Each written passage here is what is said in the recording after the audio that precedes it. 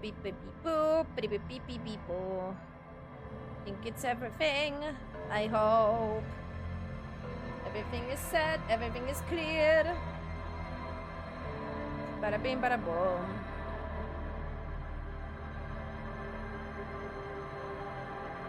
I'm just doing stuff. I don't know what you mean. You modding. You modding. That's what it is. Yeah, as you can see, I turned on the game today because I was checking if how is the balance, but I think it's all right now. I hope. We're gonna actually do something that I should have done, like a lot earlier, but I forgot about it. So, Tim. Yes? Let's do a refresher of the whole plot. What do you want to know?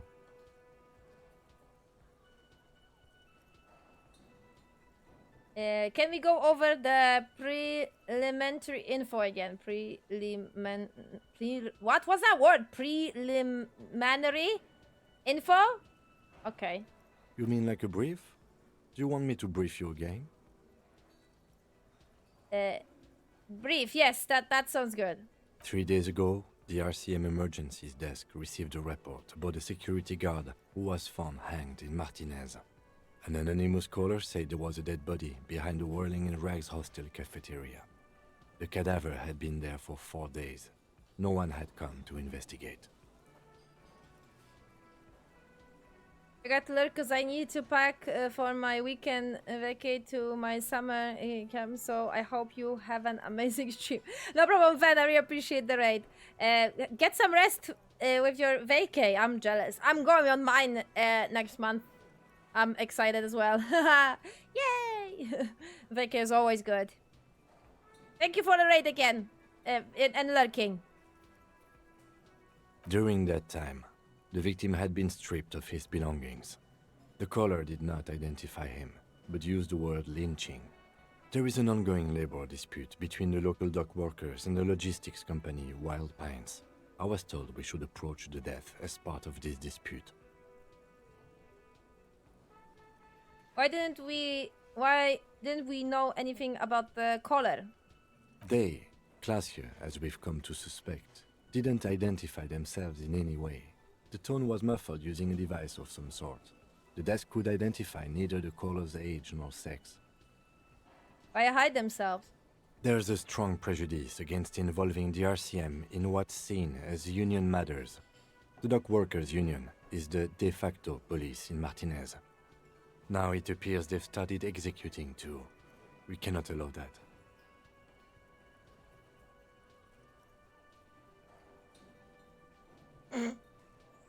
Of course, yes, I understand everything. Just to be clear, we are police officers. It's our job to find the killer. That's the case. Uncover and arrest the killer.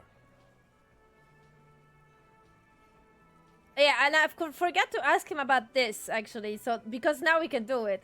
Now that we inspected the scene, I want to know more about this piss competition you mentioned. What's there to say? It's just stupidity. What kind of stupidity? The cop kind. Our precincts can't decide if Martinez is part of Jamrock or the Industrial Harbor. Yours or mine, as if we somehow own parts of the city. Typical street gang mentality. So we've let the union make a mockery of law enforcement here. And now it's come to its natural conclusion. Ah, so this is a struggle over who runs Martinez. Well, sort of. It's less a matter of who gets to police Martinez than who has to. It's an orphan district, in other words. I think the dispatch desk just told both our stations about the hanging. There was quite the brouhaha at the 57th, I can tell you that. Time to settle it, they said. Cop off. But I assure you, I am not their finest or toughest with 102 cases solved. What I am is least interested in a pissing competition.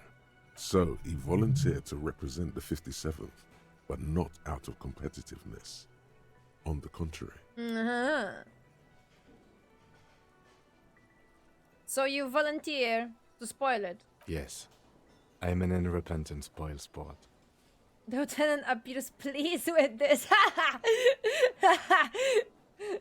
So how is it, guys? How is the balance between my screaming and the game dialogue? Should I lower it by 1 decibel? Maybe lowering by 1 decibel wouldn't be a bad idea. Because sometimes I don't talk that loud. Well, when I'm not emotional. Sometimes I only reach the green of the mixer. If that makes any sense. What's special about Martinez? Martinez? Nothing. It's just a puddle at the end of some drain pipe. No one cares about this place. They care about sports.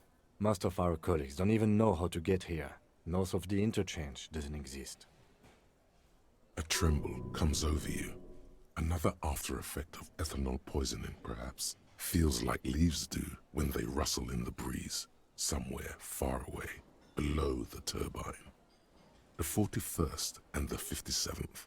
The lieutenant was right. It's not about who gets what's north. It's about who doesn't. Okay, that makes sense. I wonder what this says about me. That I was sent by my station. He raises an eyebrow, thinking it best to let you make the next move. I was sent to teach you a lesson in style. There can be only one conclusion. I am the finest, a case-solving machine sent to how to perform you in every way imaginable. Oh, do we want do we want to fuck with him or not? I am thinking. I like fucking with Kim. I mean, never mind. Anyway, I must. Sorry, that was stupid. I step in my own trap so easily. I am so fucking stupid, man. Oh my god. I baited myself. That's what happened. Must be an apocalyptic omen sent by my people. Can you guess my message? Don't be scared, but I think I might have supernatural abilities. I probably have an unbelievable kill count. I'm gonna leave why I was sent here unspecific. This is a good opportunity to mess around a little bit.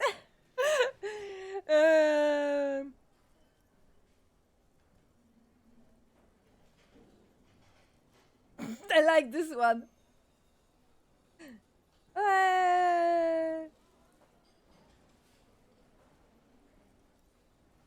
I was sent to teach you a lesson in style. That's funny though. Is that a super cup reply? I want to be a super cup.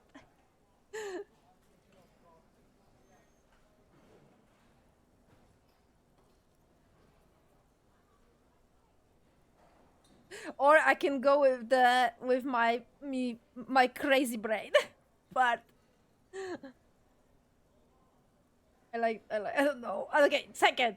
There can only be one conclusion. I am the finest, a case-solving machine sent to outperform you in every way imaginable. A good joke.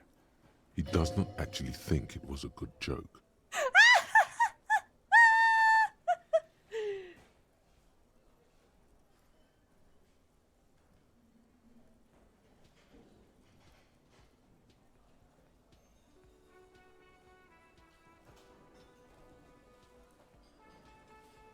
Oh, that's sweet. I think I want the sweet one. Of course, a joke. Rest assured, I have no intention to compete with you. It's good we set this thing aside. Was there anything else you wanted to ask about the competition? If not, we should move. Okay, the game lets me to do the same dialogue again, and I want to do it again. Sorry. I was sent to teach you lesson. I think usually those dialogues have similar conclusions, like the similar dialogue plays. Maybe the difference could be like one sentence or something, but the conclusion is usually the same. I am guessing he's gonna say a good joke again. I was sent to teach you a lesson in style. Okay. Style me. He takes a step back. It's impossible to tell whether he's serious or joking.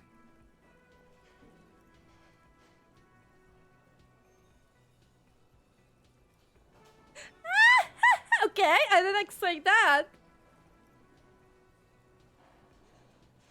You should ease up a bit. You need more looseness. No, I don't. I used to. Plain clothes did the trick. For both of us, it seems. Now, was there anything else you wanted to ask about the competition? That's funny. Okay. It's impossible to tell whether he's serious or joking. This is what modern cop looks like. In the new, 20 years ago. It's what a modern cop looked like then. Was there anything else you wanted to ask about the True. competition? Actually true. If not, we should move.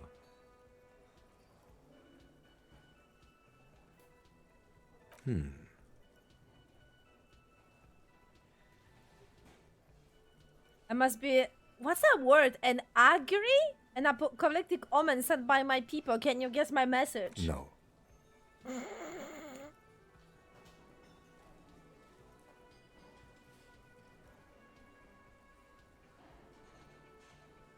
There would be a bloodletting of unimaginable proportions. Unimaginable. Oh no, it's very imaginable.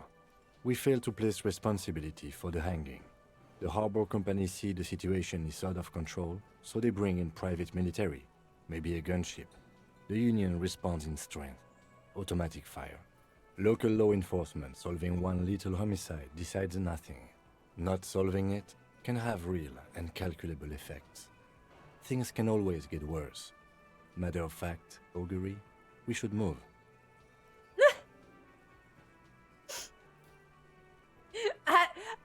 Okay, augury? Okay, that's how you pronounce it. Augury.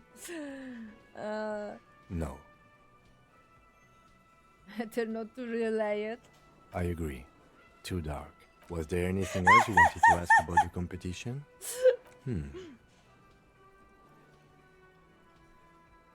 Don't be scared, but I have supernatural powers. He opens one hand and looks at it. A moment passes. Which school do you subscribe to? Mambo or Jambo? School?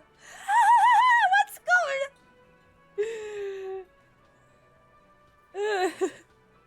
Mambo cha. Oh. I think I get it. Mambo jam. Okay. Ha ha.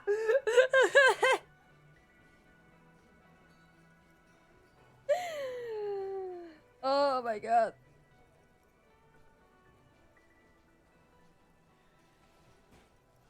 Wait, which one is the one where you hear your Thai talk to you? Mental illness.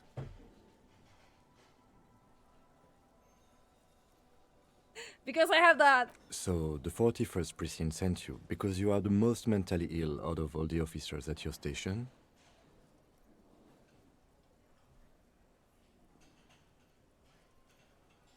I don't know, I don't remember any of the other officers. Of course. So it's like, you just answer his question. Mambo. He opens. Which school do you subscribe to? Mambo or Jambo? Okay, let's see. Mambo, I have a vivid interior. I see and feel things. It's always good to have a police officer who can see and feel. Was there anything else you want? Okay. He opens. Which school do you subscribe to? Mambo Great, welcome. or Jambo?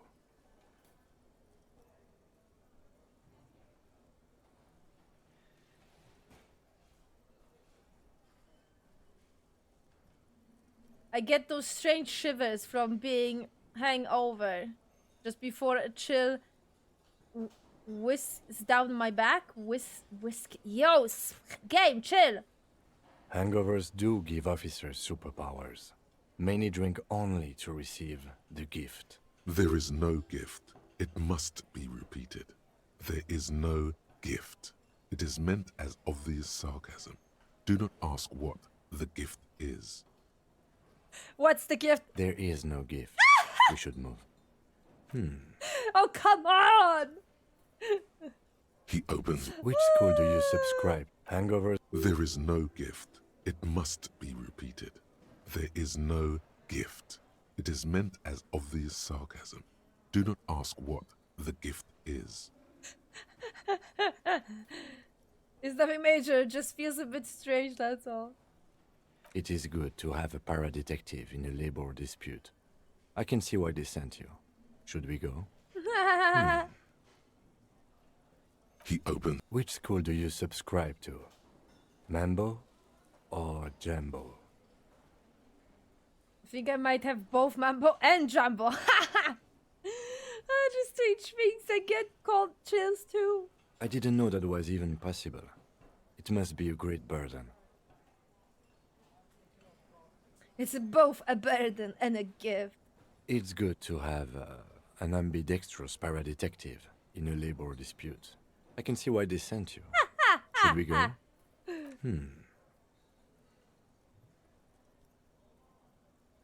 I probably have unbelievable kill count. I bet you do.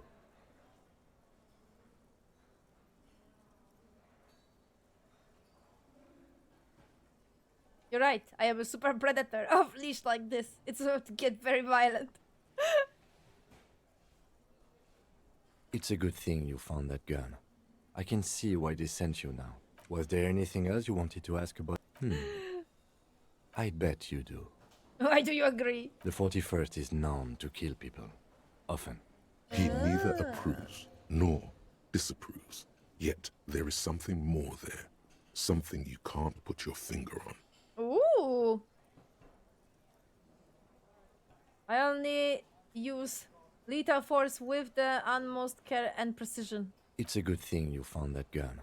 Was there Okay. anything else you wanted to ask about the competition? I'm gonna leave why I was sent unspecific. The silence carries. Oh, okay, so that's basically just ignore the whole dialogue tree, right? Okay, enough of the competition. Then tell me something else. Yes, it's a wholly pointless matter. Forget I ever mentioned it. He's actually glad it's addressed now. Huh. Oh.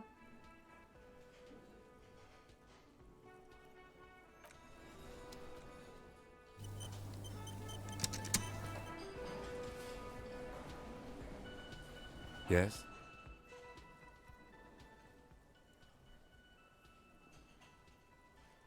Right, give me a second actually. I want to check my stream. I am a perfectionist and I want to listen what's the difference, you know?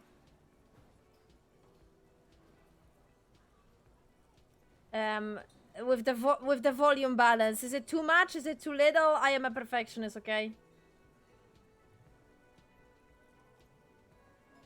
I know you guys are saying to me that yes, it's okay, but trust me, I will check the VOD and be like, oh no, it was too loud, the balance is not even.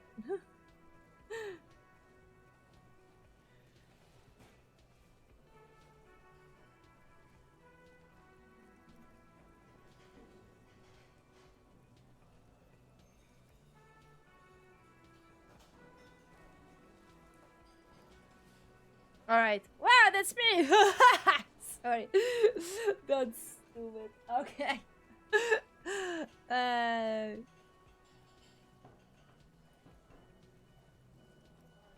What about me?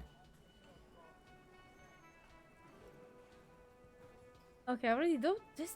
Okay, I did those dialogues. Okay, I don't even remember.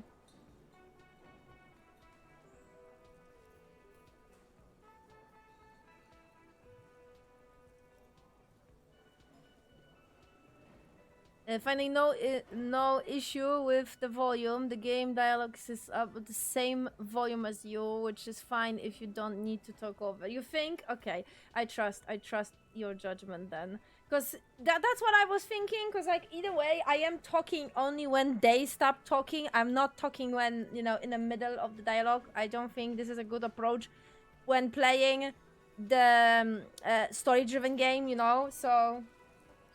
Maybe it would be different if we play like a game like Devil May Cry, for example, but here not so much.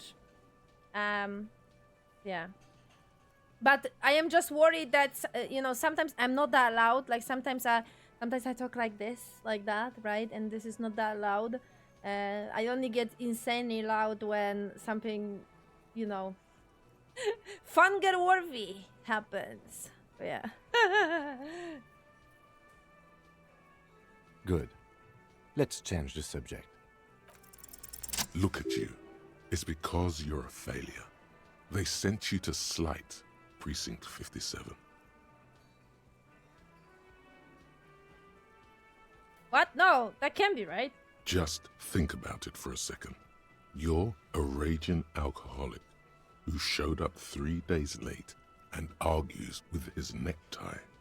You weren't sent here to win. Kim, what if my precinct sent me on this case because I am a fuck up? Like, as a joke. I've considered it. His voice is somber? So it's true. It would be immensely ugly of them, not to mention unprofessional. But I also think it's somewhat unlikely. Why is that? I checked the records. This jurisdiction dispute, who polices Martinez, reaches back to the 30s. It's as old as my station. And all this time we can't decide who gets Martinez? I think, yes, both stations would prefer a win.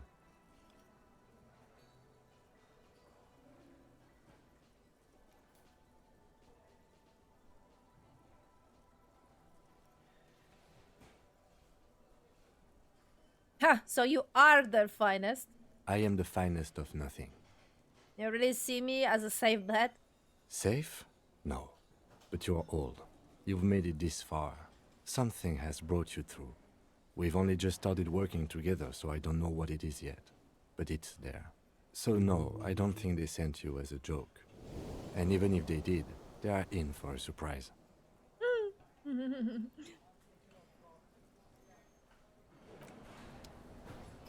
Nice.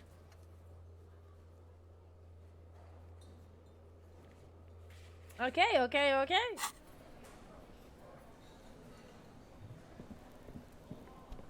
I'm guessing I can do that check.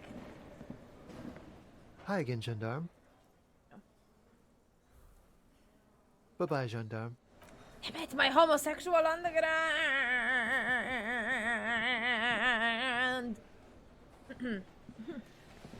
Oh, there's one more thing that I actually forgot about.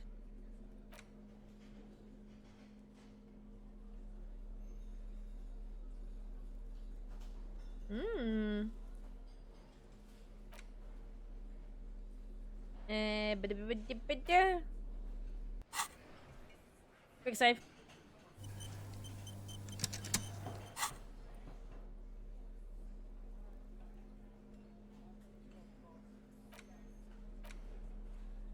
It's the ledger you found in the trash. A cabbage of papers hanging from the board, with the permeables drawer inside.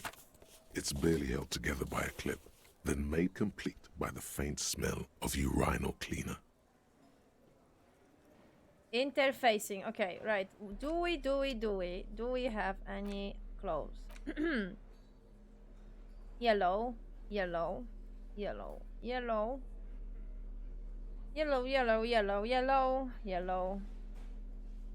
Why do I have those gloves? Why I'm not wearing those gloves? Like, I mean, I know that this looks like stupid, but come on. Now it's gonna be better. It's the ledger you found in the trash. Yes. A cabbage of papers hanging from the board, with the permeables drawer inside. It's barely held together by a clip, then made complete by the faint smell of urinal cleaner. I don't think I have the same hearing as you. I don't notice any difference in the sound. I'm sorry. It's only increased by 2 decibels, so this is not like insane, right? But I don't know. I hear it, especially when I watch the VOD. I can hear like that. For example, I am quieter than the game, and there's this imbalance, and it's the same other way around. I like to find this sweet spot. I like that the game that I am a little bit like louder than the game, but not too much. But depends on the game as well, because if it's like a heavy action game with a lot of noises, like fighting noises and stuff like that, I prefer it to be lower. The two sides of the board appear slightly misaligned, like a drawer that's come off its slides. If you bend the plastic on your knee slowly, the slides snap back into place. It should be possible to just, you know. Let the drawer open. Without resistance or sound, the two panels move against each other. The compartment is now open. What's inside? 2 ticket stubs and a handmade postcard. Okay, pick up the ticket. 2 octopuses are smiling, reaching their tentacles toward each other in the colored pencil drawings. The tickets permit access to the zoo in Revachol East. The aquarium costs extra. These let you go there too. Oh. What?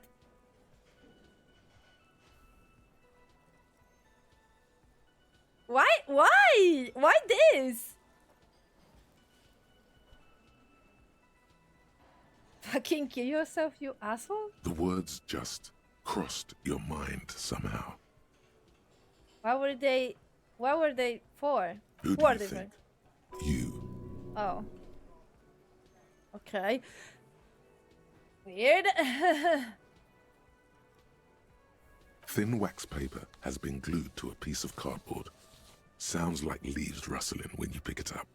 You see violet flowers, floral patterns, patches of glue. It smells of chewing gum, apricot flavored, exactly like the gum wrapper you found. The same brand of chewing gum.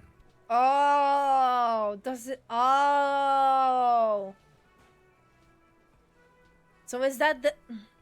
Don't answer rhetorical questions. So is that why you collect them? Because it reminds you of Dora? Ugh, oh God, Harry, man, Jesus, save me. That's obsession in the finest form. It's scary. Familiar handwriting lines the inside of the card. Looped, round letters in a woman's hand. A young woman in her 20s. There is care, effort, and a smile.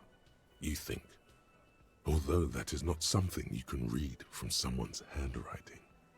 Harry, it begins. You're already reading.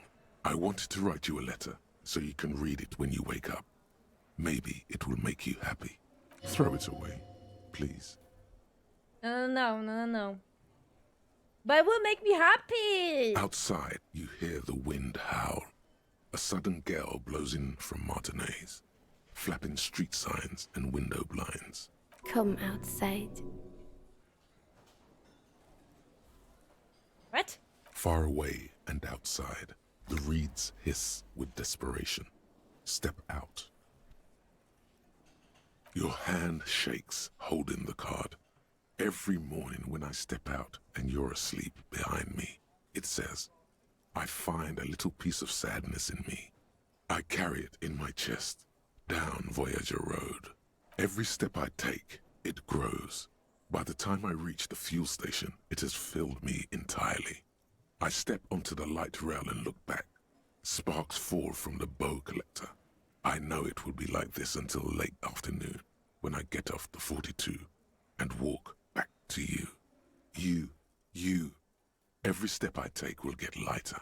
It almost makes me run. Sometimes I do. I can't believe I met you.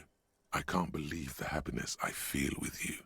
You have a vast, vast soul, and I will always, always, always come back to it.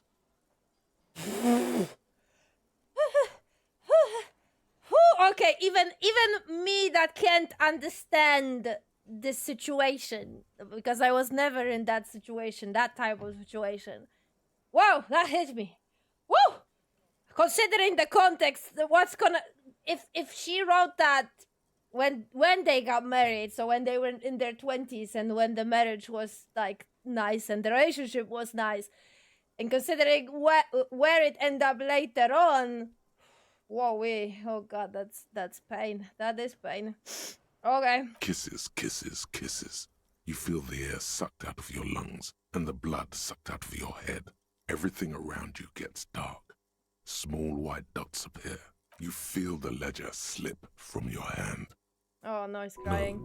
No, hold on. To what? There's nothing. Detective, is everything all right? Ooh. What? Am I gonna wake up the next day now?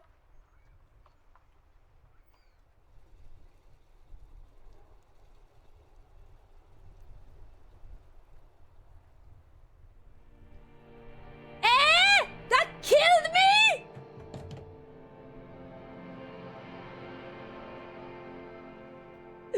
I have... What?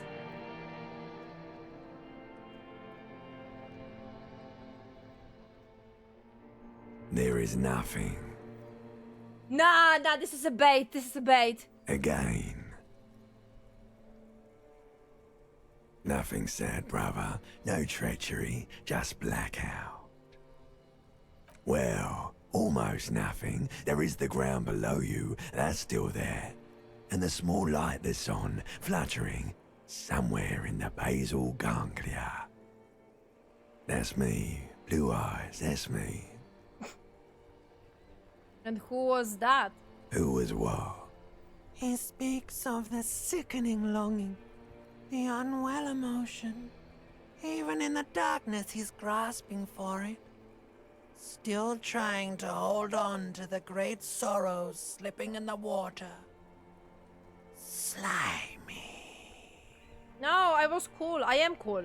The cool when you're dead, brother. Here in the paleo-mammalian cortex, we call it the shadow. Because it's always there. Tell him. Tell him. Ah, yes. In the olfactory system, they call it the apricot chewing gum scented one. It's unhealthy of them to linger on it so. But as they say, what do you do? That's so nice. It didn't smell nice.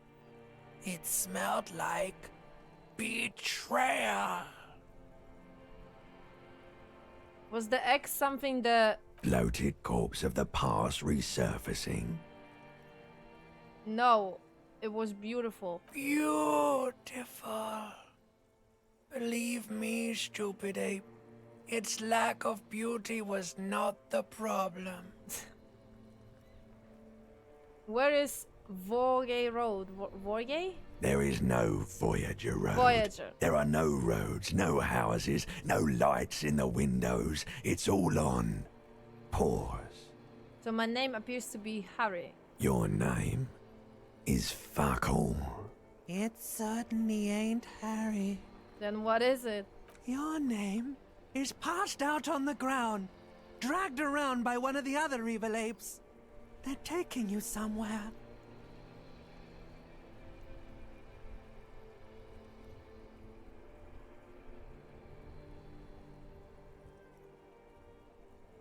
Enough, just stay there. Motionless? You think they would let you? Until you disintegrate into biomolecules? No. Someone is breathing on your face now, inspecting your pupils, stupid idiot. So I think he actually lost conscious.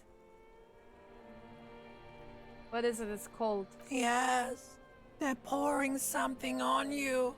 It's in you. And It's delicious. Is it just water? Glowing lights on a dashboard emerge out of nothingness. Oh, okay, it's the same time. Ooh, where am I? In the upholstered cabin of Lieutenant Kitsuragi's motor carriage, seated in the driver's basket, the air is thick with leatherworks and heavy fuel oil. Cold water runs down your chin. Drink. Water. Lieutenant is Then, what? Extending a small canister to your mouth. The water is cold, silvery, the stuff of life itself, as it pours down your parched throat. The pounding in your head recedes. The darkness parts. Drink. You haven't drunk water in 2 days. Did you know the human body is not made to survive on alcohol alone? You need a secondary form of hydration. With greedy gulps, you down half a liter of cold water. Some of it spills on the driver's seat. The lieutenant pays no heed to it. What happened? I should ask you the same. You were reading your paperwork. Then you passed out. I carried you to my kinema to take you to a hospital. Then you came to. How long was I out? 10 minutes, maybe. Oh, okay, good.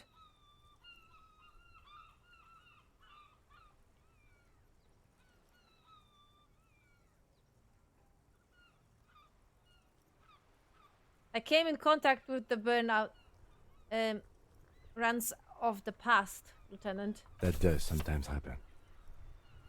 He hands you the remains of your ledger. He replies with such understanding, it's as if the burnt-out ruins of the past were an occupational hazard. Athlete's foot for cops. You dropped these. Are you okay to proceed? Let's solve this case. Good.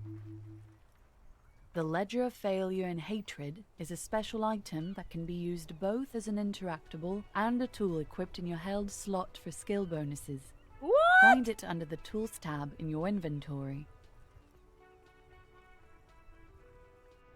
Oh. Ooh.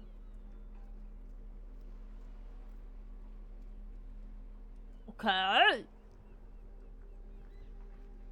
Oh man, but I have a lower authority.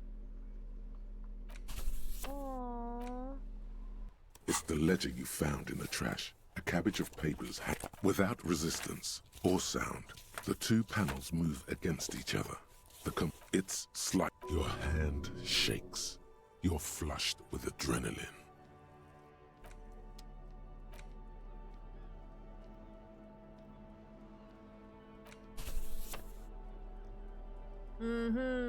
Well, but it gives me -2 authority. That is a little bit sad, though. But I like my +2.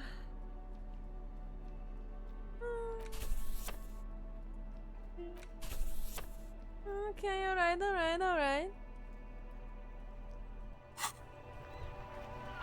Fascinating.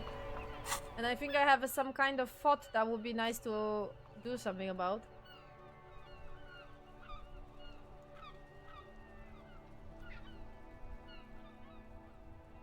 See yourself from above. You have passed out on the blue tiles of the hospital room floor. Even from this distance, you can see your eyelids flutter and the motion of what? A great white object letting out in a sweet smell, like a lily of the valley. The little man's forgotten its name, but he still remembers the feeling. And look. He moves. The feeling animates him. He instinctively reaches out for the feeling's best friend, a bottle of Comrade Red. He puts on his disco clothes and gets smaller and smaller. Right, so definitely I want to do that one when I level up. Wowee! Well, that was a slap in the face. That definitely felt like a slap in the face. Nice.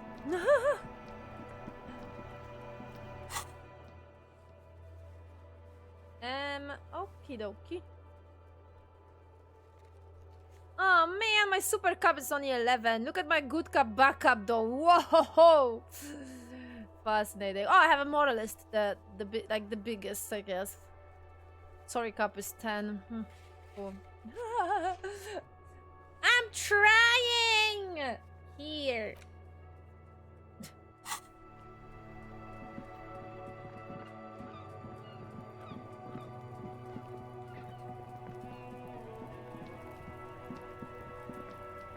Can I still do something about this? What do you see?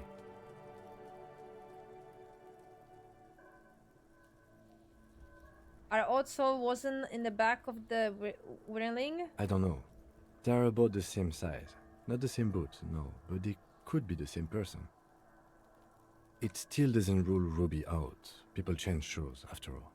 But this isn't an argument for her guilt either. No horizontal blueprints, however, walking in the reading pinball workshop didn't walk there. No, these prints are pretty standard. The ones in the dust looked custom. Or maybe they're just a foreign design. It's a boot print, whatever the case. He has a point. Sorry, hiccup.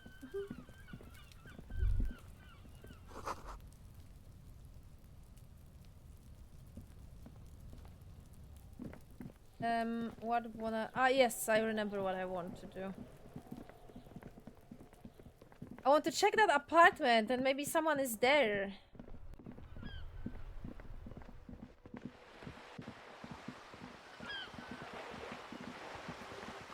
Well, yeah, that was stressful. This experience was painful, man. Just an ordinary wall. Nothing to see here. God damn it.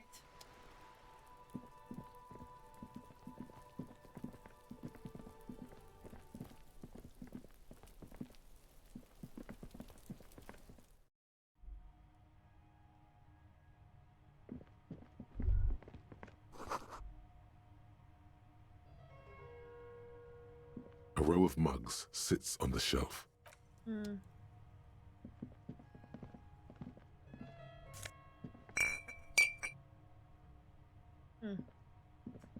God damn it. That was definitely this person that throw away the clothes. This person here. Well, this is the solution for this quest, but yeah.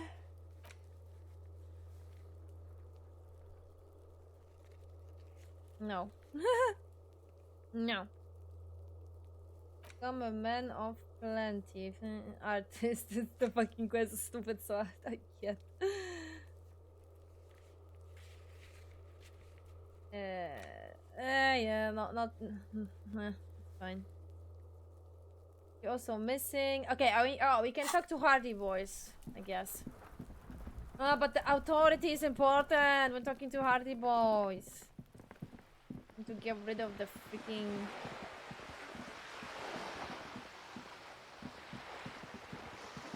I have a feeling that this thing gives you different bonuses depending on which primary skill you have chosen. Because it makes sense that would give me empathy and Island Empire, because Island Empire is my prime. So I have a feeling that if you have a different one, different prime ability, you will have different pluses, plus for those skills.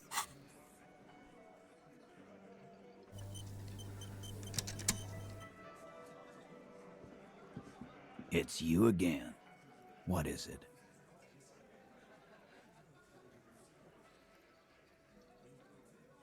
Okay, I talked to I already forgot the pronunciation. Now I need to talk to Ruby. Why?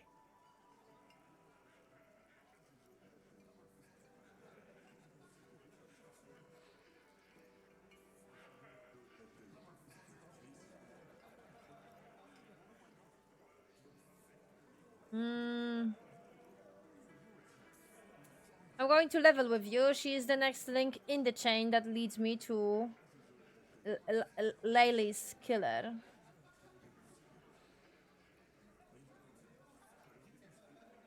Okay, I don't think this is gonna convince him though. Civil war is brewing, and the only way to prevent this is to solve the murder. That means talking to Ruby. Sounds like you want to push this steaming pile of shit on anyone. And now you pick Ruby. Well, not on my watch you won't. Ruby's one of us. We're not gonna throw her under your moral intern steamroller. Fuck that shit. And fuck you too, moral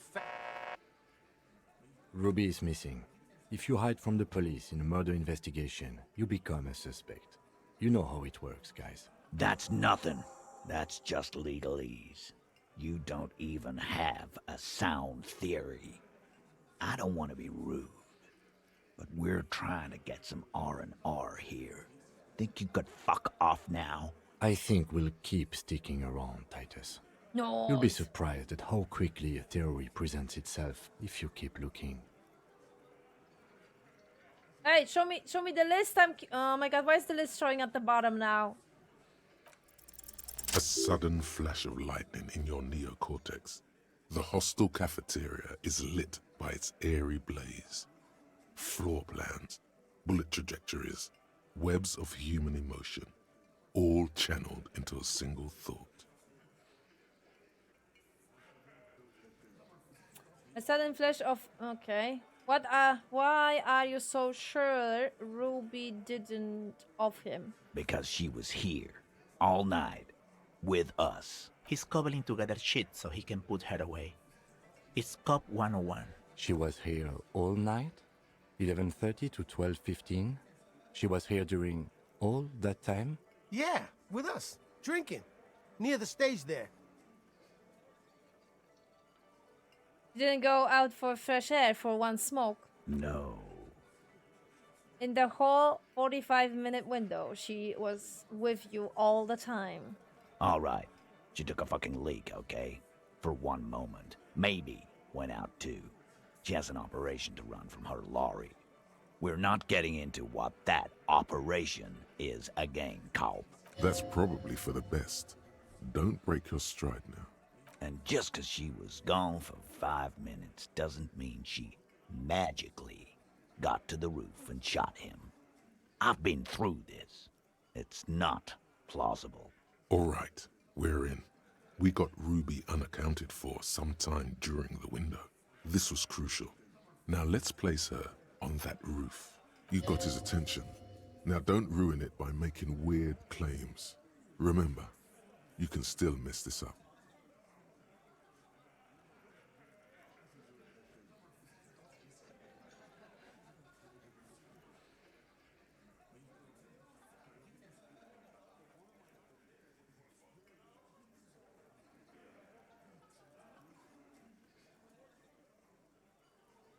There's a secret route in the kitchen that leads straight to the roof. How? Through that looks like an abandoned pinball workshop. People say there was a pinball arcade here, sometime before the hostel. What was it called, Theo? East Delta Pinball Arcade. Weird place. Went bankrupt. Weird? How? You're wearing the pinball maker's coat. What do you mean weird, Theo? Was run by a fella called Nerflock something, who wore a yellow dust coat like the one you have on right now. Weird guy. Never liked him. It is a very comfortable coat for such an oldie. Okay, but how'd you get up? There's no room for a staircase in this building. Or an elevator, for that matter. The elevator is outside the building. It's an old dumbwaiter used for moving pinball machines up and down from the workshop. Go on, Kim. Thank you. The lieutenant is glad he got the floor plan right there. From there, a door leads straight to the roof. You can just step outside. Ruby could have gone up, shot him, come down. All under 7 minutes. That's quite the theory. We need to have a look at that secret passage, boys. I'm on it, boss. Right when the law clears, me and Angus are going up there. It's a dumbwaiter, not an industrial lift. How about I go instead of... Just now. You got something else to back this route up? Or is that it?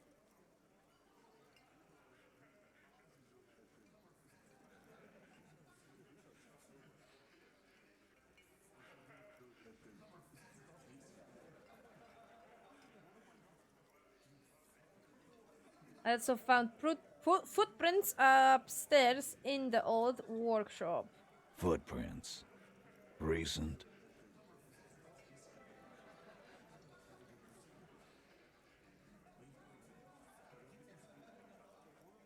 There were prints there before horizontal lines. Horizontal? I see they taught you well in your RCM school. My old man, a hunter and a half-blind one at it, could have said that. Horizontal lines. Good news is, I'm still listening. He knows they had to be recent for those lines to still read.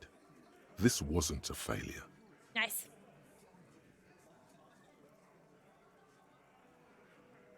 Guess what? Remember that key I found here? I don't like guessing, Carl. No one does. It opens the steel door in the kitchen, the one that leads upstairs to the roof. This key was right here, with you, all the time. You didn't find it, but Ruby did. That's how she got up there. Quit jumping to conclusions, Theo. You took that key. Did it look like it was recently put there? No, the ribbon was old, faded. It had been there for 20 years at least.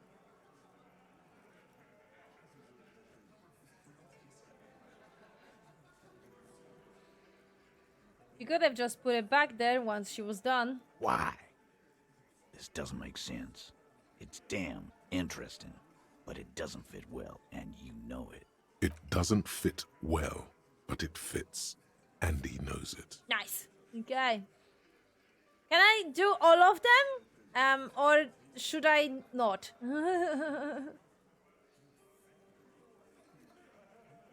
You do agree that the shot come from the roof then, right? Why not? You can't draw a straight line into Clausia's window from any of the surrounding buildings. Not from what I know about Martinez. Maybe from the coast. But like I said, I've been too busy dealing with you idiots. So no, I don't think it was a sniper. It was close up. There's a 72% chance that the bullet came from the roof. 72%. There's a percentage and all. Where'd you get it from? Your guys in the lab? Yes, big lab. Back in Jamrock. The Jamrock ballistic lab. Wouldn't hurt to have one of those in Martinez. What else have you got? That puts her on the roof.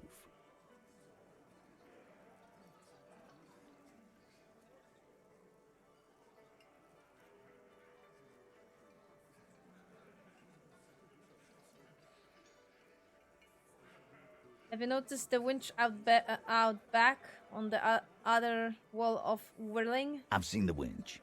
I'm not blind. You saying it's part of the elevator she used to get up there? That's right. That's one mystery down then. An architectural mystery. Doesn't much concern Ruby, does it? I'm getting XP. Oh my god, this is tempting, man. I mean...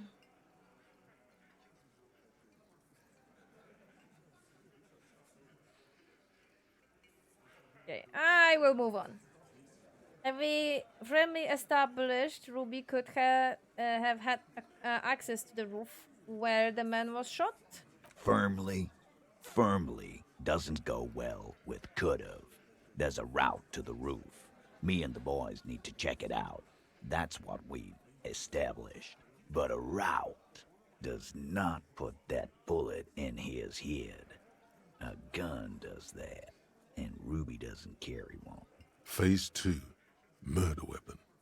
Get a gun in her hand. If not that, then at least a shadow of a doubt. In the shape of a gun.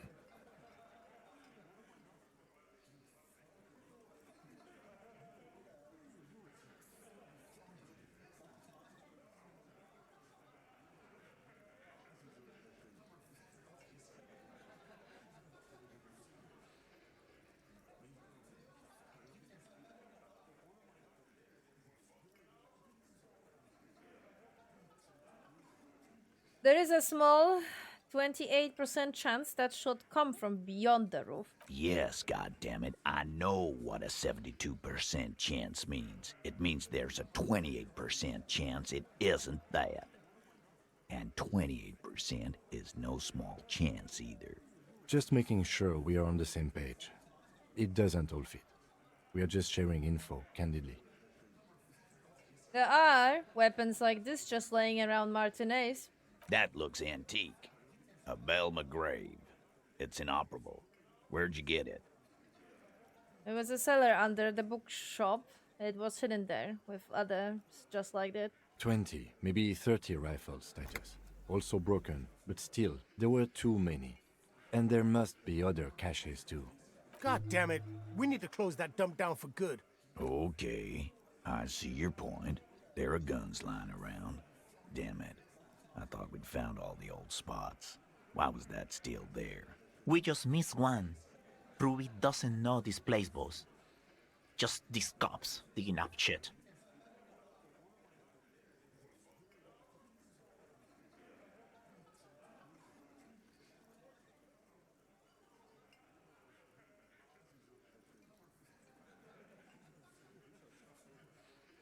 Okay.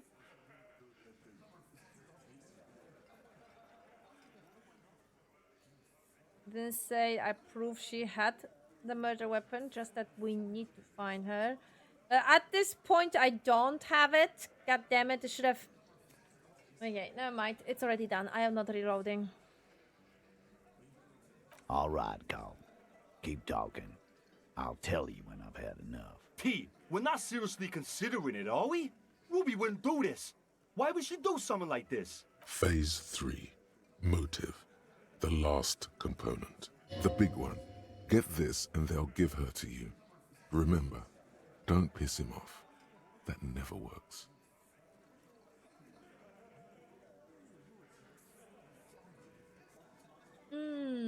That's a fair one.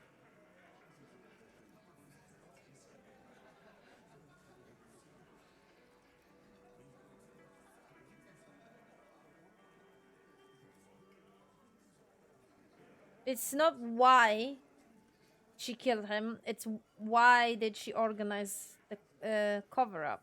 And I suppose you have a theory on that. She could have just been covering up for herself, Titus. Think about it. Why go through all that effort? It was her idea, wasn't it? The hanging. You went along, but she suggested it. She had, like, a fully formed plan and shit. Right when she came back downstairs. Really, Shanks? Claudia wanted to talk to another girl, that's all. She was just the first one up there. I could have come up with that plan if I'd have been first. Time for a logics demonstration.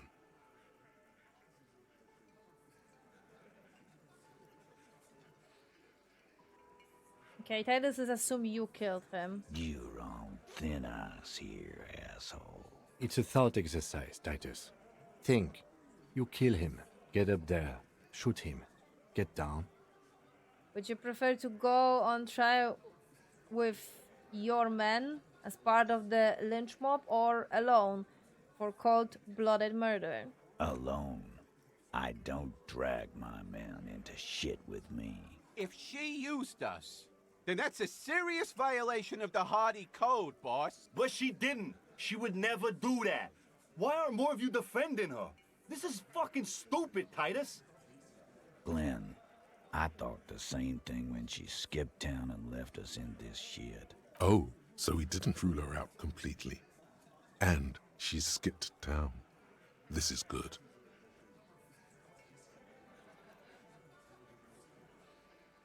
Claudia told me some pretty interesting things about Ruby. Yeah. Like what? Apparently she had a thing for Claudia. A thing? You mean? Yeah, but they're both girls. Girls like girls too, Angus, sometimes. This is one of those times. She liked Glacier.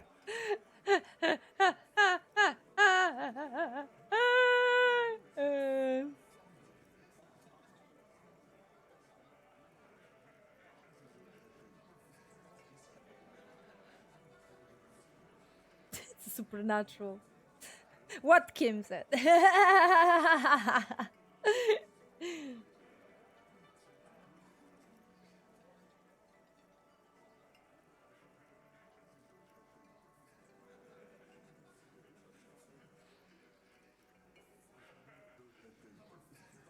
Oh my god. Harry, we don't have to make this political. What Kim said. Fuck you. First he says she's murdered him. Now she's a too. It's a... Come on, Glenn. She likes Monica's titties more than you do. Everyone knows which way the wind blows there. I did. I knew it. That's why she didn't fuck me at Fatty's birthday party. She didn't fuck you, 'cause you're 40, and you still live with your mom, Dennis. Claudia said she made advance on her and she throw them. Ruby then threatened her and told her to end her relationship with the deceased. This is some sordid shit. It's also the kind of garbage our Miss Aronier puts out to cover her own ass.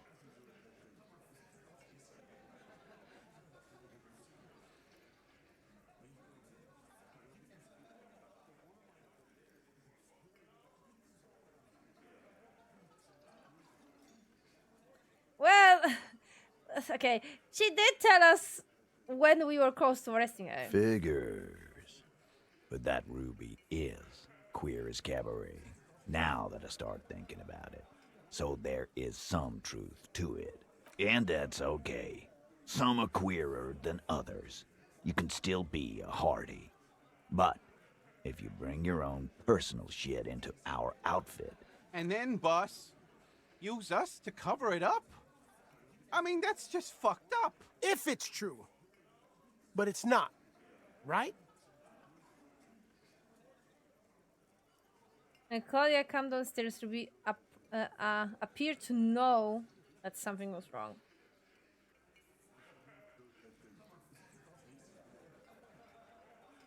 Nah, man. That's just Ruby. She's got shit under control. That's her whole thing. That's why she's so good. Plus, man, it's like female intuition, you know. Women talk to women. Which is sort of why we need someone on the team who they talk to.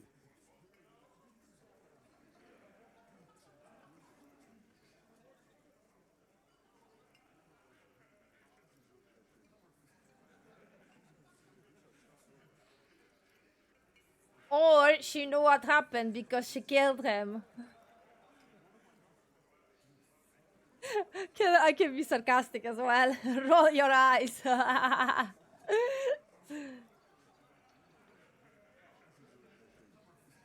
Not so useful. Fucking hell. The blonde man is in some kind of anguish that makes him stare into the garlic bread below intently. Betrayal is not painless. Even the doubt of it hurts. I don't feel any other ones. Titus, you have to see it. Things don't add up. We need to talk to her. Silence. He looks around the room. The old man in the corner nods, a very small nod, and a trickle of tobacco spit on his lip. Yeah, I see it. There's one more thing I've been wondering about, ever since you asked me where she is. Add it to your list of suspicions, if you want. Uh-huh. I don't know. I don't know where she went. She just got up and left. Got real scared, too. Wouldn't tell me where. However hard I asked. Want to know why? Why? She was afraid I would tell you. Maybe she was right. By now, I probably would. She knew there's evidence on her, and she knew we'd find it. This is typical suspect behavior, why fleeing is always incriminatory. Perhaps. Ask her if you find her. It won't be easy, though. She made sure of that. When did she leave? Friday afternoon, when you first arrived. I got word the RCM was in town. Then she came in to see me. Told me she was leaving. That's when we had our little conversation. What was she scared of? I told you. You. Me, as in the RCM. No, you. Me? As in the cop with the sideburns and the disco clothes. Oh. And a hole in his heart. That first. Don't forget the funny time too.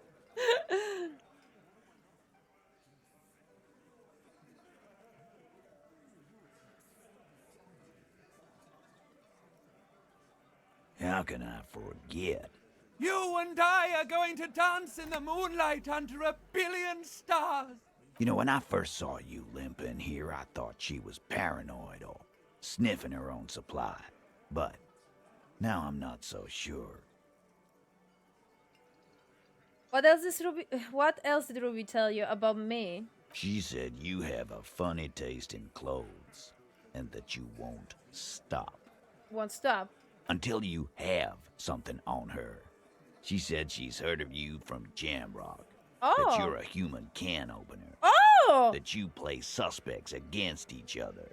Open them up. Like cans. Fucking hell. Titus, did he just... Open Angus up like a can? Yes, he did. Nice! Now, we can whine about it. Whack him. Or we can go on with our lives. I'm having to go on with our lives kind of day, Al. How about you? Silence. He nods.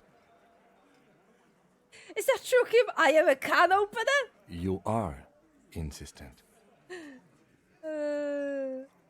Anything else? Anything? Yeah, there was something else. She wouldn't tell me, though. I could see she wanted to. It was burning on her lips. This caught Titus. This caught he. But she was too scared. Scared? You should be too. A strange fear creeps over you. A metallic taste in your mouth. Change the subject. Do you have any clues on where Ruby went? She's not far. We know that much. She didn't take her lorry, so she's on foot. Good fucking luck, man. She knows this place like the back of her hand. You'll never find her. Yeah, Al. And we won't either. She's not really a hardy candidate anymore, is she? She's not, Glenn. Have you looked for her? A little. On the coast. Where have you looked for her, more precisely? More precisely, on the coast, past the waterlock. She's not here, so I'm thinking she's there. Can you tell me where on the coast I should start looking? Sure, there's some shit houses there, a cinderblock town. The fisherfolk there refuse to unionize, so that's one place we haven't looked. I hear they have a shack where junkies sometimes crash. Time for you to step up. We will start there. One more question. What does Ruby look like? Boyish. Hair's red. Dyed. She looks like a lorry man. You know what she's doing with Ulan frequencies? The what now? I have no idea. Boys? She said she's building a pale emitter. What? We were talking about radio equipment. She said she's doing Ulan frequencies and a pale something. I don't know more. This guy barely understands what he's talking about. There you have it. Pale something. It feels like you'll get to know soon enough. Fascinating. It's so much, but they will do. It'll have to. He puts his hand out. Ooh. His grip is firm and reassuring, like holding a piece of unpolished granite. Nice. Not just granite, tightly packed RCM Sergeant material. Should be a cup, Titus. When are you gonna get it through your dumb head? I already am. I just wasn't sure you were. And he still isn't. People aren't afraid of good cops in the way Ruby was afraid of you, he thinks, then turns back to his men. Nice. Nice, nice, nice. I like that. I like that.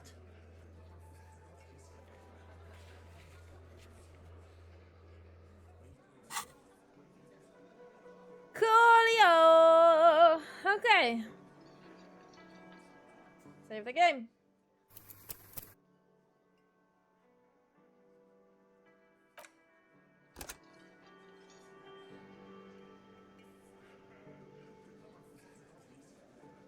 After finding Ruby, many quests are becoming available. Ooh, okay. Thank you for letting me know. But isn't the tribunal starting tomorrow? So what's gonna happen if I'm not gonna find Ruby before the tribunal? Is that gonna affect it? Oh yeah, I was supposed to do the fort. Sorry, it feels important. I want to do it. Oh my god, I have -4 in total and authority. That hurts. Pain.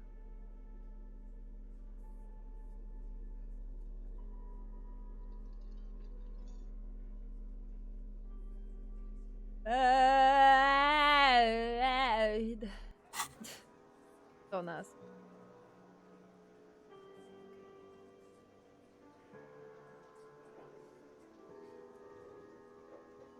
Oh, so it's not gonna happen on the day 5th? I thought it will happen on the day 5th. Doesn't matter what I do and where I am in the anything in general.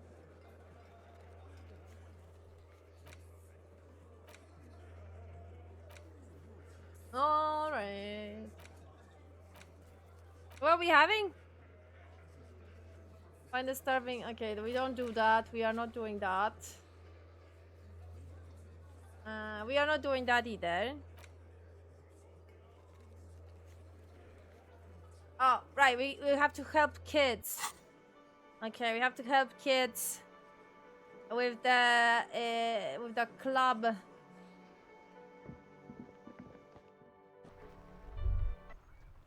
You think you have a pretty hot suspect right now, don't you?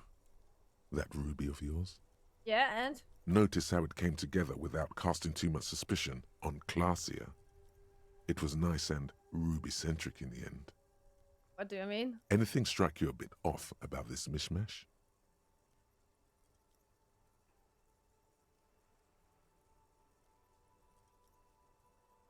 Well, the bullet didn't have to come from the roof. It could have come from the anywhere on the coast. Absolutely. It could have come from anywhere, but you're suddenly so certain it came from the roof behind the window. Footprints in the pinball workshop didn't fit with the odd soap. Well, that's not much of evidence. So far, no one had mentioned hearing the shot. Notice how this hasn't come up at all. Even Hardy and his boys didn't mention it. Neither did you. The footprints, okay? Yeah, they don't match, I guess. No, they didn't. That's right. Finish thought. Just finish it and conveniently go on. She's watching you leave right now, you know that. Free as a bird on that roof, lighting up a cigarette and thinking, am I glad Ruby's in this shit and not me? Don't listen to this guy. The theory was solid. He's just jealous. Move on. It's no use harassing her further.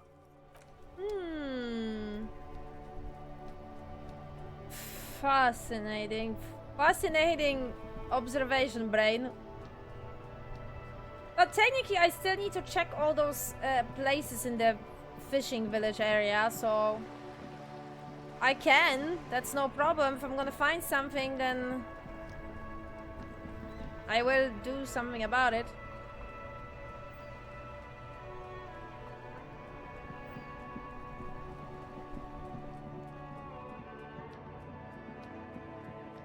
Right, do you guys think I should do something, or should I just sleep now? Should we still do something? Is there a good time for that, or no?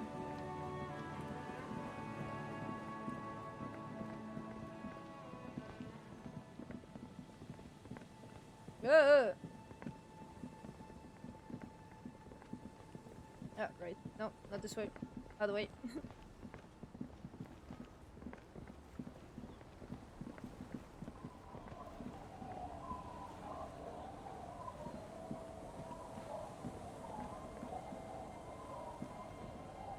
Go to the kids, I guess.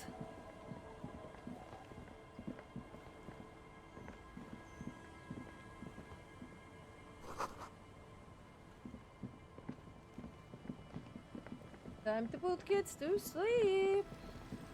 Oh, good for you.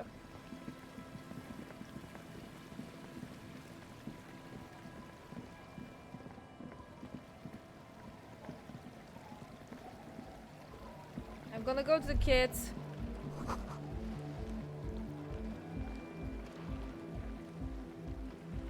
And deliver that tape to Egg. The large-headed youth. Good morning! Yeah! Pump it up! Pump it up! Pump it up! So I found this real old tape. Maybe you can use it to head up Ike's jam. Yeah! Remix time! Tape goes here, into deck B.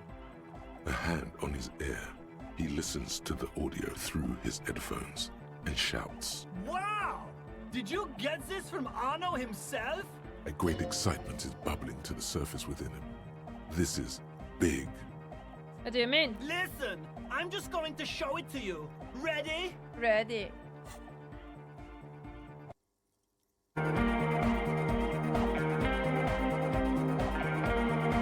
Oh, okay.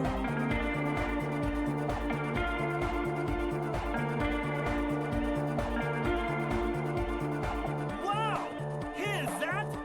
The signs match perfectly! Now, if only we had the beat for the full assault, it would be unbelievably hyper! Intriguing. The way I see it, Van Eyck based his remix on some famous original piece, like a folk song, something local. Seems you found an initial part with the main melody. I think it's just happenstance. Chaos in action. Contingencies of our limited existence. That and Egghead's fantastic talent. Noid's right. Egghead's technical talent is the key. No, this is definitely part of the same song. Something cut from it. It fits too well. Something mysterious is going on here.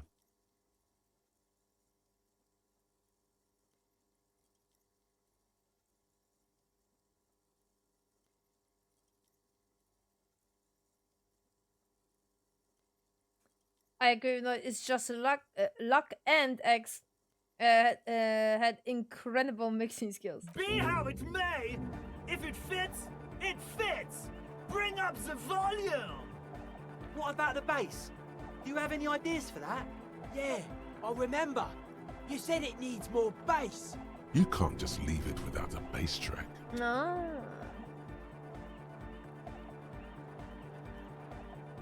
Nothing springs to my mind right now, but I will see if I can come up with a solution. Yo, the warrior! The warrior of dance music! Don't be too hard on yourself if you don't figure it out. I think the jam's already pretty ultra.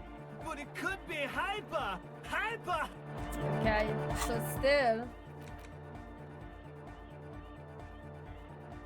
This may take a while, okay.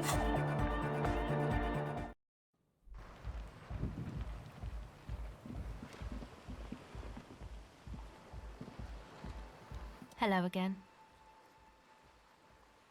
Have you seen a red hair woman around? No. Just no? It's pretty desolate here. I only hear the dogs bark at night and see the shadows move down the coast.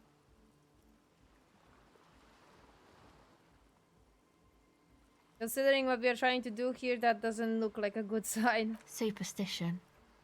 We can turn the grim desolation into a fun dance club and thus also help turn this hellhole around.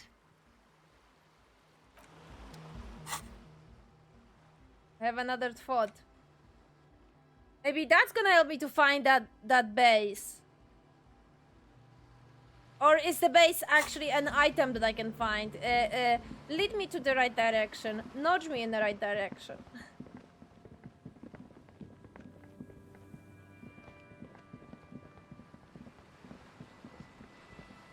Ah, right. Gonna have to go this way then. I think.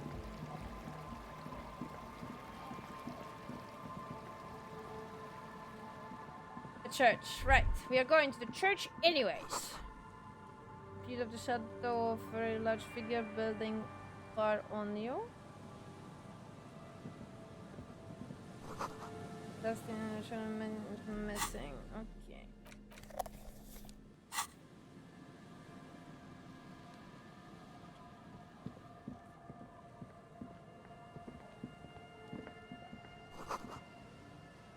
Something like that. It's too dark to tell.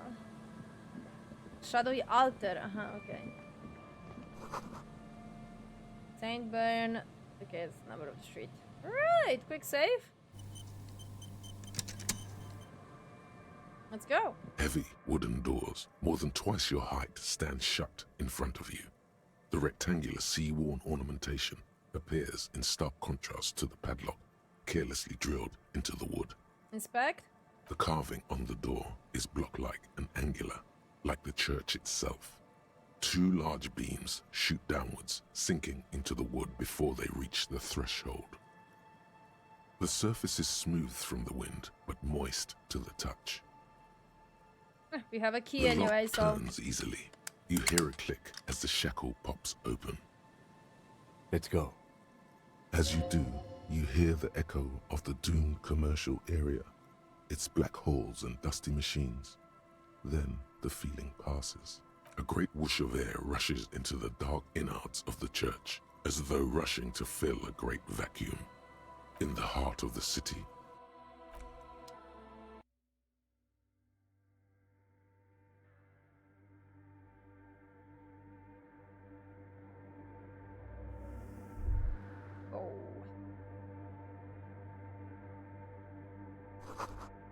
Strange fills you as you look around. You should walk here, not run.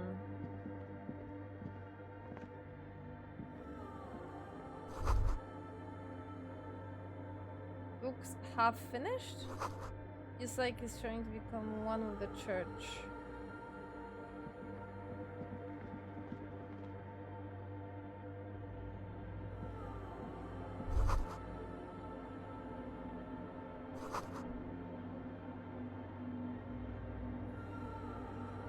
I'm long for garden style, okay.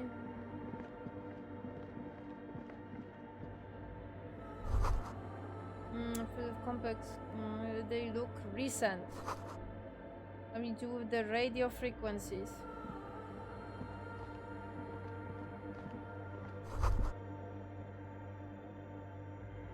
Full of water. These wires work as contact microphones. the silence in this part of the church, it's almost palpable. All the shifting matter and shuffling of living things is gone. Nothing seems to exist beyond the church anymore. Maybe if you were to stand in just the right spot, even your footsteps would be completely silent. Wait, I think I hear something. And then it's gone. Almost all of it. But for the faintest of hums, it seems the sound here is detached from its source somehow, if not blotted out outright. Truly unusual. Sounds like the Pale. How do I know what the Pale sounds like? From recordings of the Far Pale. You've heard them. We all have. You can hardly hear your own breathing. You produce a few muffled thumps, after which the silence feels even more total, somehow. Try to yell? Your voice is barely audible. Not a howl, but the softest of whimpers. It's unnerving. What's happening? The lieutenant points to his ears and shakes his head. Then he leans closer. Can you hear anything?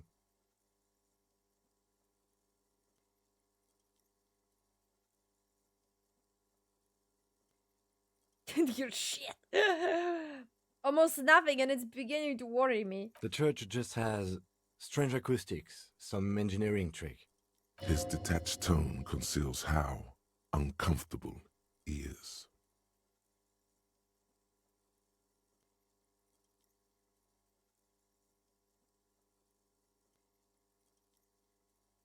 Hey, what if it's something paranatural? Please, detective, not this again. He's trying to act dismissive, but at this particular moment, he's more open than usual to the idea of paranatural phenomena. The orderly rows of ceiling panels become barely visible, then disappear completely in the darkness of the tower overhead. God damn it. Fuck you! 72!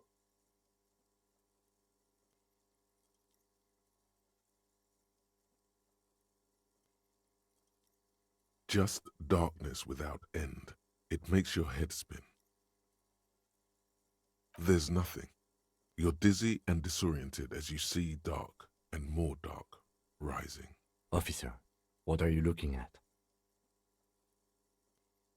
If as your gaze attempts to see whatever it is what that you are seeing. Filled with vague shapes of woodwork, the sense of a great height.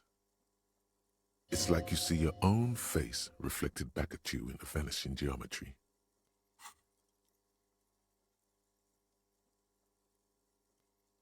You see something hanging from the rafters, looking straight at you with dark eyes. Maybe it's possible to talk to it. Crabman!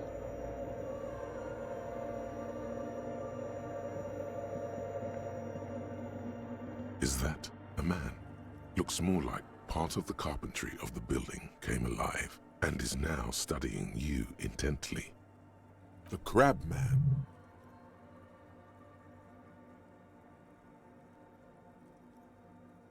Are you the Crabman? The man leaned forward a little, fixing you with a steady, unreadable gaze, then speaks. Habitual alcohol use has made you into a scared little pussy, Holmes. But don't worry, everything's gonna be alright. You come to the right place. That accent is Villalobos, a peninsula in Mesk and a district in Jamrock. There's a sizable contingent of Villalobos-speaking Mesks in Revachol. Hold on. Stop it right there. Pussy, what's with this?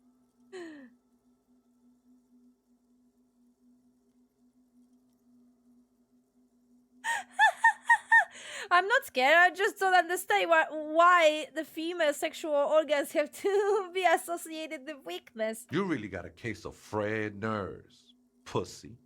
And this usage comes from pusillanimous. Everybody knows that. Oops. Chill out, man. Here you could receive the mother's love. And when you're ready, she will take your hand and lift you out of that despair at the bottom of that bottle. Whoops! This man is obviously a habitual narcotics user. Do we really need to question him? I'm put off by this religious stuff, he thinks.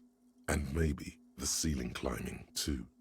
It's all very hard to square with the lieutenant's own view of reality. Hey, and what was that about the bottle again? You haven't even drank that much lately. Lay off it already. Shish. Oh, hell no!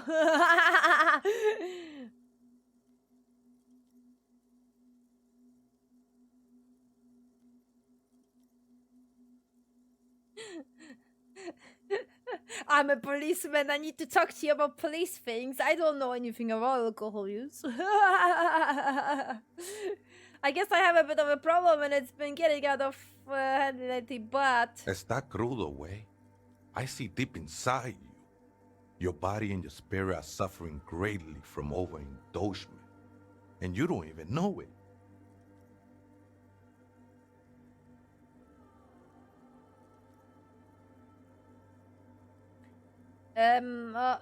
I'm very in touch with my suffering. Not all of it. I was like you once. You don't know all the havoc El Vino is wrecking on your mind and your spirit. Necesita parar, homie. You know, actually, since we're here, you may want to pay attention to what the ceiling climber is saying. Fuck!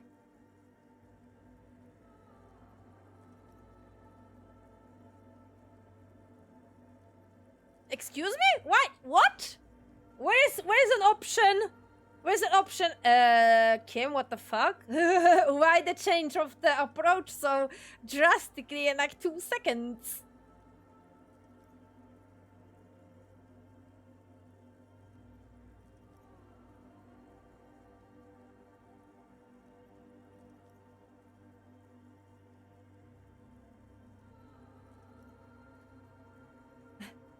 What do you think? What do you think? Who do you think you are? Some crazy guy under the roof? What is this shit?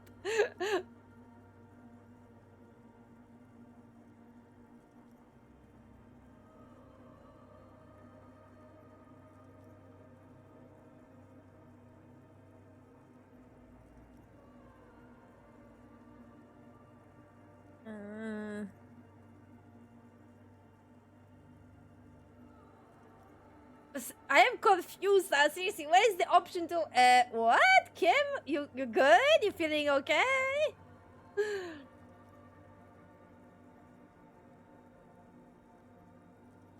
Some reason I feel like you have a point here. Don't trust me.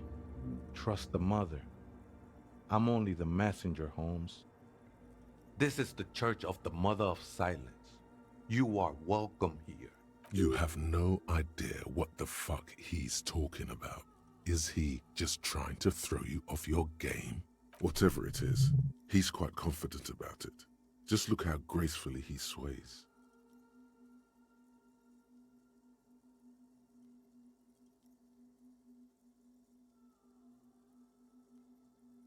Do you know where the other spooker is? Other spooker? Oh, esa viejita es muy estudiosa. Don't know, Holmes. Viejita is grandma? Wait, so there is another person living in this church? No. I just call her viejita because of her clothes. She's actually quite young. Or maybe not that young. Age is just one of the many masks we wear.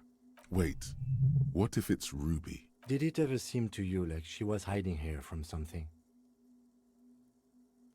The lieutenant seems to be thinking the same. He takes out his little notebook. You mean like a fugitive? He glances at the abandoned radio computer on the other side of the nave, buzzing with light. Then he shakes his head. No, man. Quite the opposite. I don't think she cared much about authority or anything else for that matter. Maybe only about her machines. I see. And where is she now? I told you, Holmes. I don't know.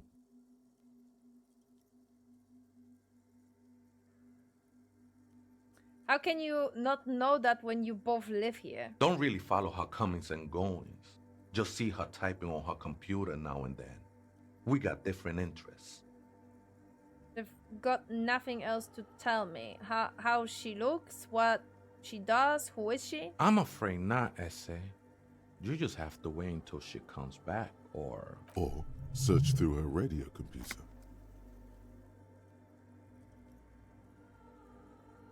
I'm gonna ask you again, are you a crabman? Never known myself to be a crab. But if that's the name you got for me, I won't stop you from using it.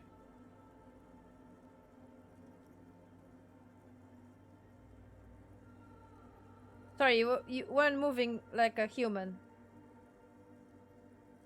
I always thought of myself more like a flame, flickering along the rafters and beams. It may be that I gotta work on my technique. That's not the only technique he's working on. Look at those carved sculptures. And is that a satchel of tools over there?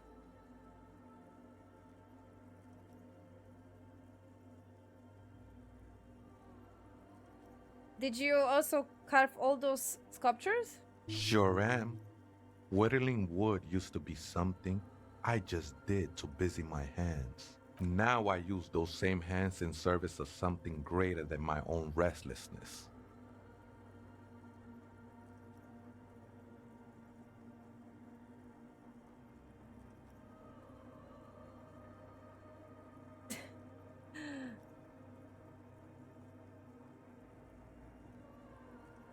You're promoting the I can't speak objectification of women with your reactionary deception of female bodies.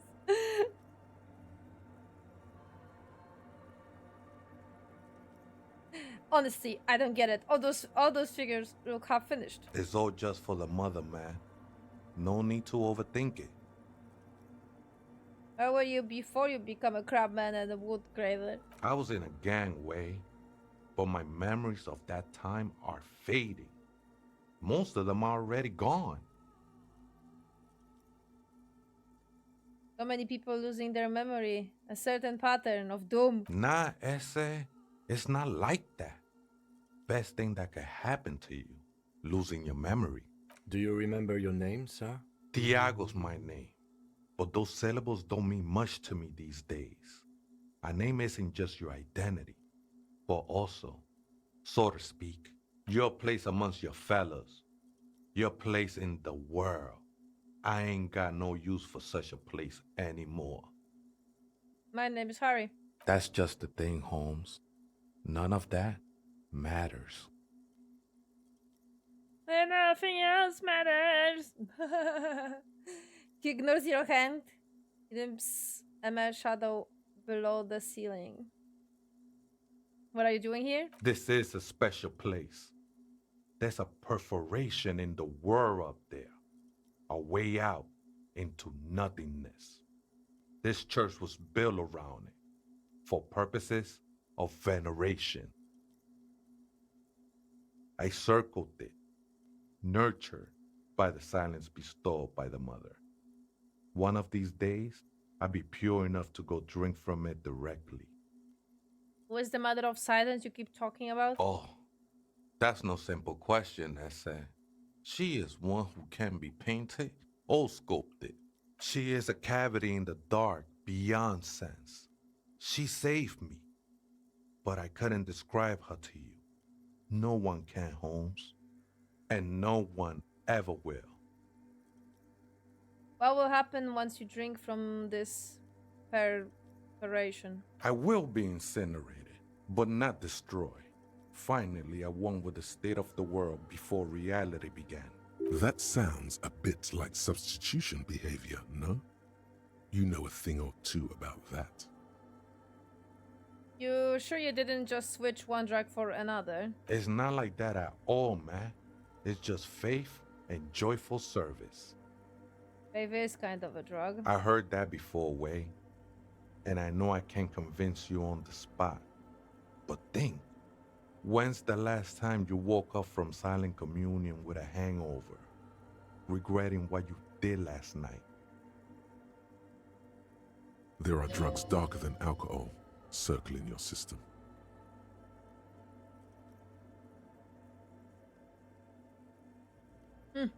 That is true. Oh my god, Jonathan, hello! Oh no, why did you have to change your account? What happened? Did you forget your password?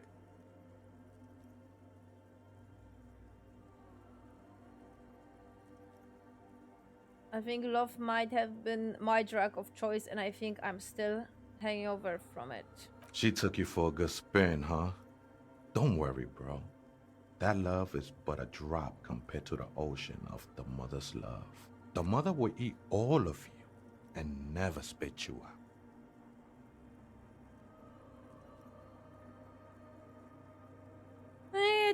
Okay, let's agree to disagree. I know it will take time.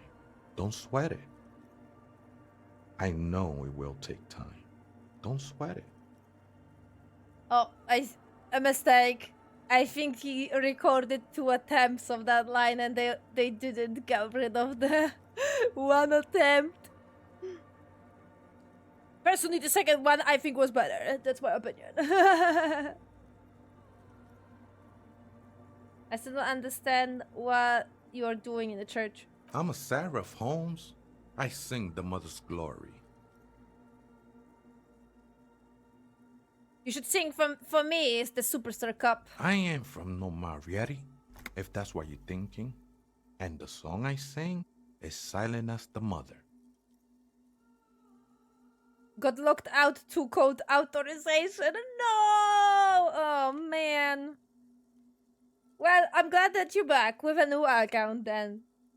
Marietti is a mesque style of music and dance, commonly seen at all manner of festivities, especially weddings.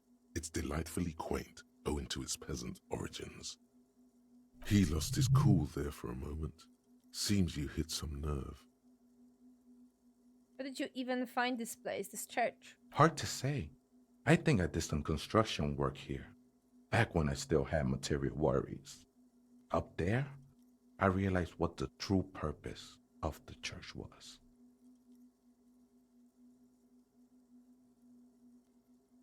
But,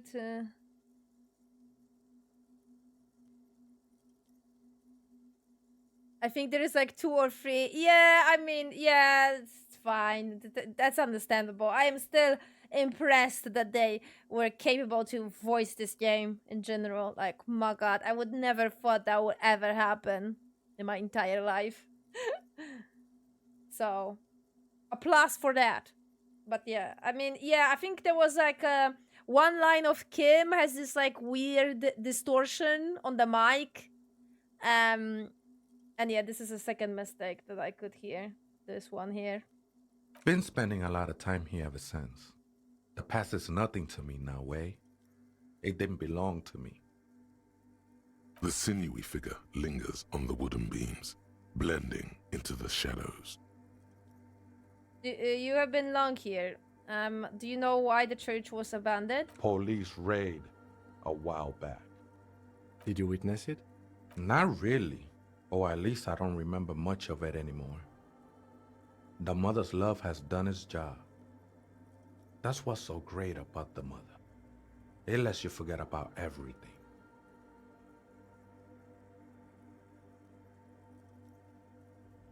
Some ravers want to turn this place into a nightclub. The ones in the tent outside, right? I see them. Guessing they're the ones who call me a crab. Probably scared of me.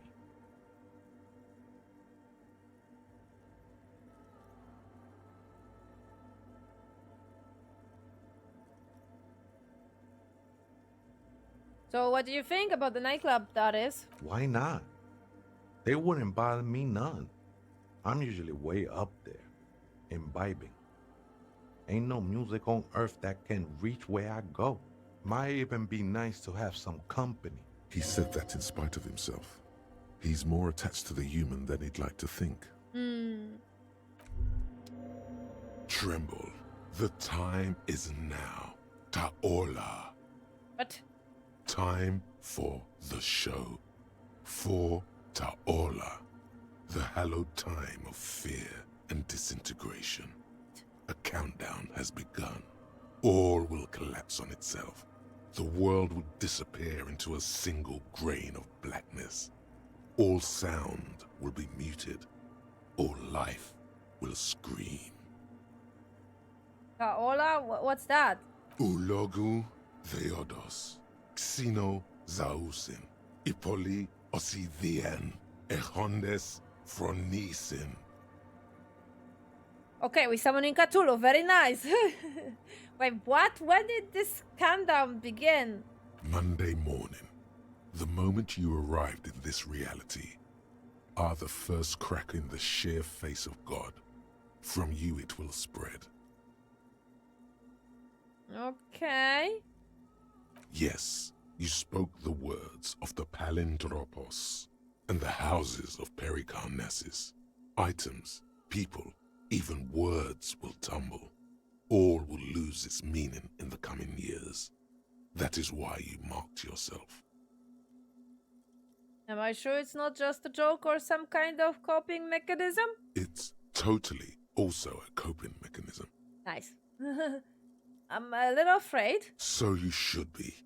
The world island crumbles at your feet, and in the far plain, Palindropos. Perhaps, just a thought, this has something to do with the hangover. What you guys think? Should we accept this thought or not? I mean, technically I can accept the thought and never eternalize it, so doesn't change much, I guess. Even if we accept it. Fascinating. I should probably pour myself that tea that I made. It's been 2 hours and I didn't even touch it.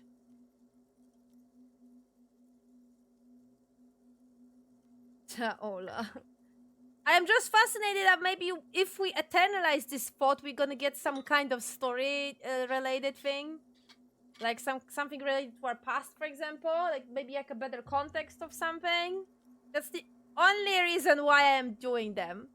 Mostly to get better context. And have some extra dialogue options that are suiting my hurry.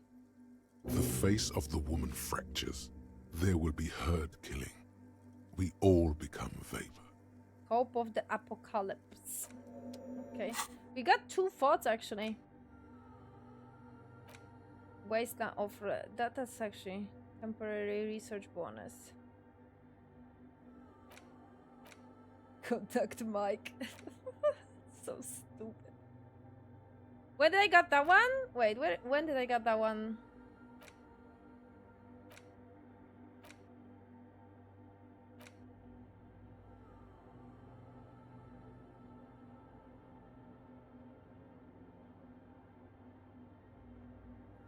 Ah, I think he gave it to me.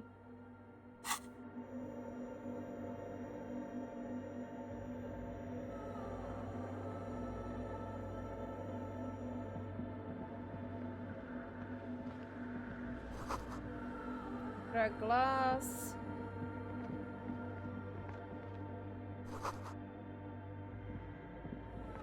Oh. Nice. Choose! That give me empathy. Nice. They're pretty. I like them.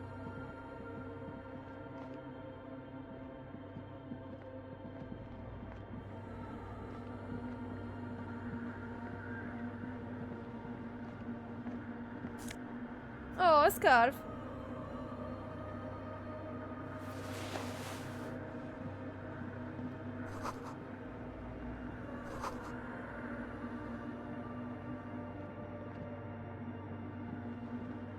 Very much related to the great plot of the world, not so much Harry himself. So more like the universe in this game and the context of it.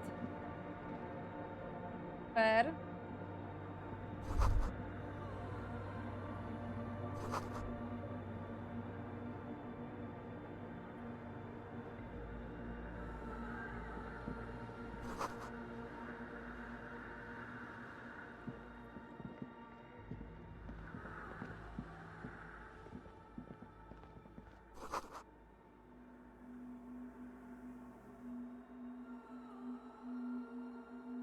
A machine stands in the corner, watched over by the figures on the stained glass window.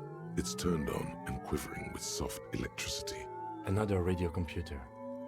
And this time it's already turned on. These machines sometimes harbor traps, he thinks. Alarm systems and the like. Let's be careful. We should leave. I doubt this place bears any connection to the case. Yes, but this machine looks like just like the one in Doom commercial areas. It's also quite similar to the one we have down at the station. Must be the same model. The one you saw earlier was the Ream Civic. This is the Ream Prefect, a model number RC7024, equipped with a Feld mainframe and a Ream-compatible interim printer. The Ream Prefect is the governmental version of the commonly used Ream Civic model. Although mostly based on the same technology, the Ream Prefect is equipped with better noise attenuation circuits. Let me just investigate it. You see fluorescent play and print buttons on the keyboard. A hatch connected to the central compartment is wide open. The lieutenant says nothing. You see the machine's glowing frame reflected back from his diamond-shaped glasses. You're free to proceed. Behind the hatch sits a cube-like crisscross of filaments, smoldering in the dark like fireflies. Silver tape on the side says, in black marker, log, February to March. Another filament memory. Press play to talk with the repeater. The speaker comes to life. Static seeps through the machine's planar magnetic driver. An old lady greets you. Good evening. Votre accident on Saint-Brun. This is the East Insulindian Repeater Station 1. Please repeat. Is this the personal log? It's the same old woman you spoke with through the radio computer in the doomed commercial area.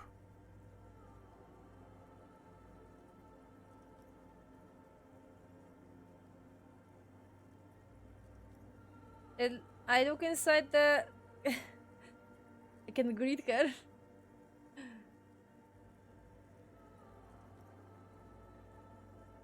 I look inside the car, but the tape on the filament says log, February to March. Good. Please repeat the password. Let's look around. There's no use trying to guess the answer. Maybe he knows something. The lieutenant nods towards Tiger. There's a police! Okay, I don't know the password. Received. That sounds bad. A login attempt. Something a criminal would do. Votre accident. Is there anything else I can do for you today?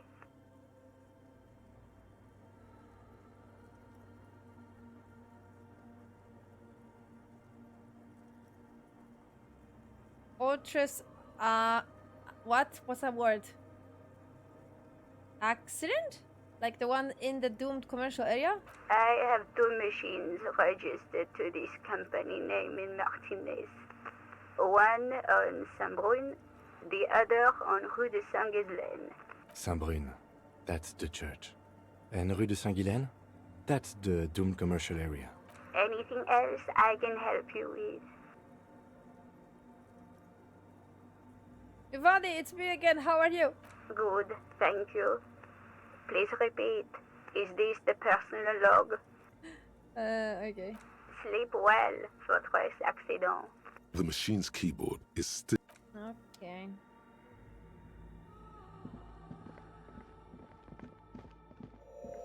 Hi, do you know the password by any chance? Oh, hey, wait. There's coffee in the back.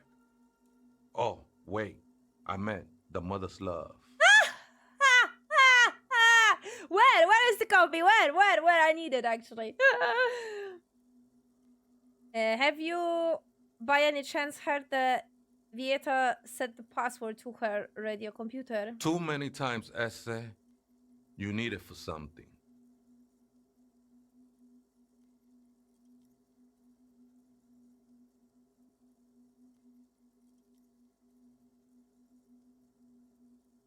Yes, it's for the first-degree murder investigation in Martinez. Don't sweat it, vato. The password is afterlife death. That is true. But what comes after death? What you think of that? Makes me almost pity La Nilita Pequeña when I hear it. I think we're done here, Esse. Oh, figure crawls off into the darkness. That was an interesting conversation. However, I'm still not sure whether we'll find our suspect here. We will see. Ah, the scarf. Cute. Why is the scarf giving me pain threshold? That's funny. The machine's keyboard is still the speak. Good evening. Good. Please repeat the password. Life after death. Good. I have unlocked the filament. After ending the call, please press print to access the filament. Votre accident. Is there anything else I can do for you today? sleep. The machine's keyboard is still illuminated. The printer prints out a long text document with dated paragraphs. It looks a bit like someone's journal. Oh! The machine's keyboard, the first entry made on the 4th of February, 51, by an unknown author, is short and concise. Arrived at the church. The door was boarded up, so I used the crowbar to get inside. Looks like the place has been deserted. Nothing out of the ordinary, but I'll ask around. Need to figure out how to get the electricity in. The lieutenant leans closer, scouring the printout over your shoulder. Just as you finish reading, he looks up, muttering under his breath.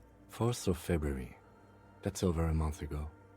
Whoever set up those machines has been here for quite a while. Do you think this lock might be connected to the case? Our case? No, I don't think so. It must be some local eccentric. His eyes wander to the various machines around him. Okay, read the second entry. 6th of February, 51. Had a little chat with the local fishermen. Said I shouldn't go near that place, that the church was spooky and ridden with narcotics. It's a little spooky, all right. Still haven't figured out the electricity. See? Even one of the spookers themselves says it's unnerving. 7th of February, 51. Finally got the electricity in. Next on the agenda, a new antenna. I'm thinking ESCA series, something advanced. Why would she need an antenna? Why would anyone need any of this equipment here? He steps on the wire running on the ground, inspecting it with his boot. 8th of February, 51. Bought the antenna. Had some problems setting it up. Called Simon for help. Heard the others are back to making art. Drinking somewhere out of town. Sulislav started a rock band again. Lexi has been seen asking money from strangers. Sulislav! That's a Polish name again! What is it? Were they having some kind of... the developer team was like some Polish people were part of it or something? Are Polish people part of the studio as well? Is that why they have so many Polish in a game? But at least the artists have their act together. They're qualified labor. They can get work anywhere. Graphic design, ads. The programmers are doing fine too. I mean, they're programmers. The writers, though, they're fucked. I just have to find out what caused that data loss and be done with it. Still don't understand how it managed to wipe out the backup when the backup wasn't even connected to the front. I know. Everyone thinks it's impossible. They say I must be lying. I'm here to set it right. Oh, so okay, this woman is a part of that developer team, that's a bankruptcy, that commercial building. A data loss. Seems like something to do with radio computers. Unfortunately, I don't know enough about them to understand what the author is saying. Something about the backup data getting destroyed, and how everyone thought it was the author's fault. Let's just keep reading. Artists, programmers, see, who are all those people? I think these people worked in the radio computer games business. The one we saw in the Doom commercial area. They must be our former co-workers. See? I'm clever, I am a detective. 12th of February, 51. Brought some food from the grocery store. Apparently, there's a strike going on in the harbor. Definitely not happy to see the Martinez people again. Everything's now set up in the church. Going to start working tomorrow, 8 a.m. The strike. We are nearing the date of the murder. Keep reading. I'm interested now. I want to know what's that radio anomaly that sent this person here in the first place. Now I am interested. Keep reading. 25th of February, 51. I've been sending data up to Lintel for a while now, trying to recreate the data loss, but nothing. Didn't even feel like logging in, the disappointment. But I did discover a curious audio-spatial anomaly at the back of the church. I've named it the Swallow. It swallows sound. Need to get some mics. Is she talking about? Lieutenant looks at his right towards the silence. 28th of February, 51. Yes, the first recordings confirm that the Swallow is real and I'm not just losing my mind. It's a pillar of silence with a diameter of approximately 3 meters. Seems like the higher I go, the less I record. This might be a coincidence, or it could be connected to the data loss that led me here. The pillar of silence. She is talking about the silence. Is she suggesting it's more than just an architectural quirk? But what could it be? Look at the water basins behind you. Funny word. The lieutenant doesn't answer. He follows your gaze, studying the basins. The water shines in them. No ripples. March 51. Some kind of young disco men have appeared next to the church. I've been trying to record the silence to find the epicenter, but now it turns out I've also been capturing the future of dance music, one neo-disco song over and over again. Fortunately, the song is so monotonous, I was able to devise an algorithm to factor it out. The other day, one of the disco men came in. Before I could even say hello, she got scared and left. Good. I don't want anyone distracting me from my work. Must be describing one of the kids. Ackley? The girl on the ice? Sounds like her, yes. March 51. I got a call from the repeater station. Someone has tried to access the radio computer in our old office in Martinez. That's me. Can't do anything about it. The storekeeper still doesn't want to let me inside the building. Thinks I'm part of some kind of curse. How Martinez of her. That's me! I was the one who broke into the radio computer! And the storekeeper must be, what? Play... Ah, the bookstore lady, right? I knew it wasn't a good idea to meddle with that machine. No. It was a great idea. You're learning things. Exactly! This is how you learn things about machines. March 51. A new 2-meter aux cable. Noodles. Crackers. Ping energy drinks. Water. Toothpaste. Gum. Also, some canned air. Your reading is interrupted by the sound of the church door opening. A strange woman makes straight for the radio computer. Whoopsie. Hi.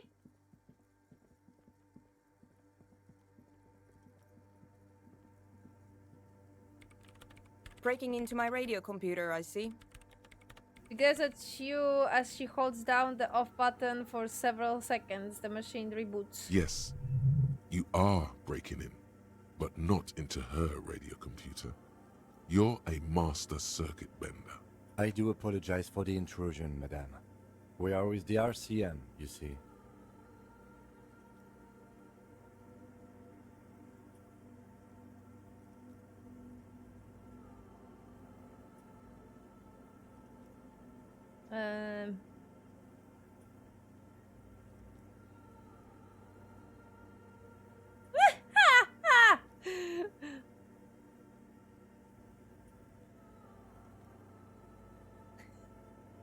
We are here on a side case, representing certain music venue organizers.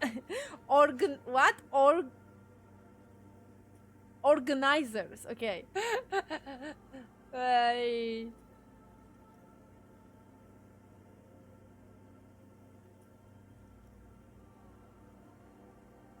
Well, that's my fault here. I can assure you, I am an expert circular bender. I am not breaking into your computer. I'm using it to access colonial military data links. Yeah. I mean, okay, no, I am here on the mission. Well, you won't find any music venue organizers here. Barry looks up from the keyboard. Hear the machine going back to life. It's just me and my computer, and it has been this way for weeks. Now please give me some room. I need 2 seconds to see that you haven't destroyed anything. We should talk to her after she has rebooted the machine. What is it? Are you the lead programmer of Viral Ultra Red by any chance? I don't know. Yes. Or no. Not anymore. That project is dead. She doesn't seem surprised to be recognized. Rather sad. Something passes over her face before she straightens her back. I didn't break anything, did I? No, you just printed out my personal log and wasted some paper. Does not look like a big loss to her. Sorry, but who are you? What are you doing here? I am Soona Luukkanen-Kilde, the former lead programmer of Fortress Accident and RSA radios. I have over 16 years of programming experience, and I'm proficient in both Vox and Orbis languages. If you're not here to hire me, I don't really know how I can help you. Did she say over 16 years of experience? She must have started programming when she was still a teenager.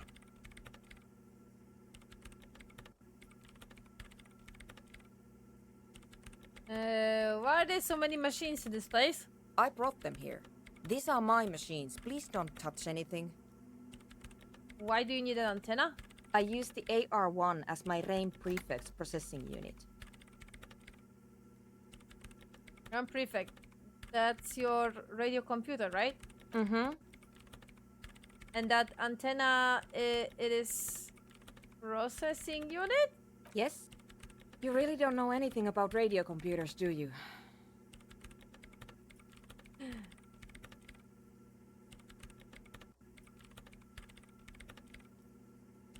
No, I am a master circle bender. I know everything. Then you certainly know that all radio computers perform operations on air. So in order to gain more processing power, you need to invest in a good antenna. Hey, what's on air? On the front. The unified front of radio waves. Licensed and controlled by Lintel in the East Insulindic region. It's all around us. That's what on air means. Like love. What? Conceptualism, I don't think. And the AR1, is it a good antenna? I guess it is. So far I've been quite satisfied with it. Martinez is an unstable region with bad coverage, and the operation has been surprisingly stable. But it's not the cheapest one on the market. So I wouldn't recommend it for your regular red tape operations. Fraser 1000 is a foolproof line for civilians. Anyway, you should do some research before you decide to buy anything. Ask around, compare the prices. There are many milieus dedicated to that sort of thing. She liked telling me this. It calmed her nerves. What are you doing with your radio computer? I'm working. The machine seems almost alien with its pulsing core. The light casting her face in a strange shadow. Working on what? Could you just shh for a moment? Or get to the point. I really need to focus on something. It's not just rudeness. It really is hard to concentrate on whatever she needs to do. And you're not helping. Sorry. Jason, welcome, hello. Actually, we are in a point of the game that we are very close to a very disco moment, so just hold your horses. What's the expression? God damn it, my English today is struggling. I'm sorry, I don't know what's happening.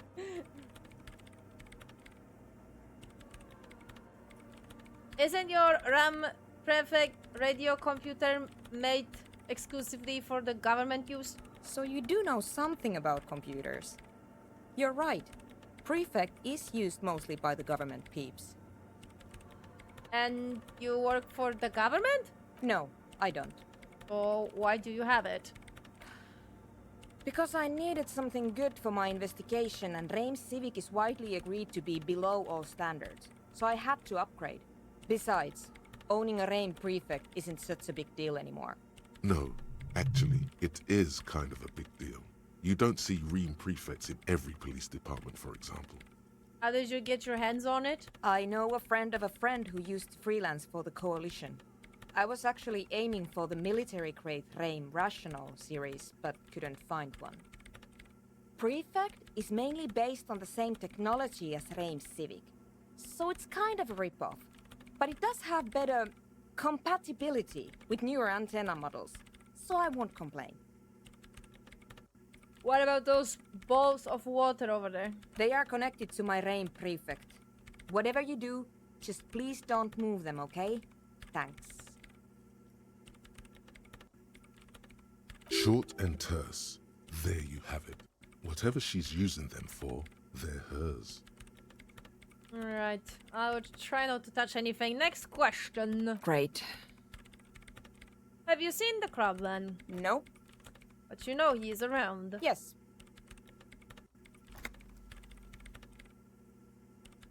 It sounds like you are not worried about him at all. No, you're right. I'm not. Okay. Have you seen anyone suspicious, say a woman named Ruby? What? No, no one's suspicious around here. She has not seen her, sire. 'Tis true. What are you doing in an abandoned church? You really like those questions, don't you? They're bloodshot. She really hasn't been getting much sleep lately, has she? I am a police officer. It's my job to ask questions. I'm conducting scientific research here. You can't throw me out. What research? I'm looking for the location of a 2mm hole in the world. What? Wait, what? Exactly. She's looking for a disruption in the radio waves. That's what her personal log said. The lieutenant raises his brows, but doesn't say anything. Is the hole connected to the data loss in your journal? Yes, that's what led me here. But I suspect it might be something a bit more complicated than that. Just to let you know, Lori, I saw the chat reward that you did, the hydration. I'm waiting for my tea to cool down. I will drink it. But it's still very warm. A hole in the world? What does that mean exactly? Exactly. What does it mean? Up to now, it has been impossible to say what it is because it's impossible to measure nothing. What do you think it is? What qualities does nothing have? How do you measure something that does not exist? She is suddenly absorbed in the conversation, waiting for your answer. Easy. You measure it by the world around it. You measure it by collecting data on its surroundings, on that which exists. Exactly. Very true. That's what I've been aiming for. That's why I have those basins. I've tried using hydro transducers to record the silence, to find out where it begins. Hydro transducers. So that's what those water basins are. Devices for recording sound through water. But honestly, it's not progressing very well. She goes silent, staring at her circle of... What? Since? It looks like some ancient ritual. But does it have anything to do with necroplasmic life forms? Ghosts, in everyday parlance. Thanks. Do you have anything to do with ghosts? Ghosts? No, I don't think so. I don't believe in ghosts. What about other supernatural entities? I don't believe in them either.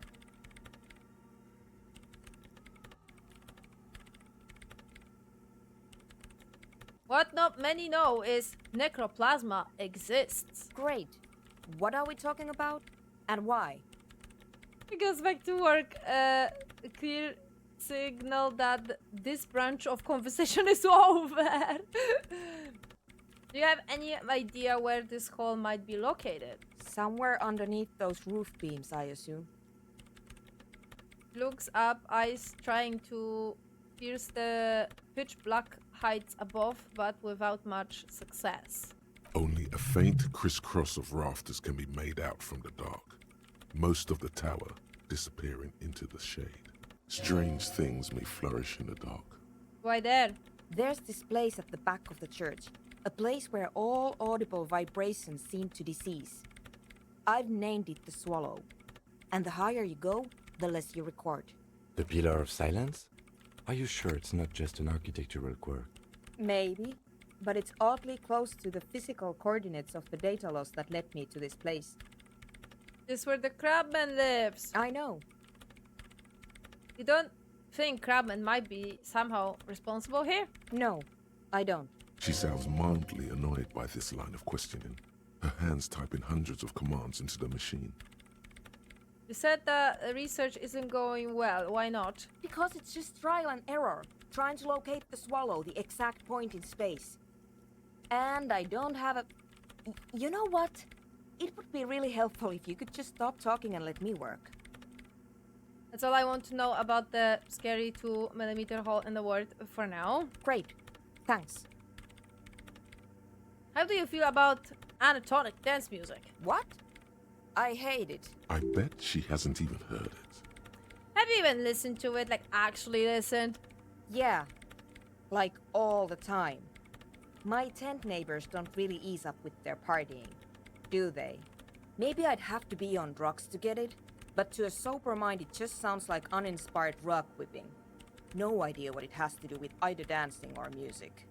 Right. But how do you feel about the club for anatonic dance music? This is about those speed freaks in the tent, isn't it? I've got some news for you. It's not a nightclub they want to build here. What do they want to build then? Take a guess, why don't you? I already know, actually.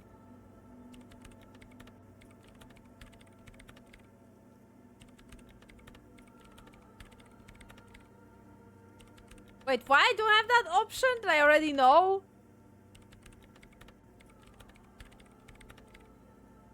I'm still convinced they want to establish a nightclub for anatonic dance music. They said it's their dream.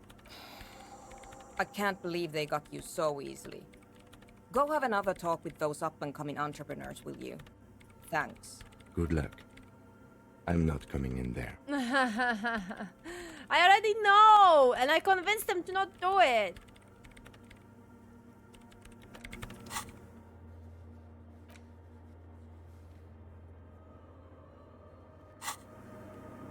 Yes, what is it?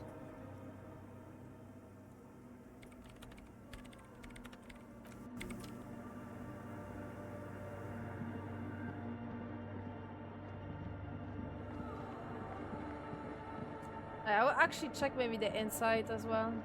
Or can I even? I think this is not... I can't go inside here. It's just... I think I can just look at the mural. In white, silver, and apricot faience, the young mother of humanism stands above you. A crack runs across her body. She is impossibly tall, oval-faced and sad. A dark and radiant majesty. This is her innocence, Dolores Day. Cradled in her arms are a pair of glowing lungs, clearly visible from underneath her flowing dress. You should kneel. Leave me alone, woman. Your knees touch the floor. The floorboards are hard and cold. There you kneel among the snowdrifts, diffuse light falling on your hands don't from look. beyond the glass. Whee! I broke the animation! Okay, don't look. Look up. The woman looks down at you kneeling. She towers among her followers, architects, laymen, courtiers. There is a sad smile on her lips and a glint in her green-blue eye of what? Compassion? Remorse? She acknowledges the passing of someone who is still alive. You. No, she doesn't care about you. She only cares about her shiny sovereign's orb and her silk robes and getting to the aerodrome on time to leave.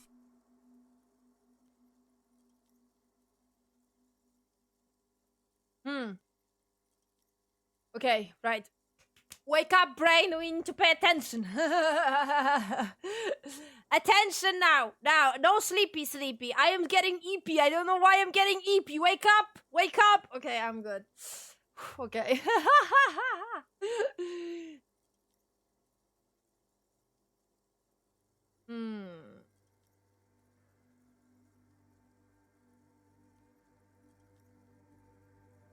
It's not possible to live. As that great and desperate thought passes through your mind, the lieutenant draws an X-shaped cross from shoulder to shoulder. What? What he did?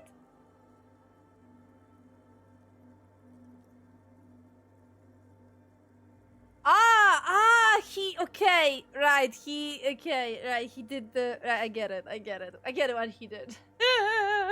He did the whole, like, movement when you're praying, like, the head, chest, and okay, I get it. Your fingertips touch your chest 4 times. Then you rise from your knees into the apricot-colored light of the window.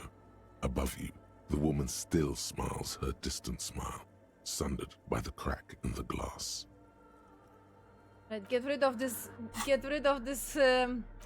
items, because they're breaking the animation. The mother of humanism stands above you, a precious and complex wax painting on a single pane of glass. A crack runs across the length of her body, her face oval and sad. Right, 2 seconds, because I have a theory why I'm getting EP. I think my body is signaling to me that it's time to have some kind of something, like a snack or something, and that's why I'm getting EP. So, 2 seconds.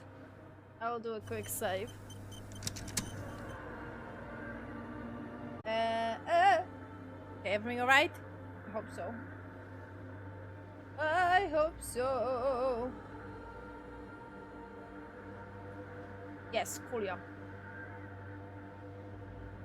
Right, so I will place this for the context as per usual. When I'm munching something. Right, explanation why my avatar is doing this funny movement. Oh, come on. Thank you.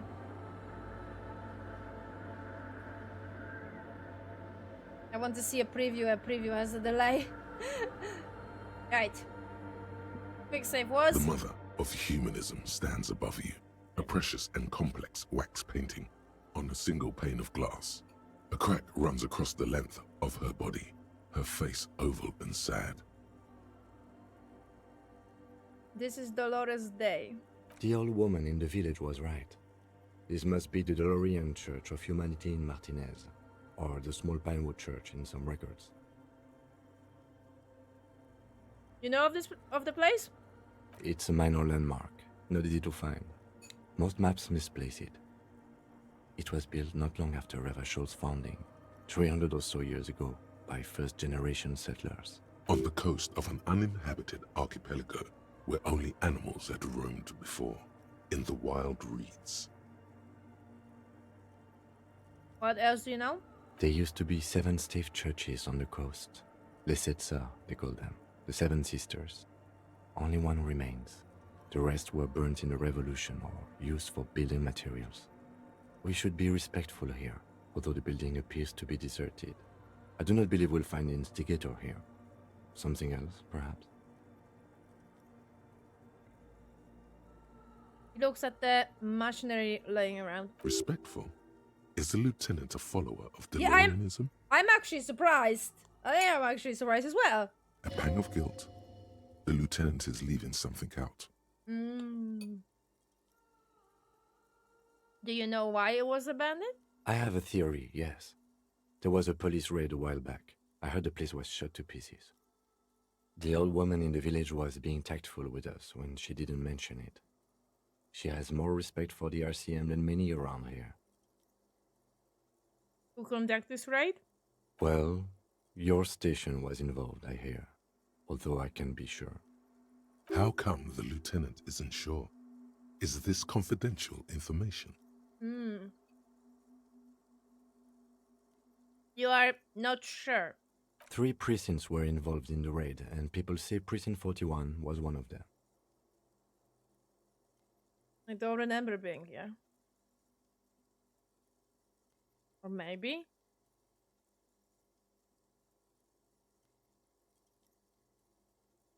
I guess I could have been here. I'm sorry, I'm not saying you were. It was a clandestine operation. I don't know anything about it, why it was conducted or who participated. I try not to pry into extra-district matters.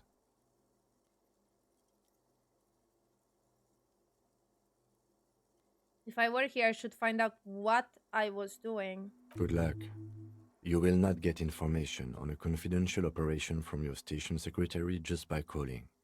If you really don't remember, it might be better to keep this one forgotten. It happened a while ago. It's unimportant to our business in Martinez now. Oh, come on, this is important for me as a player. I need it. I need this context, man. Kim, are you a follower of Dolorism? Dolorism. Yes, we all are. Her name, body, and rule are synonymous with humanism. The laws we enforce are Dolorian in origin. Oh, really?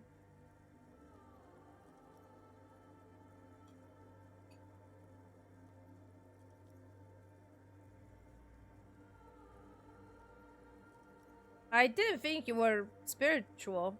It's not spiritual, it's constitutional. The Dolorian system does not demand faith, only accordance.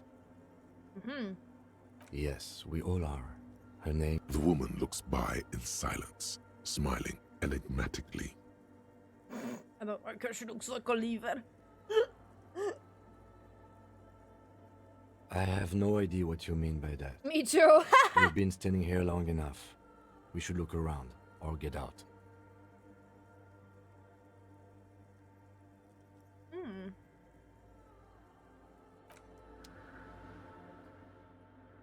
Time to save, scum. The mother of humanism stands above you, a precious and complex wax painting on a single pane of glass. A crack runs across the length of her body. Wait, actually... Her face oval and sad. Oh, I thought I had a level.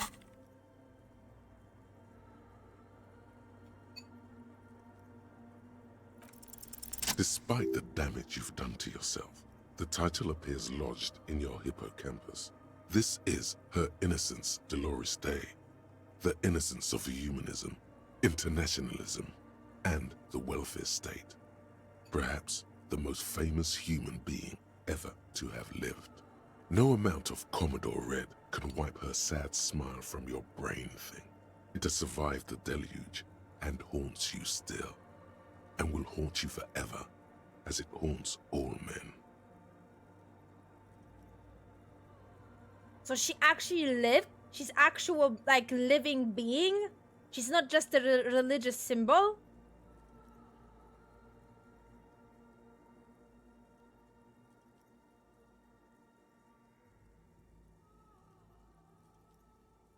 Huh. Ooh, that's a little bit messed up, though. An actual person that basically become a religious symbol? Ooh.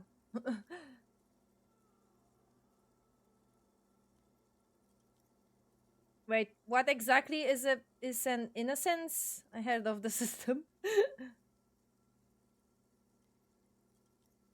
What else do I know about her? Many things. You know she was a woman of the court, the wife of an influential Marchese, and eventually the principal advisor to Irene La Navigateur, Queen of Serene, modern-day Sir La Clé. Also that she was gorgeous beyond beauty. Draped in ancient sadness. Are you sure you want to remember this bit of historic trivia?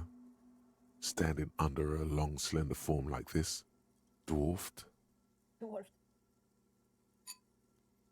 Yes? Yes! Big bummer! Boring history! Gotta keep it light, man! Keep it moving! Get fucked up instead!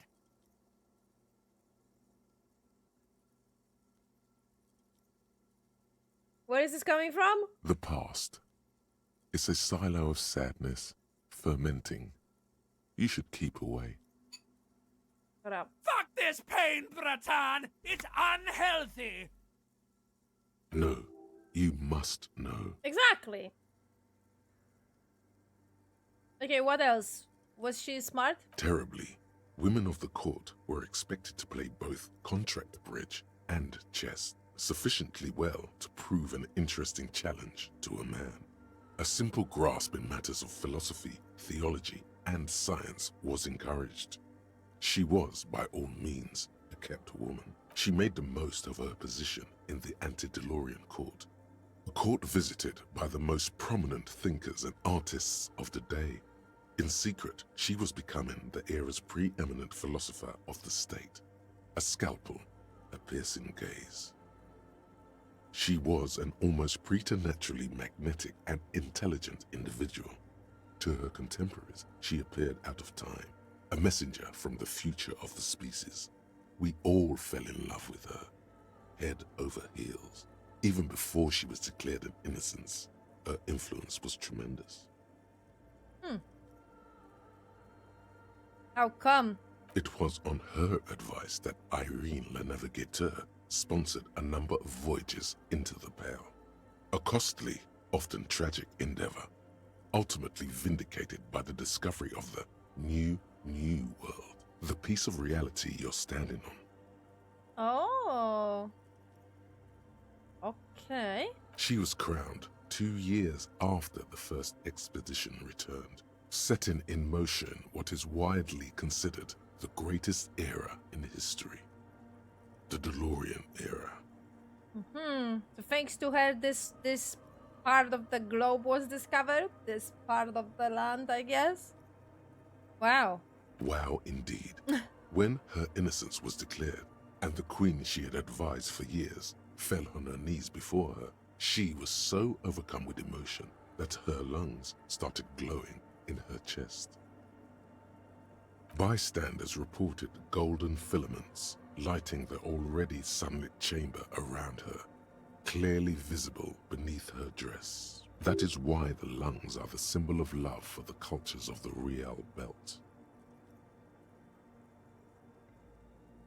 What exactly is the innocence? I heard of the I have heard of the system. The highest category of historic individual, an embodiment of the world spirit. A ruler? More, an innocence is elected to office by the founding party, a precedent that has taken place a mere 6 times in the entirety of history. The legal system of the Real Belt is built to accommodate innocentic rule should it coincide with our time. An innocence is infallible. The decisions made by one are not decisions. They are inevitabilities. What would have happened anyway? Only accelerated, packed into decades instead of centuries. An innocence is a continuous, compressed event, a sacred human being. It is an honor and a glory to live when one is in office. Is one in office now? No, we are alone. Okay, when did she rule? 300 years ago, in the wake of the discovery of this Isola, the Insulindian, by explorers from the continent of Muindi. She is, among other things, the innocence of inter-isolary travel and the connected world. Was there something terrifying about her? Terrifying is a term too emotionally charged for your semantic memory, or what remains of it. But terrifying, it's a simple word. She was bad for humanity, and you shouldn't have started thinking about her. Was there something bad about her? I want to know. You already do. Although she is often considered to be the greatest human being to ever live, there was something ominous about Dolores Day. Constantly surrounded by her terriers, she was the most socially secluded and least self-aware of all the innocences. Some modern thinkers would consider her a war criminal for the campaigns she waged against the Mesk state. And then there were the resettlement programs. What happened? The Mesk state tried to detach itself from innocentic rule. Parts of the world were experiencing whiplash from accelerating into secularism. Her mandatory education programs and mass resettlement of upstream Marguerite were problematic as well. Dissenters were suppressed by a military force she called The army of humanity, suggesting those who fight against it are not part of humanity. She adored chess, yes, but also military war games. Dolores Day often holds a tiny tin soldier between her index finger and thumb in icons such as this.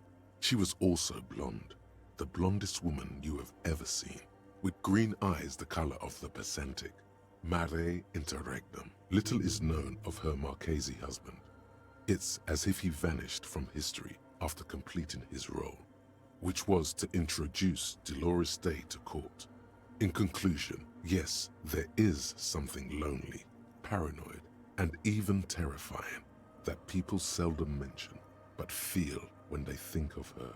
This subtle terror is part of her iconography. Lieutenant, you're afraid of her. You've stood there for over 5 minutes.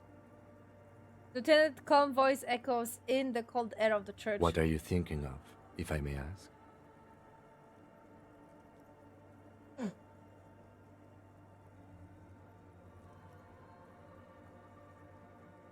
War criminal!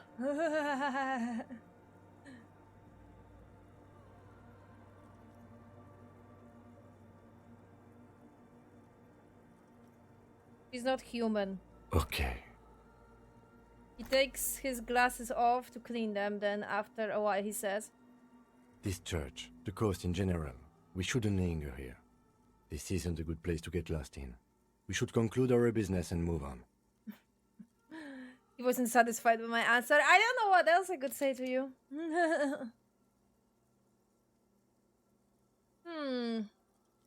I am... The fuck? I am so confused.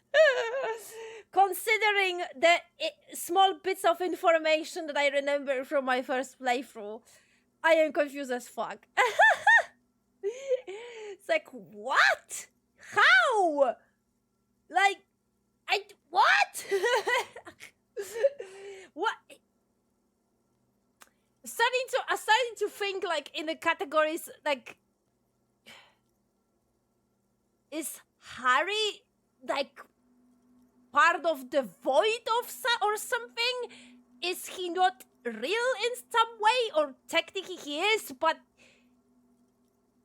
this is too meta for me. I think my head is like trying to explode.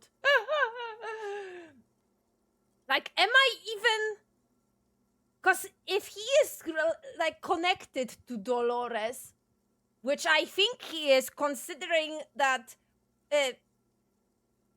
Exhibit A, all the fandom refers to her as Dolores Day. Exhibit B, I actually remember that dream or whatever that's gonna happen later on. Then I think her like image and everything, it's exactly like the fucking picture there.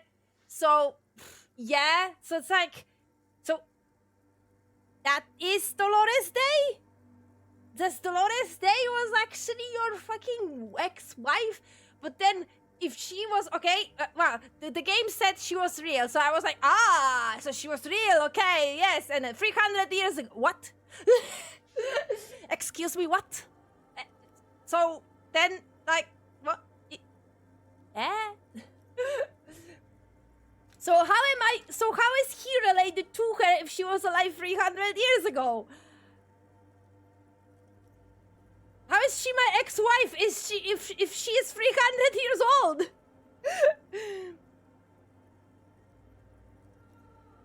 Oh god, this is too meta. So he what? Yo, this is weird a little bit.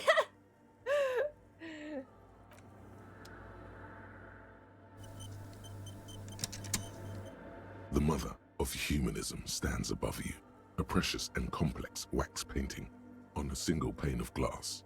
A crack runs across the length of her body, her face oval and sad. A jigsaw of broken shards falls into place in front of you, a ghostly reconstruction of the stained glass window. Before it was shattered, there was an older woman beneath the younger one, and a text, a light motif below them both. What shattered this? Mosaic? Unknown. Oh. Something during the raid the lieutenant mentioned. or just hooligans looking for something to break. Who is this old woman? The escutcheon on her throne says, Irene the Navigator. She is depicted as an older woman wearing thick-rimmed eyeglasses, holding a golden rights apfel in one hand and a scepter in the other. This is the queen her innocence day advised. Above, she herself is whole. Small figures of wise men, common men, worshippers walk up the stairs to stand at her feet. Secret servicemen, 30 years, stand in a row guarding her. It must have taken years to produce this work in all its dizzying detail. The motto, what does it say? Below both women, in luminous black letters, Après la vie, mort. Après la mort, la vie de nouveau. And then, along the left side, Après le monde, la gré. Après le gré, le monde de nouveau. After life, death. After death, life again. After the world, the pale. After the pale, the world again. This is the great leitmotif of humanism, a summary of the effect of the discovery of this isola, the Insulindian, on human thinking. A tremendous sea change akin to finding life after death. Lieutenant, this used to say after life, death, death, after, yeah, okay, he says the whole thing, I'm guessing. Death, life again. After the world, the pale. Okay. After the pale, the world again. Okay, he finished it for me. This exaltation is common in Dolorian sacralism. In the early years, it was even incorporated as the RCM slogan. Oh! No more, however. Why? It was deemed subservient to use a strongly moral intern-related motto. We already suspected of bootlicking. The sentence was also seen as too feminine. It was a macho thing.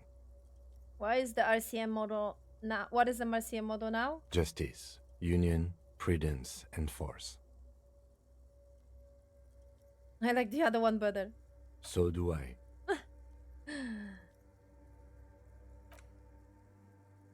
The mother of humanism. Huh. That is fascinating. Wow. Okay, so in that context,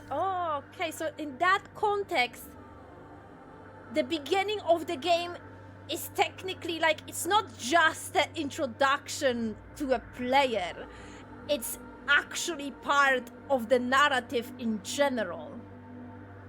Because if I am some kind of like special in quotes, then I was technically like sent to this universe.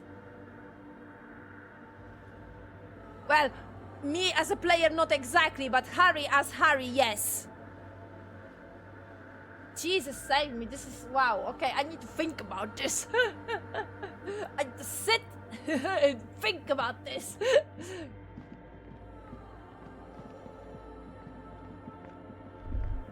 Hey, her Innocence Dolores Day liked little figurines, right? Liked holding little men between her fingers, remember? Yes, what? You have the Headless Falcon Rider figurine. Yeah. You should give it to her. Win her back. Okay, I will. What? Win her back? I can't win her back. She's a long dead historical figure. Don't be so pessimistic. Love doesn't die that easily. This isn't funny. You have a bad feeling about this one. So very, very, very nifty. Nifty and mysterious. This is surely what the figurines are for. Oh. Oh. I'm guessing I'm gonna be able to do it in that dream sequence then. Or whatever that's gonna be. It's probably gonna be dream, but not really. Like, technically, probably Harry's gonna wake up, I'm guessing, but no, it's not gonna be actually a dream. And I'm gonna be able to give it to her. I mean, again, I don't remember, but I remember. You know what I mean? I am as complicated as this game setting. Hey, God.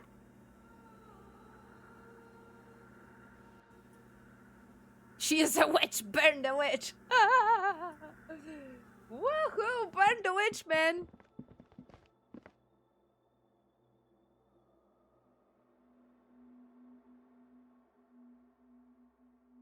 She's not your ex-wife. It's been 6 years, but doesn't perfectly remember her face. He does remember Doris Dale, and they are both. Okay, so my first theory was more correct, was it? That he actually portrays his ex-wife as Dolores Daly. Okay, right, that makes more sense.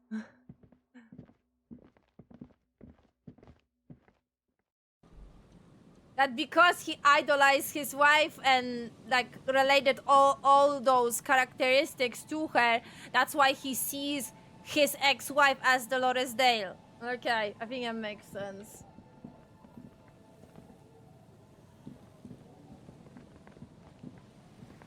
So my theory at the beginning of the game was actually made more sense. Okay, fair enough.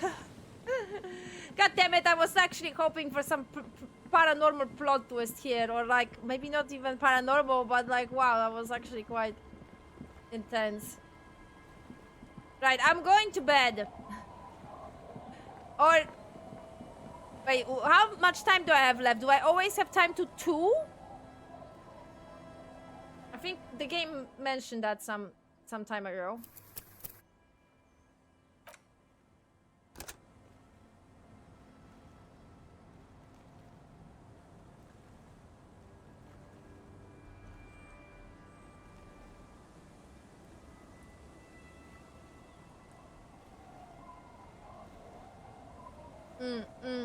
Okay, fair.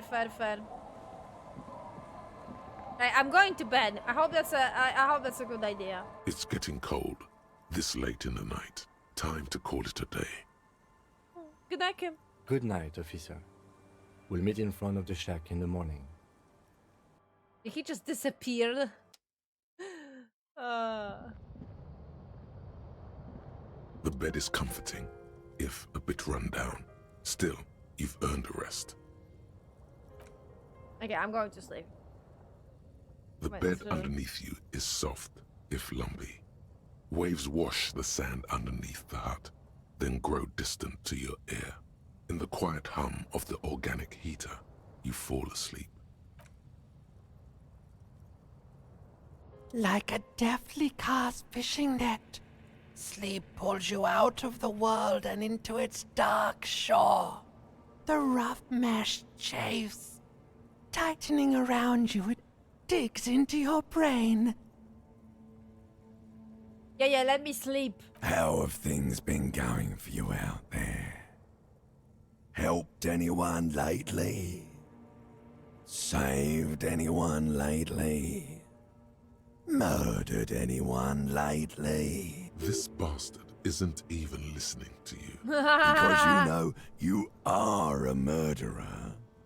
A disco music listening psycho killer who offs poor people. And then forgets about it. Shut up, I just want to sleep. Hear that? Iceman wants to sleep. He doesn't care about killing people. That's nothing to him. Blackwater. Under the bridge. The thing he's really scared of is much, much worse than that. What is it? What is it? Don't tell him, sister. It's too bad. They're right. This is their function. To keep you from it. Why are you doing this? I just want to sleep. I can almost see the dark. We're trying to help you. All these processes, these tortures, voices and tremors are all just distractions, flares and countermeasures to keep you from the last dream. worst of them all. The last dream. The last dream will be total annihilation. Cinders peeling off the fuselage. We won't be there to help you anymore, Harry. We will be dormant. You will be naked and alone. And the air will smell of apricots. Of hell. An ancient sadness, brother. 10,000 years later, in front of the video rental, there is a warm breath on your face again. Everything is okay again. Everything is so okay. That doesn't sound like it will be okay. Your eyelids flutter open for a moment. When you close them again, you sense the light of the room around you. You're back. In 2 seconds, the alarm will ring. The last thought in your head before waking is, maybe you shouldn't have seen that stained glass window in the church.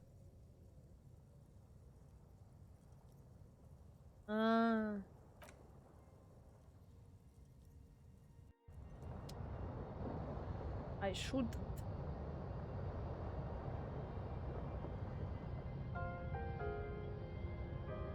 Fine. It's important.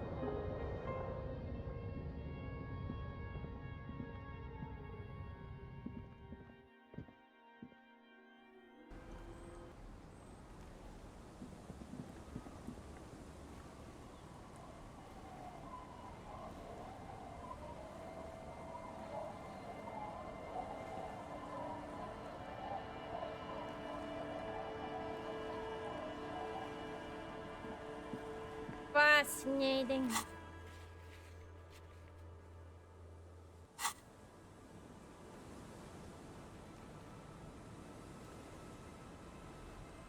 The innocence is an ignition of the word spirit, and the word talks to Harry, and innocence brings the reader to the present. A strangely accurate is coming out of no. Yeah, exactly. So it's just not the gameplay mechanic. It's like in generally part of the story.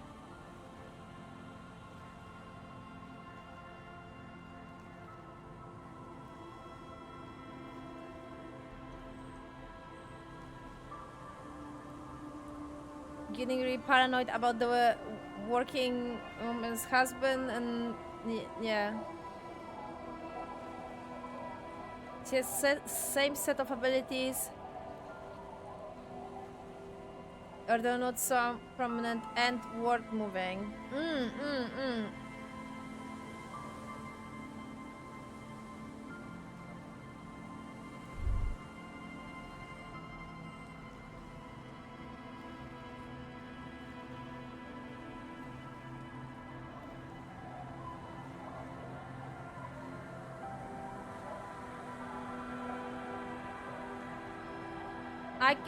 I can see that. The scruffy-haired little boy kicks a stone while the other watches him do it. Kid, have you seen any bad people around? What bad people? I don't think questioning 4-year-olds without their parents present is gonna crack the case. Then we're definitely doing it.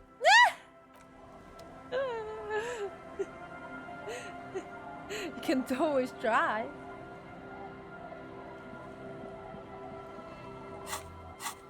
Let's talk to the kids. And not the teens, I mean.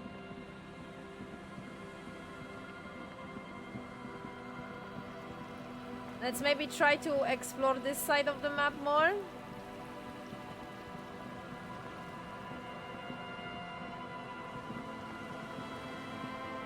Hey, game, what the hell?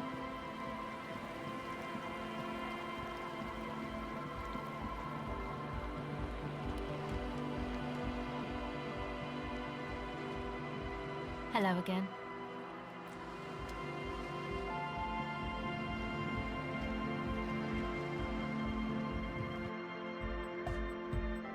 Hi again. So, how are things going?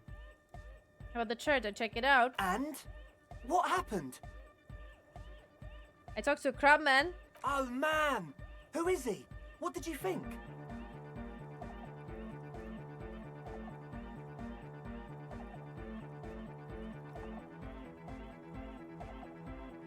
Seems okay, to be honest. Very spiritual. Really? Huh. Interesting. What's he doing in the church?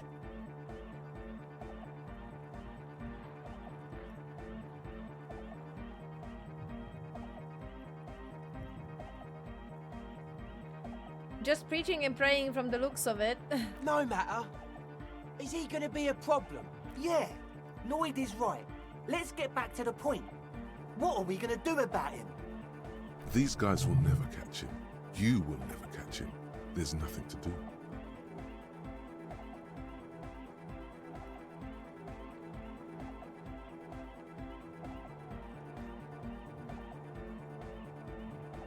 Actually, he told me he wouldn't mind the nightclub at all. I don't know, man.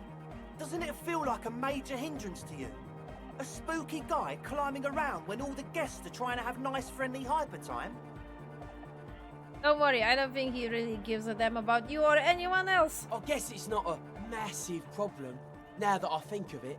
Everyone is welcome to dance till the morning light. Yeah! Maybe.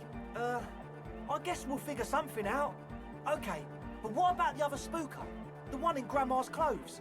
Did you see her?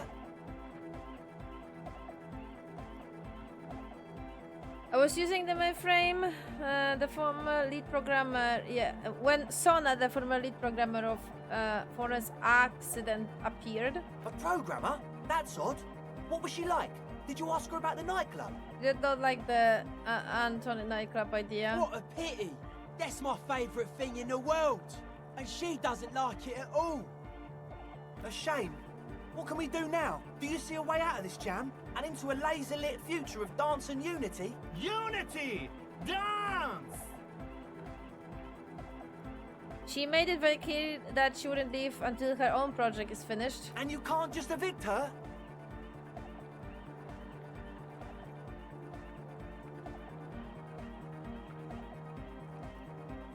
No, I wouldn't evict her. We have to come up with a different solution. Look at you, Honor Man. No, Noid. He's right. Maybe we've approached it the wrong way after all. I'm sure there's a workaround. We can make a deal not to bother her. If that's okay with her, we only want to get in the church and spread the joy and ecstasy of music. The lines in the dark exist. Coexist. At least Crabman seems like an advanced being. He's hard. He'll understand. Yeah, he can do his climbing thing in the tower. And the programmer, does she like Nordic dance music?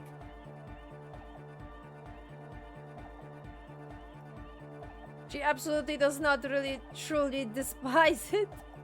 Egghead cannot believe what you just said. It makes him pump the jam a little slower for a moment, but then he returns to the full swing of it. No worries. We'll figure it out. If coexisting fails, you can always muscle her out, right? If it's all okay with you, what do you think?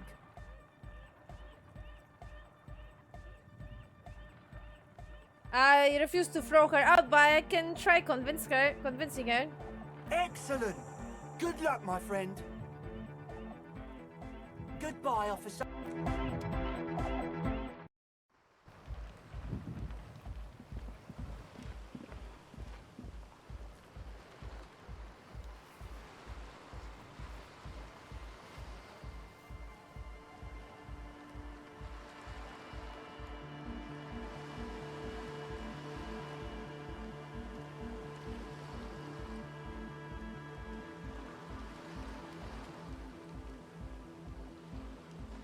That's a good one, Nick. I actually like that interpretation.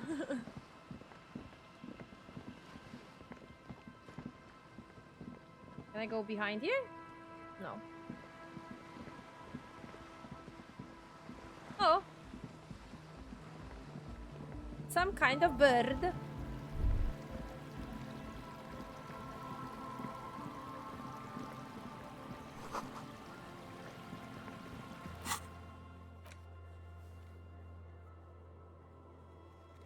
Or evict. I don't want to. Nice.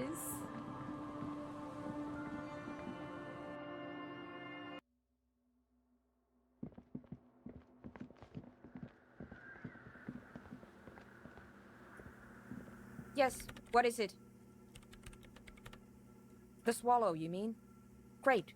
Thanks.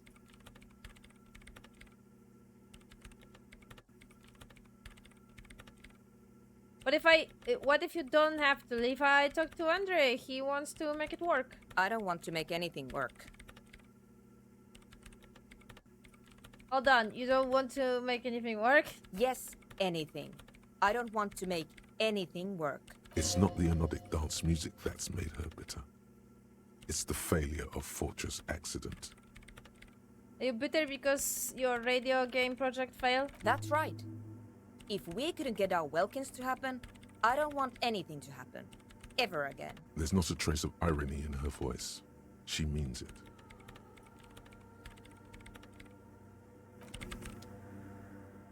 Come on, it's 97, like, guys. Yes, what is it? Research not going well. Discovered Fortress accident. Discuss. Oh, the dice maker. Oh, nice. Easy. When her research is done, she can move out. Listen, about your research, you mentioned earlier that it's not going very well. Maybe I can help with something. What? No, I don't really need any help with the project. But if I could help you finish the project, then you wouldn't have to live in a church next to the boom boom anymore. Just think about it. She thinks about it. A glassy look in her eyes. A gust of wind Boom, brings boom. more snow in from the broken gallery. It touches her hair. All right. Bring me the game's offside copy from my old workspace, if you really want to help. It's stored on a filament memory, and I'm unable to go and fetch it myself. Is this the filament you're looking for? No. That's the production schedule you stole and accessed without authorization. I don't need it. In his defense, it was simply lying in the desk drawer of an abandoned cubicle. Okay, but still. What is the offsite copy and why do you need it? It's a backup of my former employer's project, the radio game we were working on. It's stored on a filament memory, just like the one inside this radio computer. Where is it? She's making it extra simple for you. The backup itself is destroyed now, but I'm hoping to use what's left of it to pinpoint the exact location of the anomaly. You just have to go to my old workspace and get the filament. Hold on. If it's called an off-site copy, then why is it still on site? If it's called offsite copy, then why is it still on the side? Oh god, not this again. It is not on site. It is in the basement. Perfectly safe and not connected to the front at all. Basement?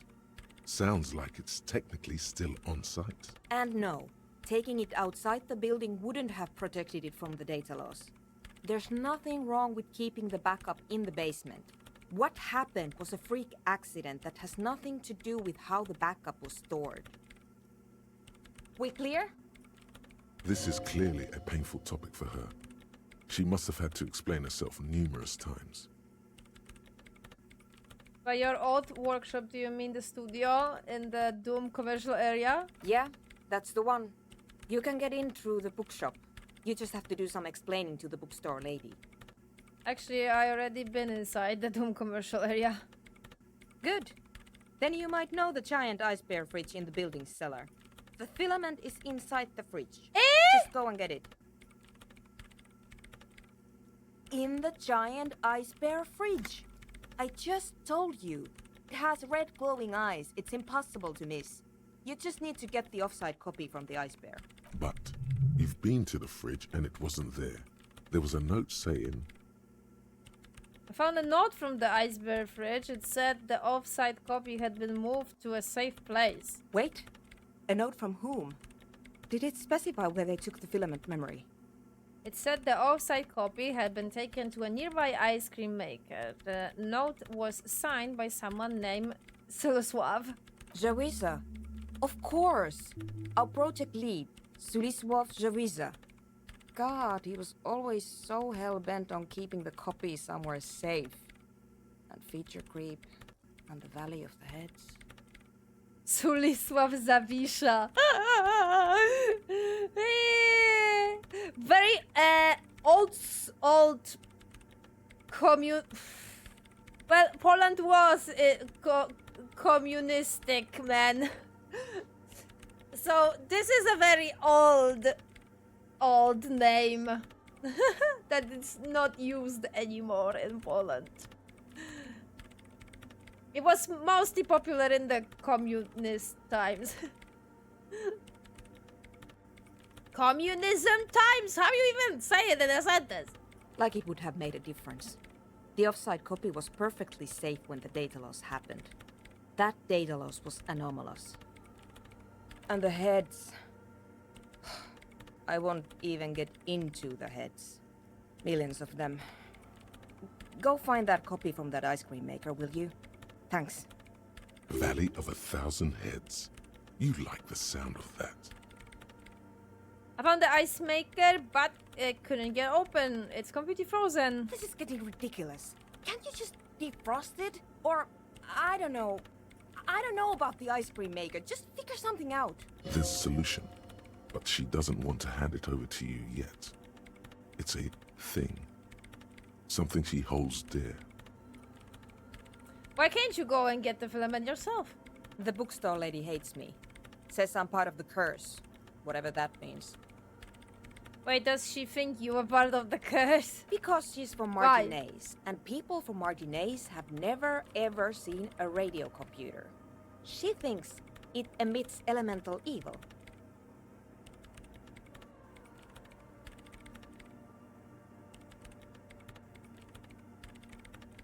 Don't be too harsh. That's only because of their socio-economical situation. Yes, but she literally started praying for the higher powers when she first saw my lame Civic. I'm not making this up. The lieutenant coughs like he's amused. Once I came in one morning, only to find that my terminal was full of those strange trinkets and amulets. Wards. It looked like some Semenine magic. Thanks. Okay. And here's my Kvalsund multi-tool. You might need it to hack loose some ice. Yay! It opens everything. If you get me the offside copy, then you can keep the Kvalsund. It hurts a bit for her to say this. She's not too happy to be parting with the Kvalsund. Yay! Thank you, thank you, thank you, thank you, thank you. Yay, thank you, thank you.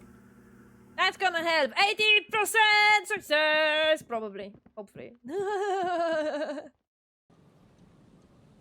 The name was very popular in the communistic time. Okay, communistic. So that's how you say it. I don't know why. I was like, I don't know how to put it in a sentence.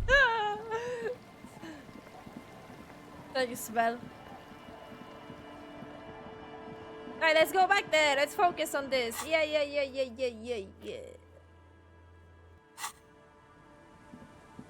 Oh my god. You know what? I don't think we will progress with the main quest in that case. Because it seems that if I progress with the main quest, I'm gonna end the game. Wait, are you sure we're gonna end the game though? Because I remember that after the whole shenanigans, I could still play. And I had to borrow the boat to actually finish the game. To get to the place where the game ends. So really, I can't progress with the main? Sadness.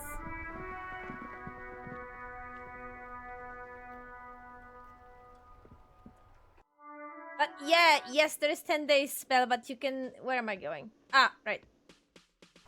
There's 10 games that are in the game, but you can end the game now because you already have all the evidence and everything. So that's why I thought that when I reached the 5th day, I could it's the end. Because technically there is. But people here in the chat are saying to me that if I'm gonna move this quest, the main quest, then I'm gonna actually the quests are gonna disappear and I'm actually gonna be blocked. This orange machine is buzzing like an old submarine. It has a hand-cranked ice cream churner on top and an electric freezer that appears to be frozen shut. This is still shit!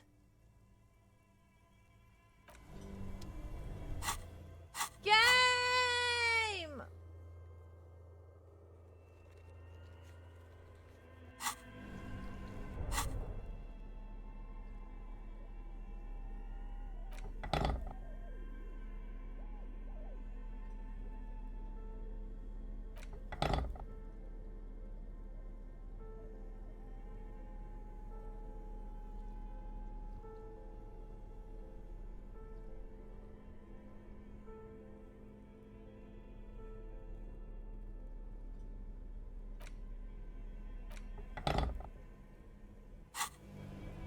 This orange machine is buzzing like an old submarine. It has a hand-cranked ice cream churner on top. It's still shit! What am I doing wrong? Sorry, what am I doing wrong? Wait. Equip this to open locked keys in the world. Yes, I did that. And it's still that shit? This orange machine is buzzing like an old submarine.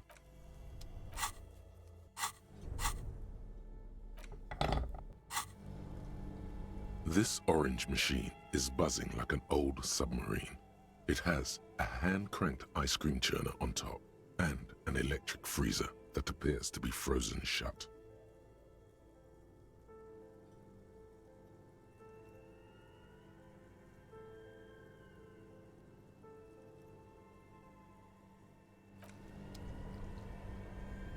I thought... Man, I thought this is gonna improve my stuff. Like very, very, very, very high. Come on, the item should give me at least like 50-50 for fuck's sake.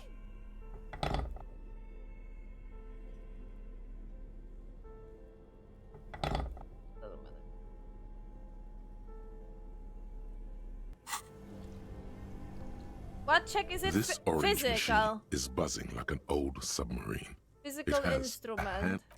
Physical instrument. Do I have any clothes that help me with physical instrument? I don't want to drink alcohol.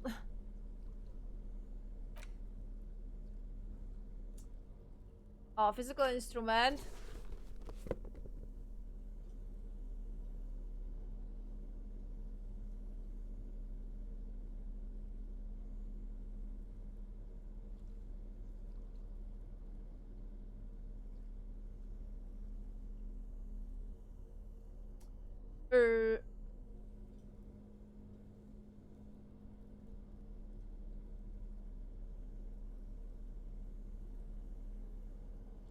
Kind threshold, no.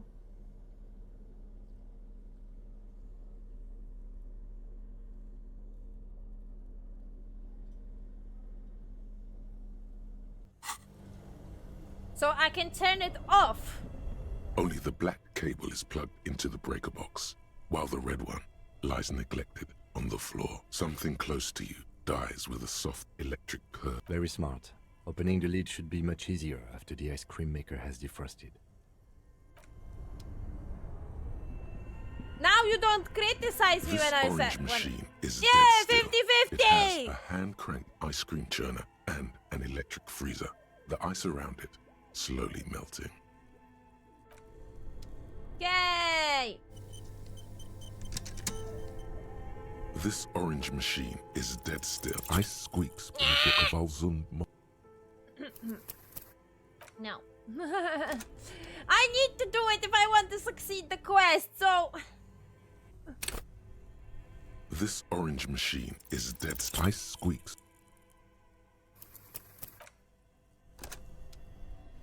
And I want to succeed the quest. Really badly. This orange machine is dead still. Ice squeak. For fucking... Fucking... This orange machine is dead. Ice groans Thank and you. howls under the strain of your giant Kavalzund multi-tool until the lid cracks open Darkness lies inside, but you can faintly make out an object, intricate and foreign, left there for a sub-zero beauty sleep, a filament memory with the words "off-site copy" written on its side. You gently lift the cube from its frosty bedding, careful not to damage it. We should take it back to Miss Lucan and killed as soon as possible. I'm not sure how well unused filaments tolerate room temperatures. Yes, but aren't you curious to know what's on the precious filament? There's a radio computer upstairs. Oh, that's a very fair point. I don't know. Am I? Am I curious? Am I?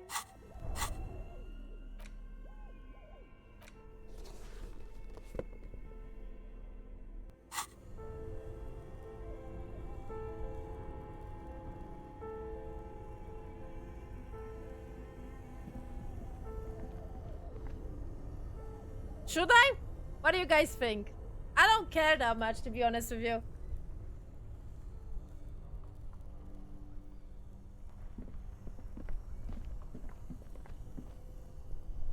But if you're gonna tell me that this is gonna... Wait, why is there a bird here? I should have grabbed that bird for the cafeteria manager.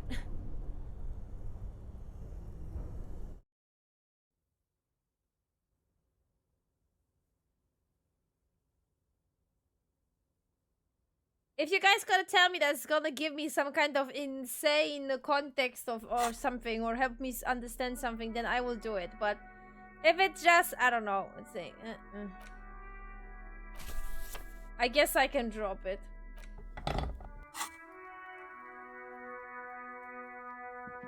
Should I do it or should I not?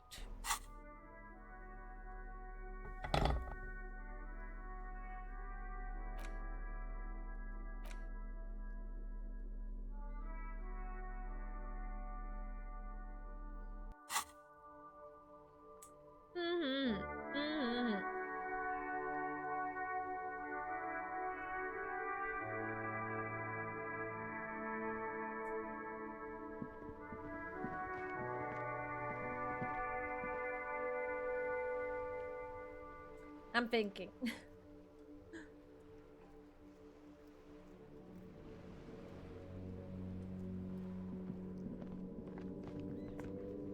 Okay, I am giving it to her. I don't care. I think. Oh, hi! Why are you sitting there? You okay? Officer, care to play a game with the lonely old man? Actually, never mind. Wouldn't be the same. Where is Renee? The prick is gone. I can barely believe it. But he's really gone. No! Like He gone, is trying gone? to retain his jolly facade, but the underlying sadness casts a deep shadow over his wrinkled face. Gone? Gone where? Hell, most likely. He was an absolute Kent. How did he die exactly? His hungry little heart finally gave out. The dock workers found him in the guard booth this morning. Oh no! Wasn't even supposed to be working for another week, but he just had to prove how tough he is. Did he feel like he has to prove he can still pull his weight? Doesn't need handouts? Guess he was about to head home, 'cause when the dock workers found him, he was wearing civilian clothes and not the Kuketu uniform I saw him in all the time. Sometimes I thought he was wearing it just to piss me off. Now the joke's on him, 'cause he's gonna be buried without it. Do you think our conversation about his job pushed him to go out there? No. René was the most stubborn man in Revachol. Nothing you or I could say would ever push him to do anything. The man was completely immovable.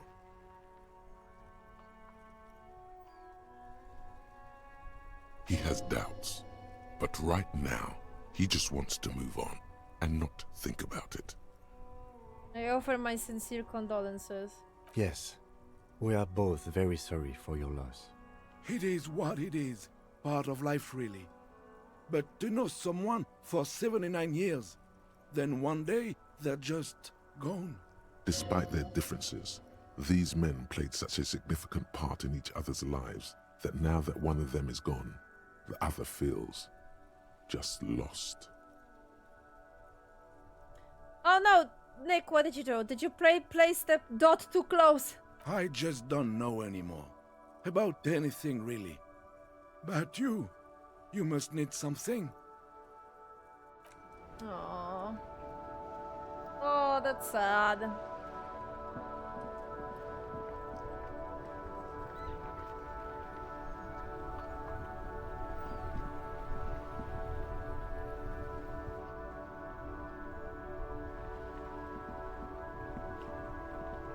I think the quest for the nightclub is actually quite fun, and I think the quest for the that lady on the wheelchair, finding that her husband is fun as well. There's actually a lot of fun things left, to be honest, in my opinion, at least.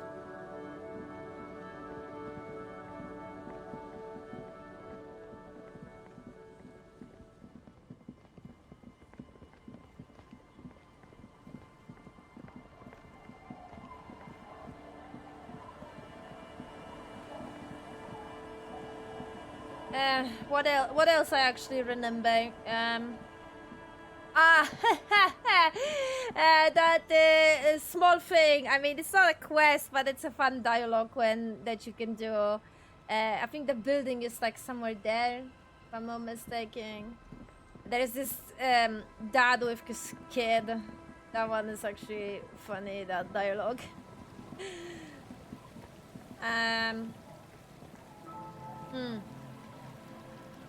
Where can I find that base? It's all about our base, no trouble. But because it says it's gonna take some time, but like, where's the fucking base? Do I need to conceptualize? Do I need to do this fort? Where was that fort? I think it was... No fucking contact mic. I think this one, right? It's your attention that you are an alcoholic and it is a sickness and it's killing you. Crying on... No, wait, that's a thing that the guy told me, the crabman. Your brain and your hair sticks to a cold sweat, and perhaps they are right. Anything is better than this, even reality itself. Maybe you can quit. Oh, actually, I want to do that. That's exactly what I want to do. Yes, please.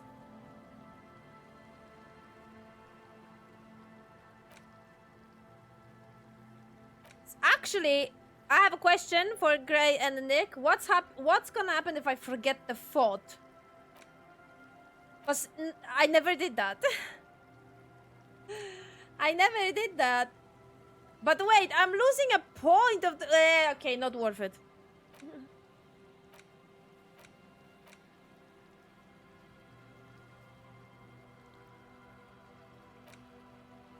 Wasteland of I want to do that one. A Wasteland of Reality. I think this is this one.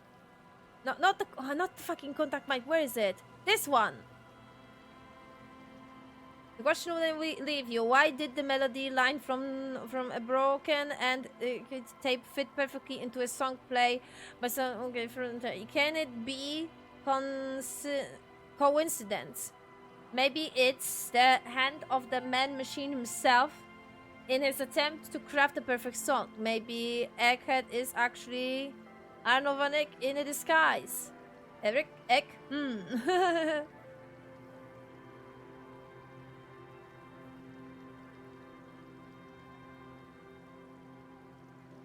Okay, that's a waste then. I don't want to do that.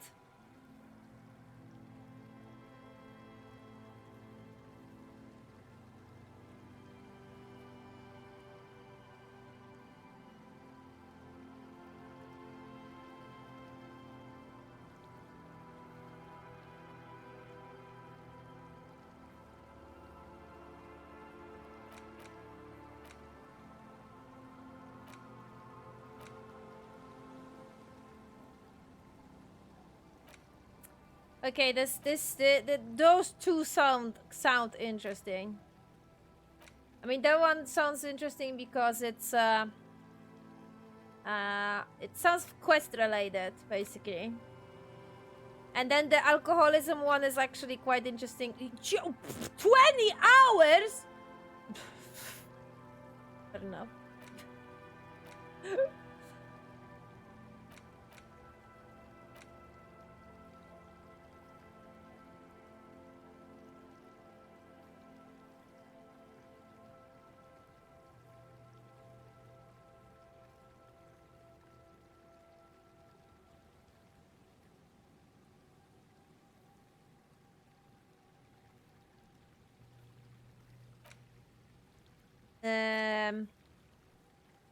Okay, I want to do the where is it? That one?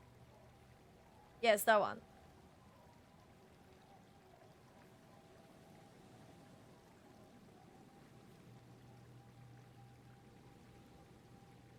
But some of the photos unlock some additional dialogue. So for example, if I have a photo of being a superstar captain, I have some additional dialogues that I can do.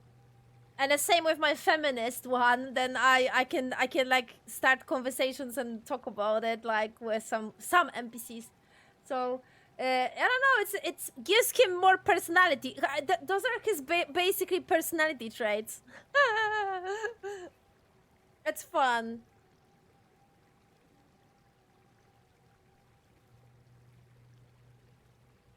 Right, which one should we do first? Should we do that one then? Is that gonna progress that quest? It's only 15 minutes though. I'm doing that one then.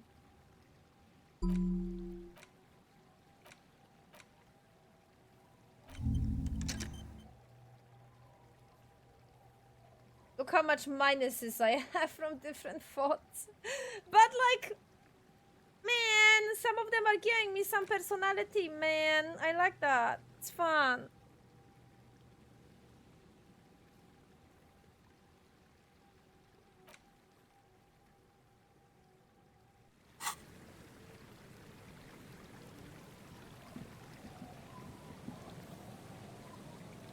Alright, let's go to church. Let's go to the beach, eat, let's go get away. Fuck. What?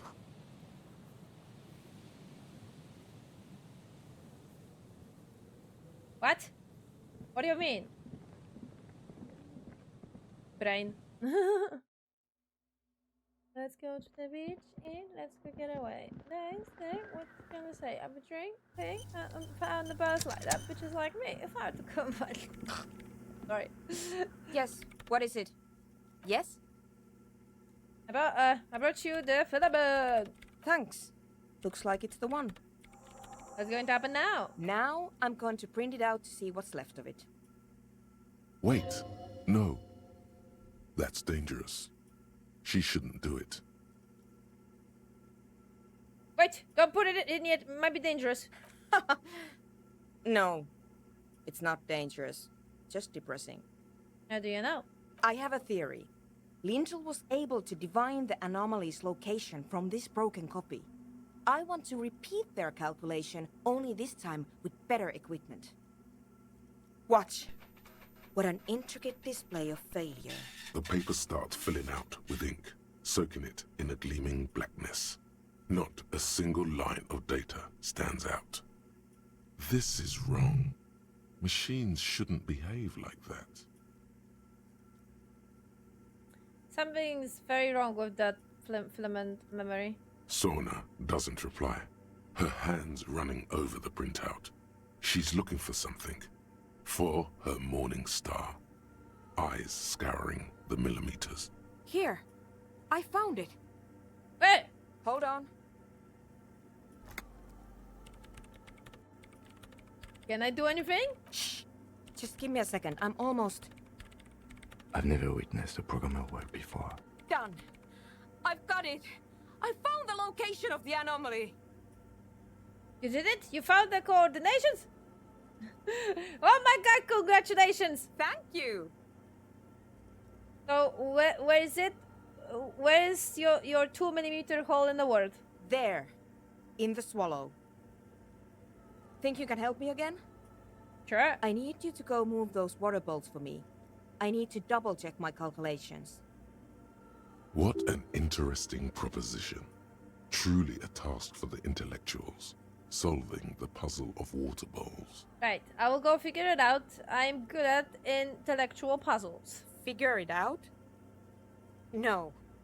I don't need you to figure anything out. I've got a computer for that. Just walk over to the circle and follow my instructions. Move the third bowl 2 centimeters to the left, and the fourth bowl 5 centimeters to the right. What? She only wants you to follow instructions. Nothing intellectually stimulating. In this task, a child could do it. Yes, but you like moving things around. Moving things around is calming. What? You don't trust my intellect capabilities to solve this problem on my own? Come on. It's not about your brain. Even I couldn't figure it out on my own. Can you please just go and move the water bowls for me? Thanks. Okay, okay. Harry's offended. Wait, what did she say? It's awfully silent again, as if someone turned off the entire world outside those walls. Water inside the bowls stands still. Measurements have been marked down around the bowls, each chalk-drawn line representing a centimeter on the floor. Oh boy, this is going to be good.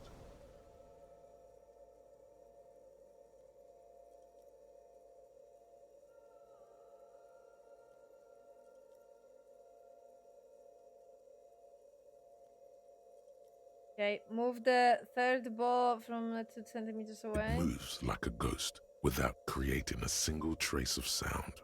This task is an insult to your mental skills. Are you fucking kidding me?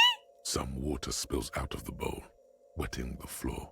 The lead programmer sends you an encouraging thumbs up from across the hall.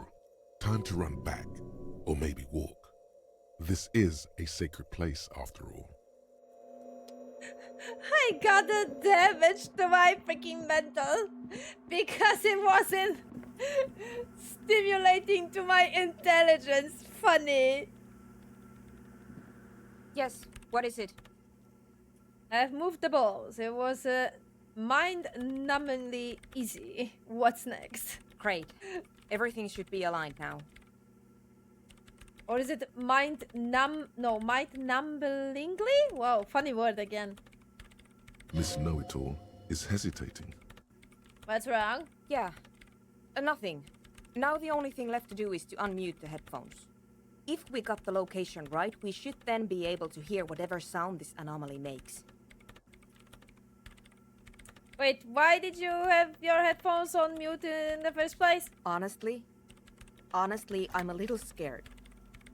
Isn't it going to be just silence and nothing else? I don't know. That's what I'm scared of. I don't know. It could be anything. I mean, what sound does the nothing make? How can you even listen to something that doesn't exist? What if silence is only what surrounds it, but the swallow itself is... What? I don't know. I'm just scared. Maybe it's going to be something terrifying. Maybe it's going to tear the world apart. Like that evil ink that filled the printout, erasing coherence and meaning. You're right, we should be cautious. We don't know what we are dealing with here. Maybe. Maybe I'm just tired. Let's think about this logically. Why would nothing be terrifying if it's, well, nothing? But that's the thing with the, like, space as well. In general. Like, a lot of people are scared of it because they're scared that it's endless and maybe there's nothing. And that's why they are scared of space. Why assume that something that has no presence, existence, or qualities has to be terrifying? Because it reminds us of death. And we humans tend to think that death is pretty scary. Death is scary. You can't just start over again. Or can you?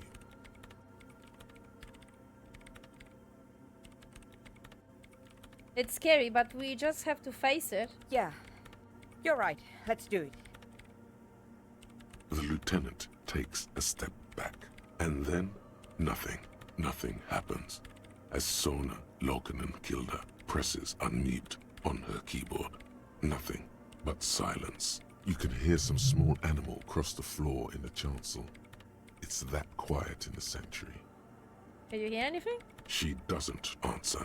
Her eyes closed and brows knitted together in a state of deep focus. One hand cupping the headphone. Well? Damn it.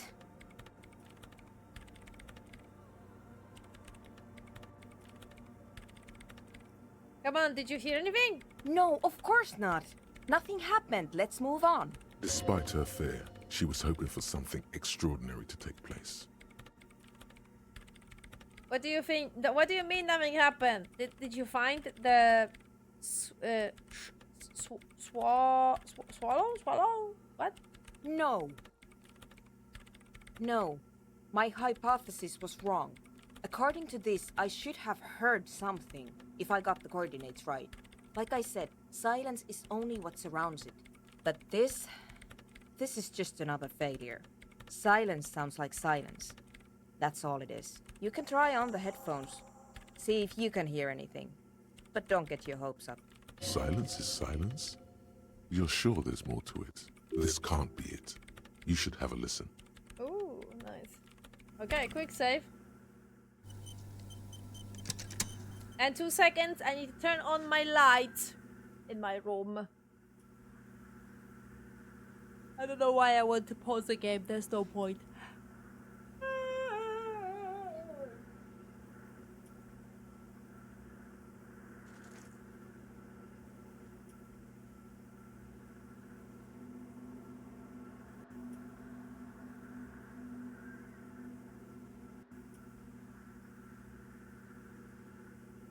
Why so eepy? Why so eepy, man? I have no clue. I was so excited yesterday to play it today, and now I'm EP.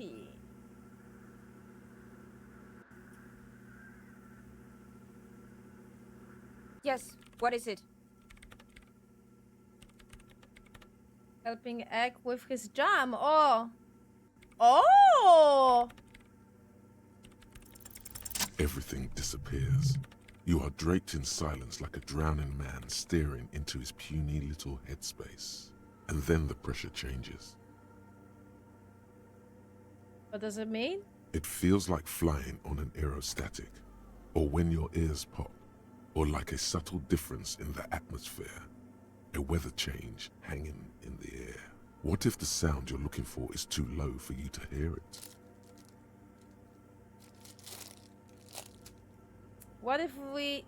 Sona, what if we just need a better sound system? A better sound system?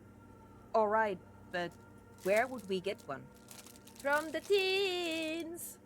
Suddenly, a rhythmic beat permeates the walls, causing a small patch of decorative stucco to crumble onto the wooden floor. They should really allocate some renovation funds to this place. Remember, Lieutenant, inspecting the damage down to the arabesques?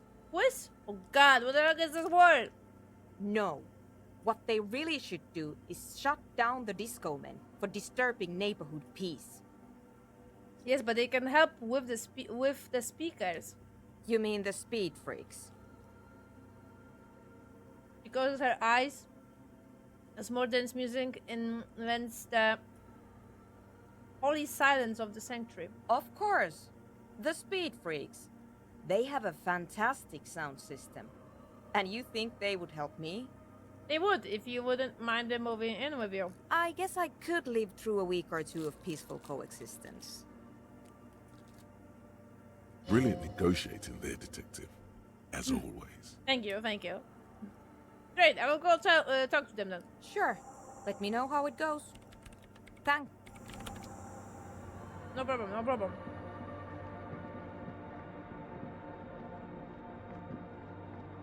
Life is EP, exactly. That is true. That is true. Life is EP.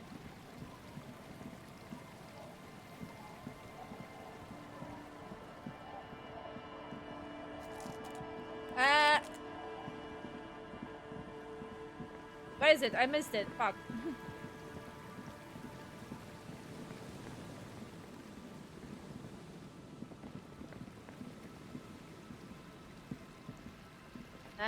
Here. Jesus.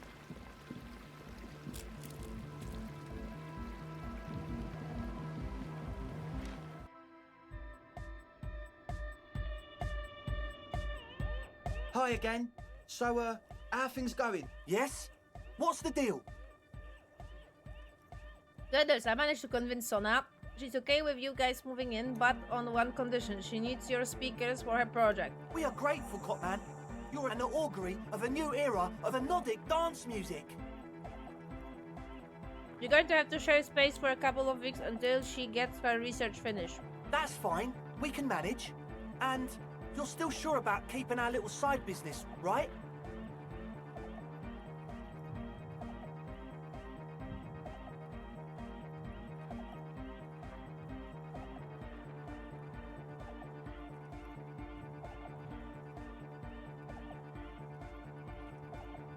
You mean the illegal drug lab? There will be no shady shenanigans in the church. Only love and aggressive dance music. Fine. We can make do. It's going to take us a bit to move our stuff inside. A couple of hours, maybe. Come check back later. Let's get moving.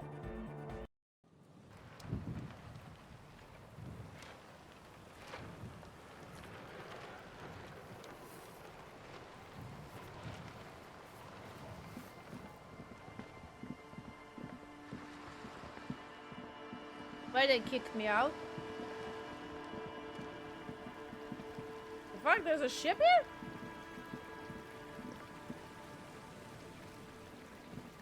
I just realized that there is a ship here now.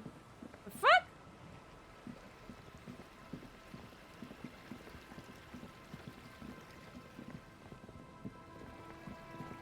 Excuse me? How to get to the ship?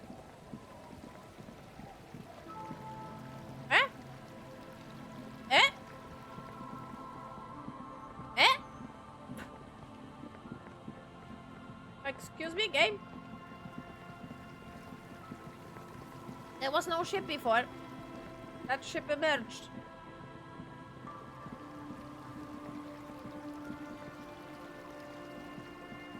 How to get to the ship? How to get to the ship? That's definitely... Is that Joyce?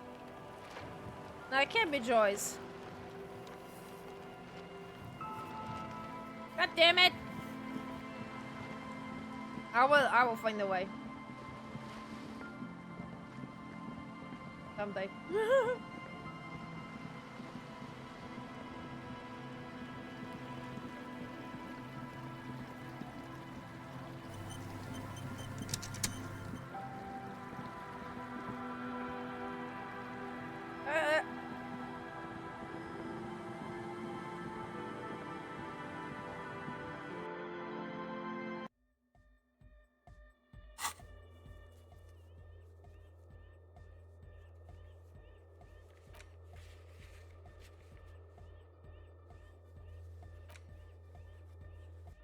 They already did.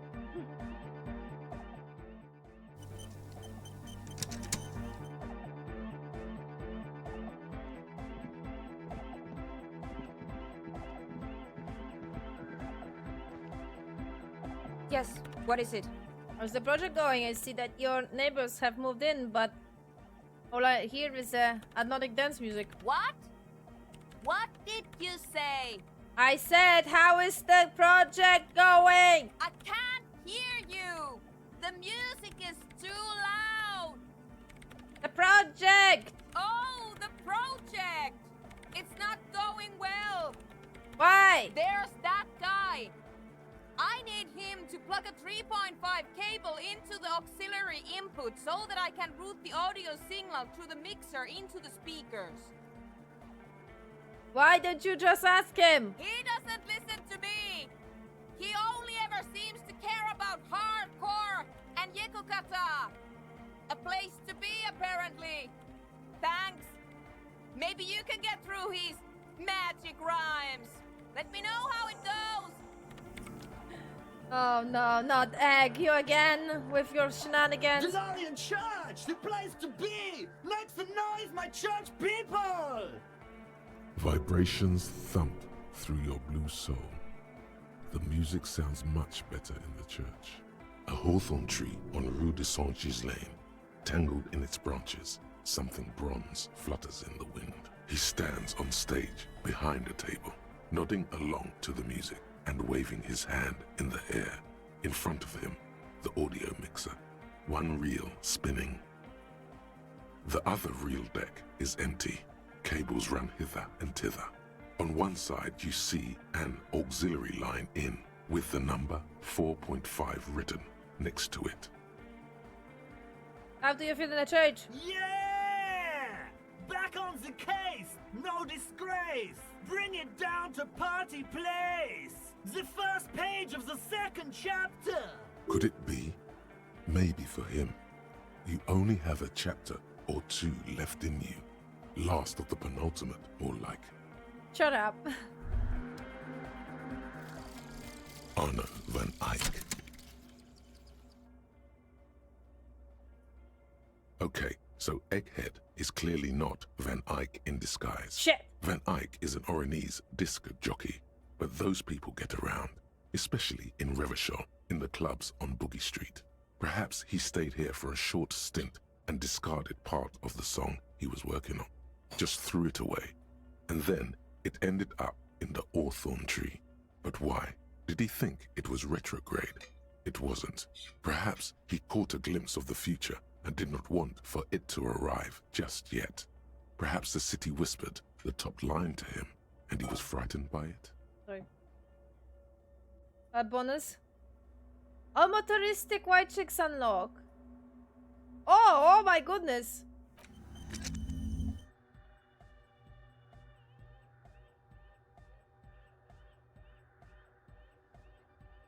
Reveal Anovan poster in the world. Oh, I'm gonna have it on the map probably then. Right? That what they meant?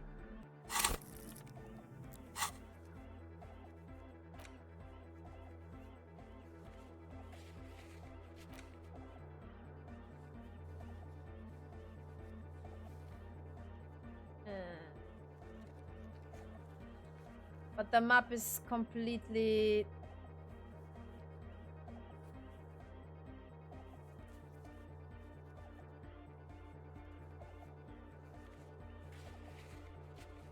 not clear for me.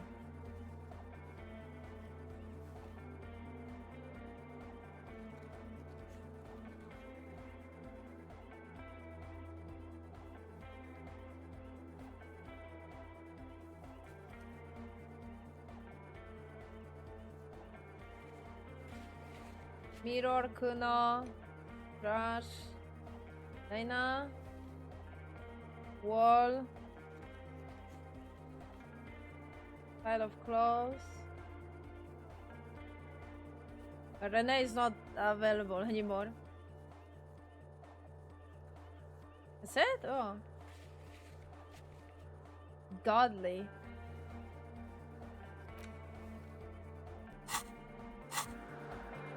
Good morning! Yeah! Hardcore! I thought about the escape melody and come to the conclusion that Van Eyck has lived around here. J'adore! God is close by, but maybe he doesn't have good enough ears. Let me turn it up so we can lure him here. Hey, can you please rotate Sona's signal through your speakers? To the mega! Yeah! I could. Oh, she uses 3.5. Yeah. The auxiliary lining is 4.5 millimeter. These two don't mix. Oh no, we're going to be in this church forever. Don't worry, I have an adapter for it right here. Hang on, this is a 4.5. We're all good, people! Whoa, thank God. Adapters noticeably degrade the sound quality. Great! Someone got through to him! Okay, let's get it all set up. Can we turn the music off, please? Egg, the music. Everybody! Everybody! Don't panic! I'm going to turn off the Arno for just a sec for a special scheduled event.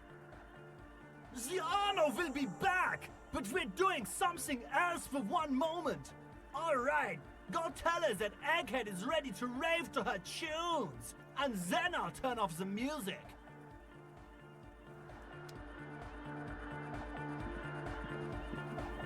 Yes, what is it? I talked to Egg. He plugged in the cable. You can now unmute your speakers. Okay, but think you can ask him to turn the volume down a bit? Just in case. Maximum! Maximum is the only way! I know it is, but could you please turn it down just this instance? Just this one time?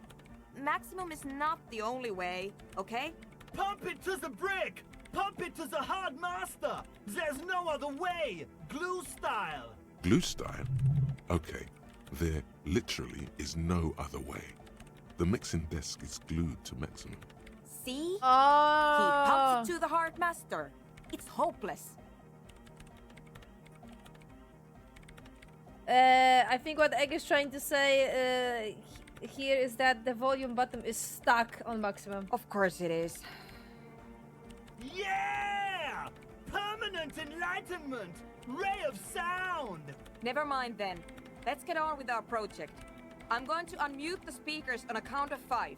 Everyone ready? Egghead pumps his hand up in the air, waiting for the beat to drop. Born ready. Ready.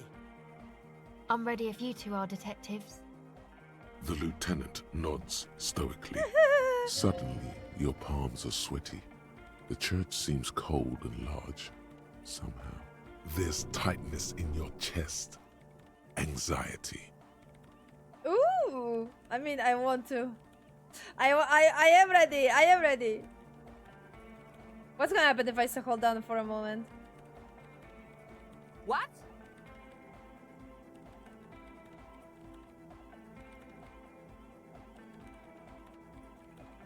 No, let's go, let's go. 5, 4, 3, 2, 1. Mute disengaged. No wind outside, no waves, no floorboards creaking. Total, continuous silence. This is unnatural. The woman looks around. In the silence, you see dust move on the floorboards. The driver of the speaker vibrates in the air and then stops. Plasterwork begins to crumble down the walls. In the silence, a low hum starts creeping up your spine. Ooh. It's a song inside you, not in the speakers, not in the room. A great bass sigh in the basement of your mind. Slowly, it builds until the air around you starts to vibrate. It's out there now, in the world, made manifest. It will devour everything. The floorboards, the glass, the streets and the people. Nothing will remain. Guys, what's going on? It's getting louder. In the basins, the water looks like it's boiling. Hosiana! Mother of Mega! In his mind, a tidal wave approaching from afar, swallowing entire coastlines on its way. Salvation. I never get something this hardcore in my life.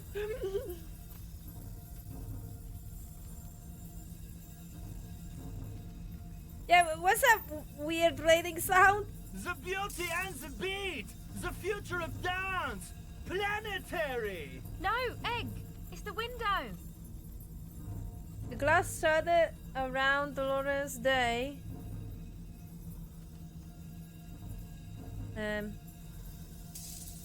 What? Vacant? Heard appear to be vibrating from the sound. Almost looks as if she's alive. In the corner of your eye, the lieutenant steps aside, cautiously, his eyes searching for a possible evacuation route. The window is going to come down. No, the roof! Cracks appear on the stained glass window. Cracks run up the wooden pillars in the dark. Come down to us! Love! Below it, all the base grows, like the jaws of a giant compressor gnawing on metal and wood. It does not sound benevolent at all. It's shaking the building's foundation. The floor twists, a great pulse arises in your flesh. That's it. I'm muting it.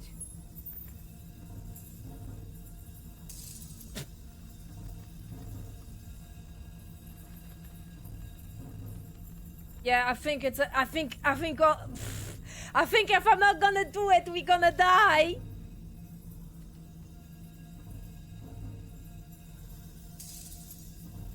Shit! It doesn't stop. A seal? Have you? Yes, I've turned it off. Andre, pull the compressor. The place is gonna come down. Fuck! I can't shut it up. The signal's passed. It's not in here. It's... In the mixing desk now, building into a positive feedback loop. This is it. A great roar. The vault of the roof twists above you. Glass shatters somewhere near the door. It's coming down. Okay, it's in the desk. And then it stops. Totally and utterly. As if there never was a sound. Only your ears still ring from the shock. Woo! Everybody is staring at Egghead, holding a dangling cable in his hand. A black 3-pin connector. Egg. I pulled the plug. It was getting too hardcore. Even for him, there is a limit. You did good, Egg. Most of the place seems to be intact. Fucking hell. Programmer lady, tell me you were recording that. 4 years. 22 people. Millions of reals. All that time? This is what we were up against. Just erased it. Suliswolf isn't gonna believe this. Yeah, but did you record it though? It was dope. I think we can use it. Yes, Andre. I recorded it. Damn, I need to send some letters now. Thank you all for doing this. Eggman, you too. And you, officer. I don't know what we've discovered, but I know what it sounds like now. That's a start. Wow. Kim, did you hear that? It was very hard not to. I think you're right. There is something going on here. And you need to be very careful with it. I promise, officer. We will not play it again. What was that? I never heard anything like that. It was mathematical information from the anomaly, presented as a waveform. That's what it was technically. Theoretically, I have no idea. I've never even heard of anything like this. A voice seems muffled in the silent church. It's your ears adjusting after the exposure. You going to write to Suliswolf? Yes, our lead designer. And maybe some of the producers too. And some of the writers. If they're sober enough to open a transmission. They need to hear. That it wasn't her fault. Or theirs. They need to hear about this. Don't worry, I won't send the recording. Although I doubt they have the speakers to produce the frequency anyway. What happens now? Are you going to... Stay here. I'm going to stay here with these lunatics. Send letters, maybe meet Suliswolf. Also devise further measurements. I want you to know that's totally chill with us. I don't care, but thank you anyway. Aww. Now, I have a theory to come up with. Some kind of preliminary explanation to all this. Or the letter will sound like I've lost my mind. Yes, and we have to get back to stabilizing Martinez.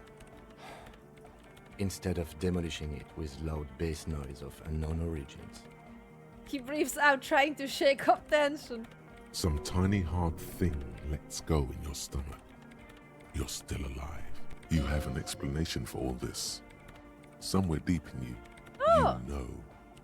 The person you were knows. Oh, fascinating. Fascinating. Husky, welcome. Thank you for the headpad. Yes, what is it? What is it? What's giving me? Head of the Doom commercial area. Investigate Doom commercial area. Cop of the Apocalypse. Ah, that thing is... Wait. Because... Wait, what? I didn't eternalize that thought, though. I just accept it. Huh. Fascinating. All you hear is silence in your head. Safe's coming all the way! Fuck this shit! I don't care anymore! Yes, what is it? You don't have to. You already have. A long time ago. How? These thoughts formed in you somewhere, in a long-forgotten discussion, behind a kitchen table, in the evening light. Drinking coffee and smoking, with a friend.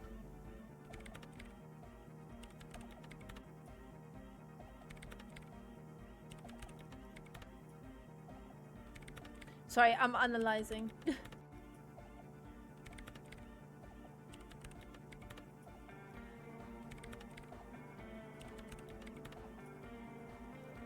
Sona, it is the origin point of the pale. What?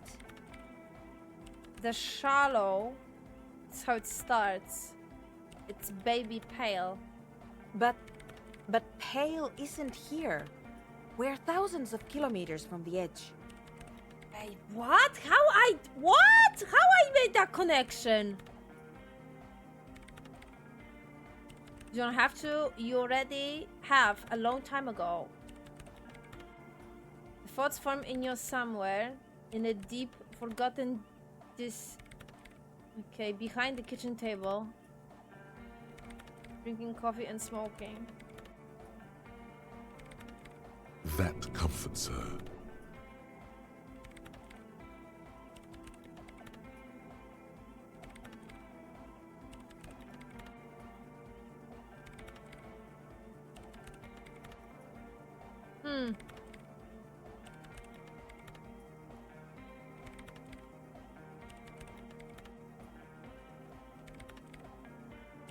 It is 100%. 70 fucking. I hate this game for the fucking white checks, man. I hate it.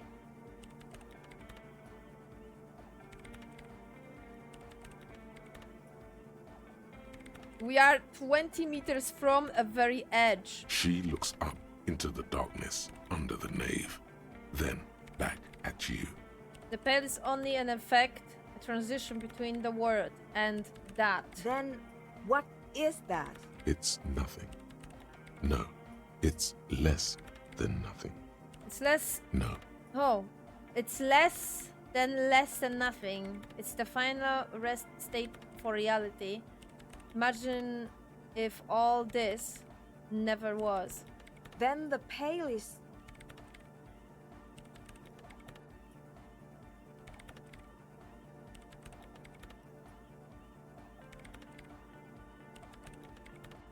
What? Curdling milk? What do you mean by that? Okay, I guess curdling milk. But the milk, it clearly hasn't started curdling yet. We're here, and the pail is not. One day when it's large, it will be. I understand. A theory of the pail where instead of an outer ocean, it metastasizes.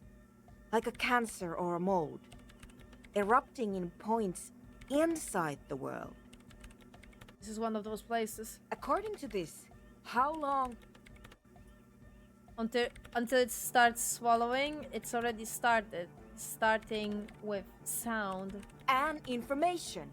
Causing data losses in the East Insulindian front. Have you considered why it's formed in a church? And also when or how it might start growing, or if it has other effects, in addition to sound and data? An intellectual hunger fills her now, casting fear aside. I also have a question. since we are piling them on. How do you know this? I'm not doubting you. I'm simply curious as to how a detective of the RCM knows how to think this. You ask me.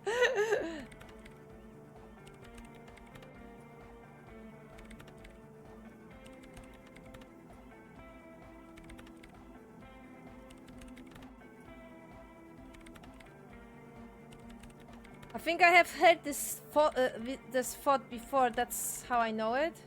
An amateur anthropomedic police officer. I'd like to say I've heard stranger things, but I'm not sure. This is a hell of a guess, however. Well worded, I might add. Yes, it is very interesting, but I wouldn't say you know. This is a guess. One that's going to have to be proved by anthropometric scientists. Or I know because, you know what, guys? You had a very good points in the chat, but I'm still thinking that there is something more about the like Harry in general. Like I still think like he is actually something else than just police officer.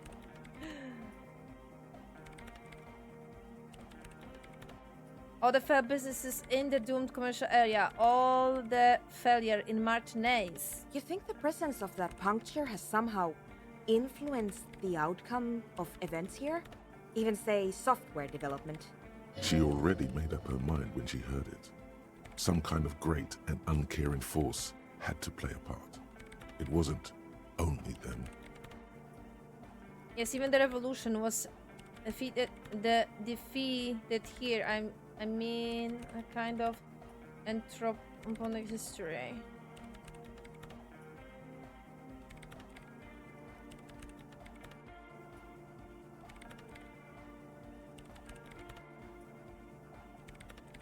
I told the producers we need to go and move to a normal office building with amenities. But no, the artists like the milieu, the writers like the history.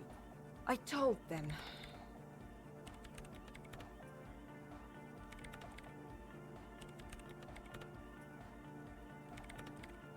Should let people still working in there know about this. They might be affected. You mean Plaisance and the dice maker? There was almost no one left when we packed up.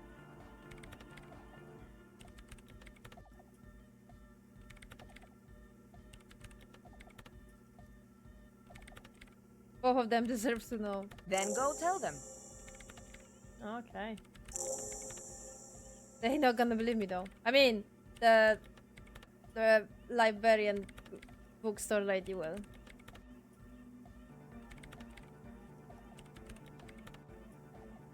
It didn't form in the church formed around it. Of course!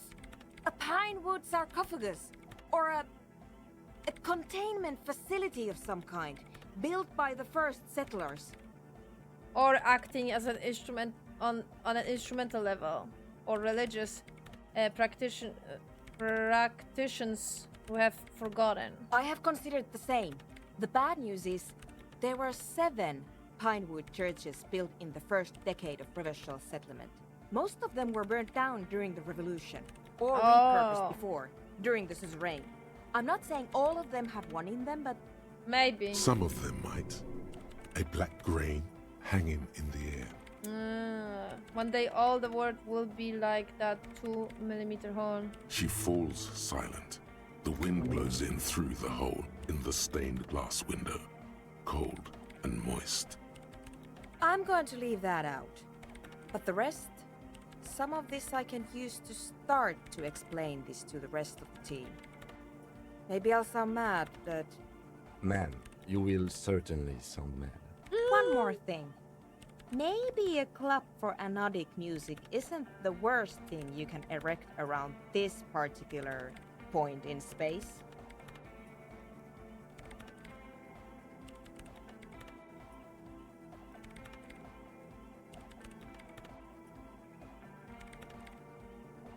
The club is the only thing keeping this place and the rest of the reality together. I wouldn't go so far as to... Yeah!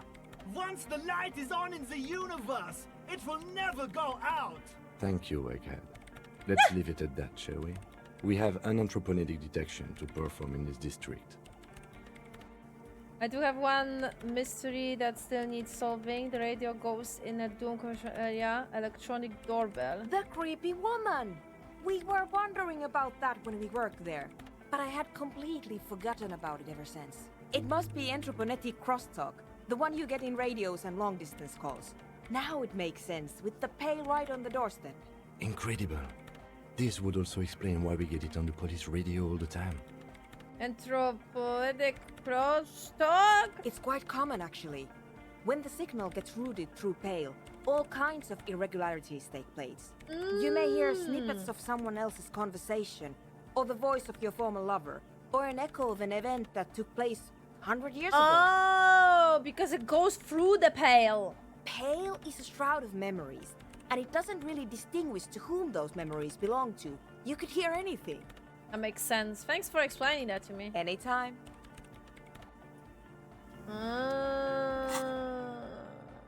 What did that blum blum noise? I thought my thought was finished.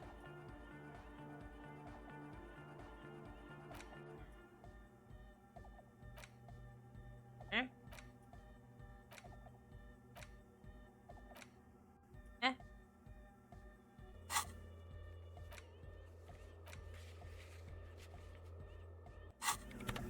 Good enough.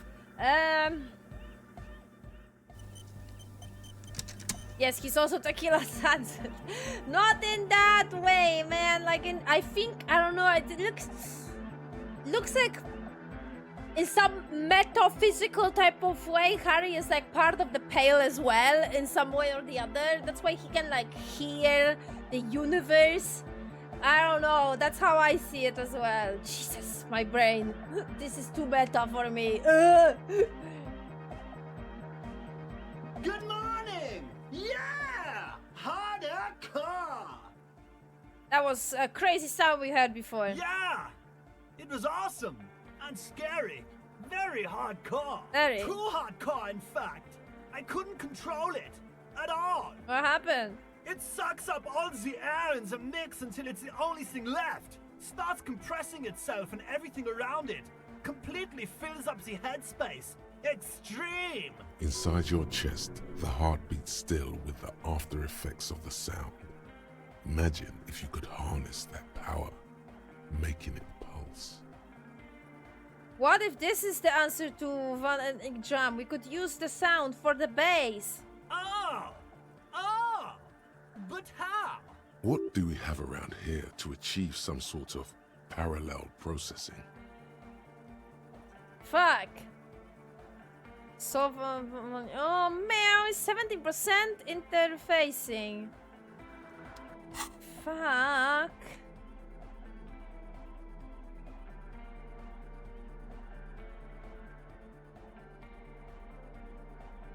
I don't think I have anything. That one is quite complicated. I only have this interfacing and that's it.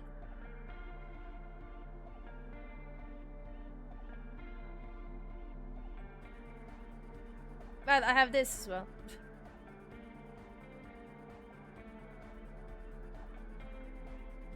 God damn it. Good morning! Yeah! Godly. Godly. Oh my god. 16. Ah!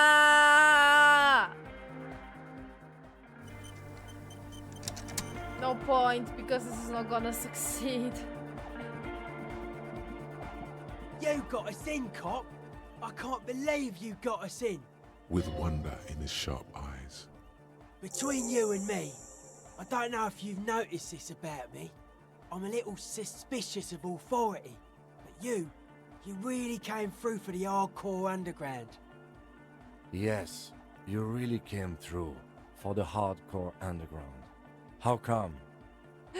He spreads his arm looking around at the Speed Freaks setting up shop.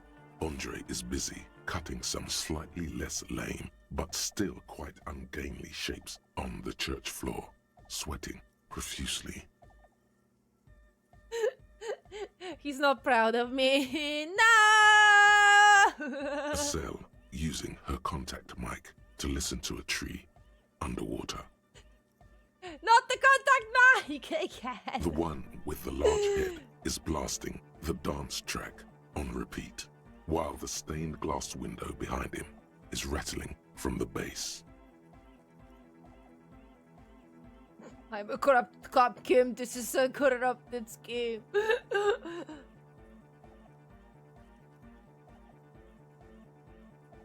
Better here than in that tent. It wasn't safe. Okay.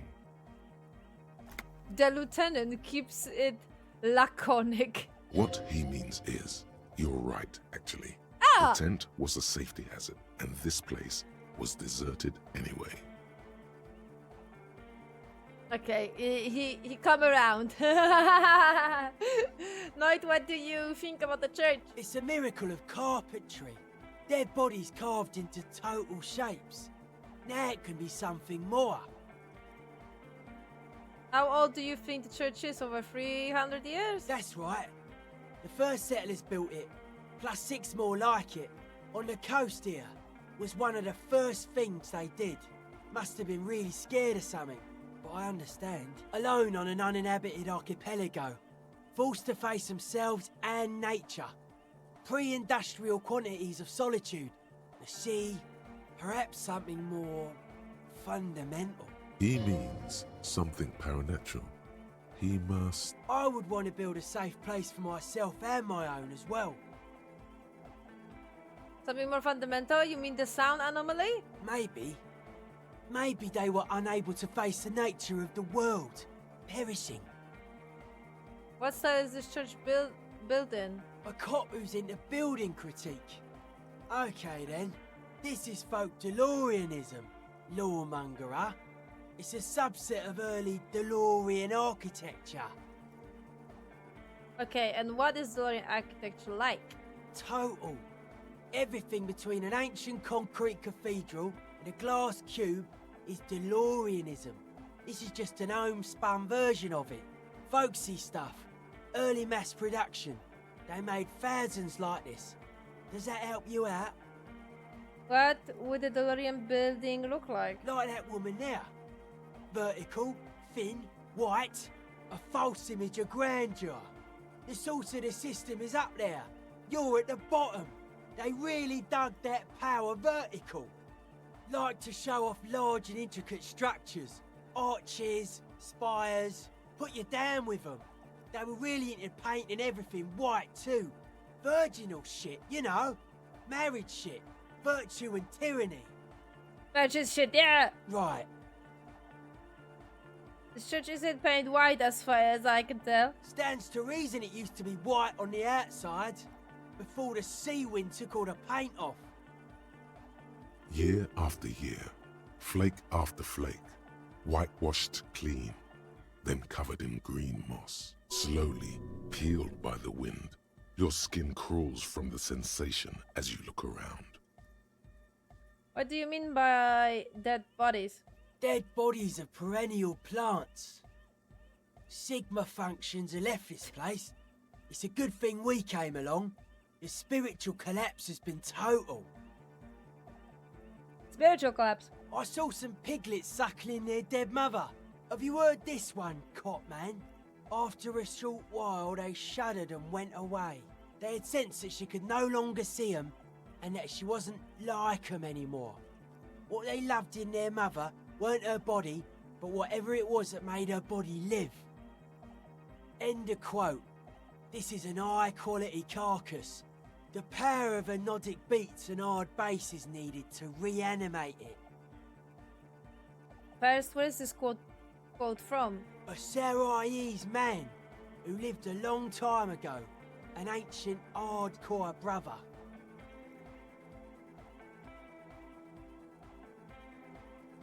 What you're saying is you're not a big fan of innocentic system?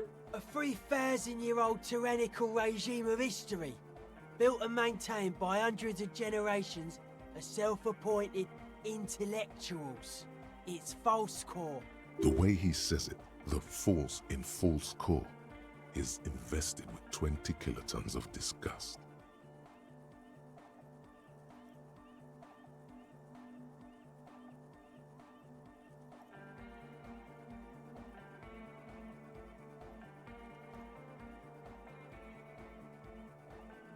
But you guys said that Cestic were all about love and hardcore before, remember? I only said unity. One word. Figures of authority always misquote you. Andre doesn't care about the Ecclesiastes. He just wants the operation to run smoothly. And Egg is a demi-beast. You shouldn't listen to what people say. You should listen to what they are. I wouldn't agree with you about the Elks being okay with this. But were you wrong? The founding party is okay with everything. Look around. They don't have enough love for the human crew to oppose anything anymore. We're on our own. And you propose dance music will supplement the system? Anodic dance music. Regular dance music wasn't hard enough. And yes, I do. How do you like the glass work? I don't. Fuck her giving me the evil eye.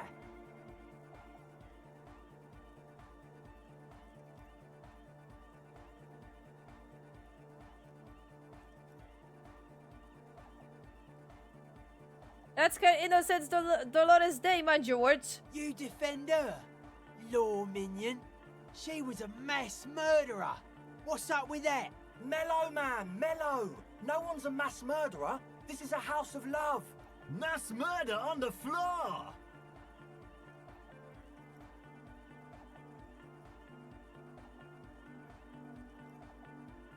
I do feel there is something terrifying about her. There is.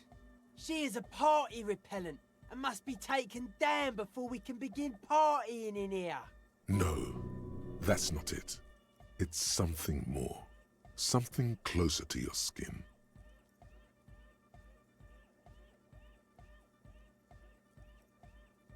Hmm.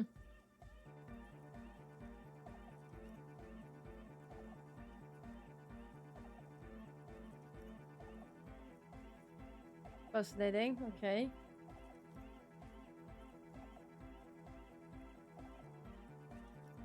The speed freak looks the same way. It is dark there in the back of the church. For a moment, the music echoes strangely. Isn't she supposed to be an embodiment of the world spirit? The world spirit does not have a body. It has organs.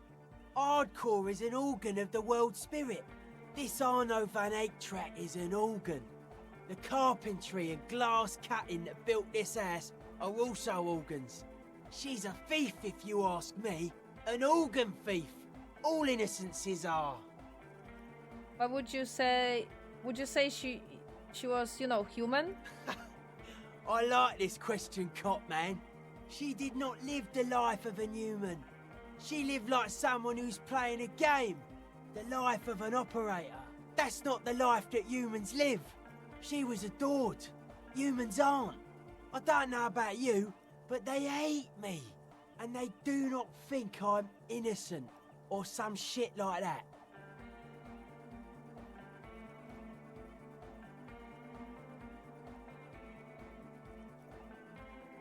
Yeah, they hate this too. Well, they loved her. They put all their love in her and forgot all about the rest of us. Okay.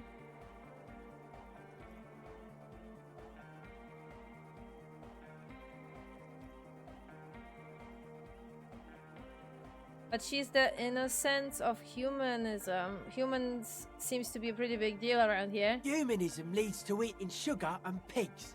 Humanism was invented to mass-produce billions of humans.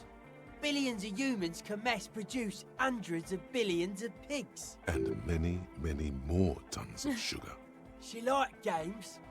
Her legacy, the thing we live in, isn't real life.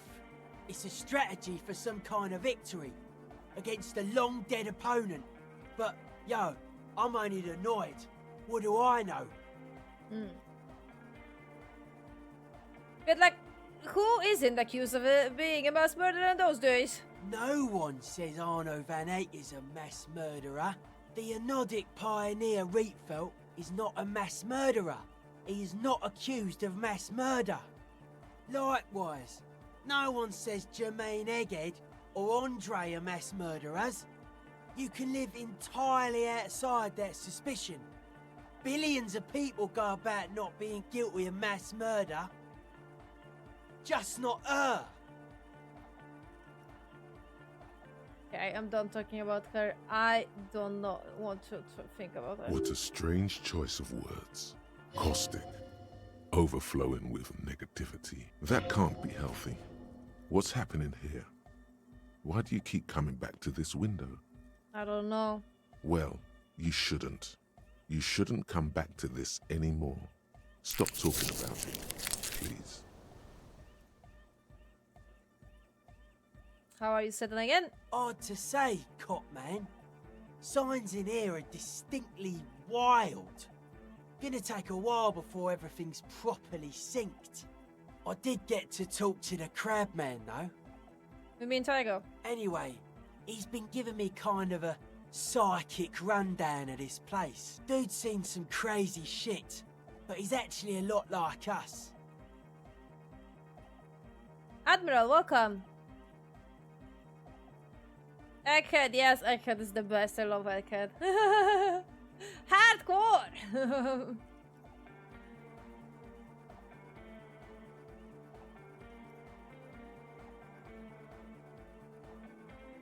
What do you mean? The man picks up on stuff, and he knows a lot about the church.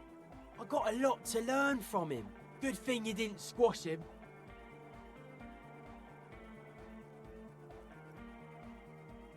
What did Tygo told you about the church?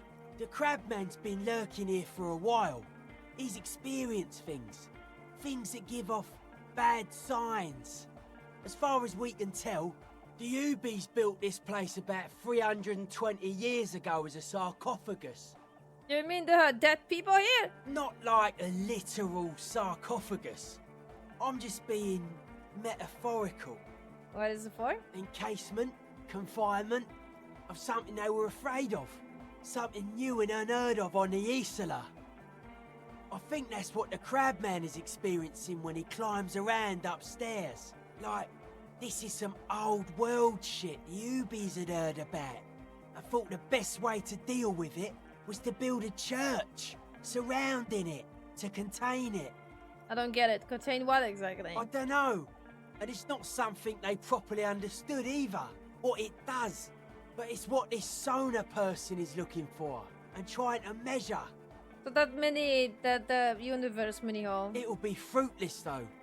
She won't be able to measure it. People like that always want to measure everything. All those things they really can't. The wood creaks as a gale blows by. Outside, dust particles fall through the darkness, settling down on the age-bleached floorboards. The structure does not feel particularly durable. What makes you think Sona's going to fail? Seems to be the trend around here, doesn't it? You can't measure shit like this. It's not like substance. Yeah, he has a point.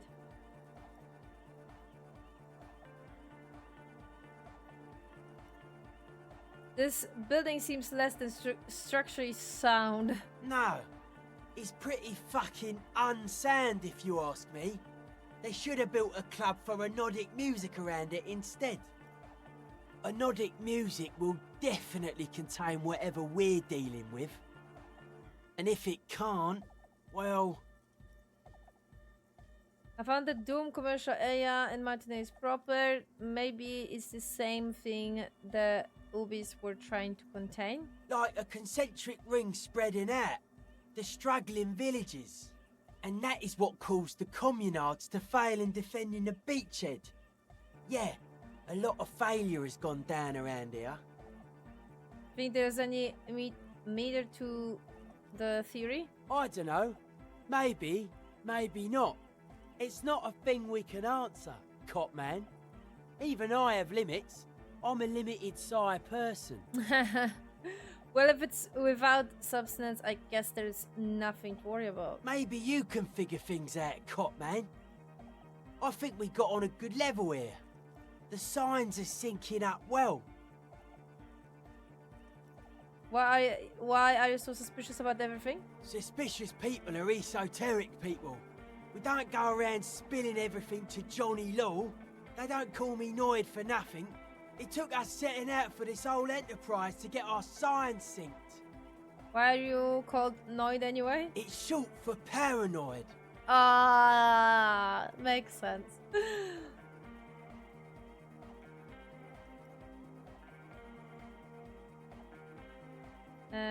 What are you suspicious of? It'd be easier to list stuff I'm not suspicious of. I'm not suspicious of sound and colour. Mechanics and chemistry also have a trueness about them. Most anything else deceives. Wants to steal your life away. This is a good, dangerous line of questioning. You should prod him on. And what are the most suspicious things? I don't have a top 10 list of things I'm most suspicious of, but if I had one, the left-right complex would be number 1. Number 2 would be their sole accomplishment, the pig-wheat paradigm. Something is off here. You feel like it should be the other way around. Don't you mean the left-right paradigm and the pig-weight complex? No. Politics is an inert complex of daily corruption and inane think pieces. The real paradigm is economic, and it concerns pig and wheat. This is where the innovation happens. It's only a theory, but I suspect they're breeding a pig-wheat hybrid. Probably in Grad. What's so suspicious about the production of pork and wheat? It's our only shit. We should make better use of not being animals or cereal grain ourselves.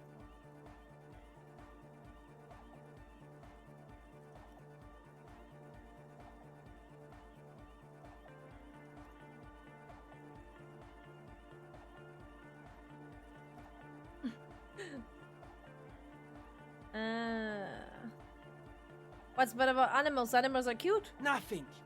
Animals are cool, guys.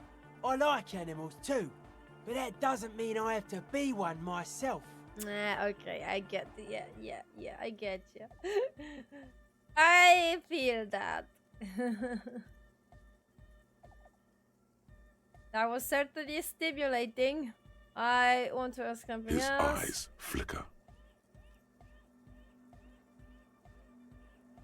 Dead body, spirit entered.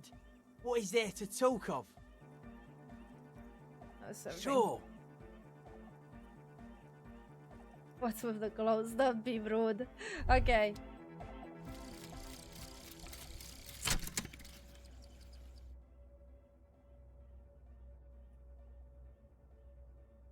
Aha, it's not voiced. Fascinating. And the little guy gets smaller and smaller, and you raise above the dollhouse world. You see him out in the snow, on the streets, in the shop on the corner, and finally in the matchbox house, sitting by the window. White flowers on the windowsill. You can smell them from up here. It's awful. A white morning? Modern death, divorce, or something similar. All you can do is to put more distance between you and him. And make him smaller. Make him less you. Whoa! To zoom out of distance. What?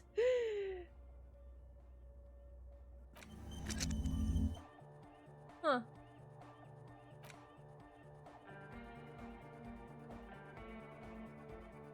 Okay, so it was this fault. I actually forgot what was the context. Alright.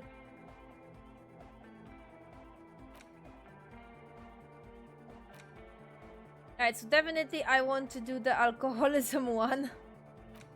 So that's my next unlock when I level up. I mean, I should probably level up something here, but they're constantly doing thoughts, man. Stop! Nope. I am not a fascist, I'm a moralist. Typical of me, I would say. She's whistling a melody, her trusty contact mic attached to a wooden pulpit. At the sound of your footsteps, she stops what she was doing and turns to you. Hey there. I've been recording some new audio from all these beams and rafters. The sounds travelling through the wood are pretty cool. Creaks and stuff. Like you're underwater, you know? But like, underwater inside a tree. And yes, I'm being more like Contact Mike, alright? Don't even bring it up. I was scared that you're gonna bring that up. I was like, no, not the Contact Mike again! But Contact Mike is... No. I actually wanted to thank you for getting me and my friends in here. And we even found some new associates, such as they are. How's everyone doing? Good, I think. Lloyd is getting a read on the place. I think he finds the carpentry very impressive. Andre's been setting up the compressor and dancing. Egghead's been keeping the party up. He's got the stage under control. Sauna, the programmer, she's doing whatever she does behind that radio computer of hers. She doesn't talk to us much. And the Crabman hasn't shown himself, thank God. Can you tell me about your... Now, can you tell me about your associates? Sure. You helped us out. I can repay the favour. What do you want to know? Tell me about Sauna. Ah, she's a bit odd, I have to say. Doesn't talk much. I'm not really sure how to vibe with her, you know? Seems like she's not in a very good mood most of the time. But earlier today, she told me about Welkins. And she seemed oddly happy, like she had some idea with those little creatures. Some artistic idea. I didn't really listen, I was busy with my mic. The word mic is gonna make me laugh every time now, stop it. What about the tiger? Oh, the Crabman. Still gives me the creeps the way he moves. But he doesn't actually come down that much, just climbs around the rafters. I just tried to stay away from the Crabman. But he talks to Noid. They seem to have some thing going on. Oh, he talks to Noid? What for? Beats me. Noid said they get along somehow. They're both crazy enough, I guess. What does he do up there? Who knows? He doesn't really answer our questions, see? Not that it's easy to ask them. What are we supposed to do, yell up at the tower? Who do you want to know about? Andre? Andre? He's a cool guy. Doesn't really come off as one, but he is. To me, at least. He takes care of shit. Sorry. I mean, he's got a vision. For what life should be, you know? He tries to push things until everything falls into place. He's an organizer. What has he organized? Nothing. But then again, there's nothing to organise around here either. He really wants this church thing to work. Must have taken it as a sign when he found it abandoned like that. Said it was an augury. I don't know where he got that from. Andre's not super intelligent. I've never seen him so psyched about anything though. And he's often psyched. Looks sort of desperate, like it's his last chance or something. Or maybe he was just high. I mean, not that he does drugs, just high, you know.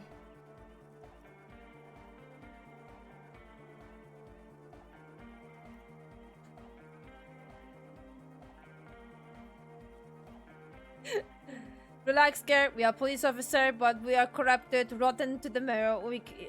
You can tell us about drugs and shit. I don't give a fuck. Kim's gonna look at me like... Yeah, drugs, shit, fuck. We don't care. Yes. Anyway. Thanks. Thank you for pointing that out. Making it more bold.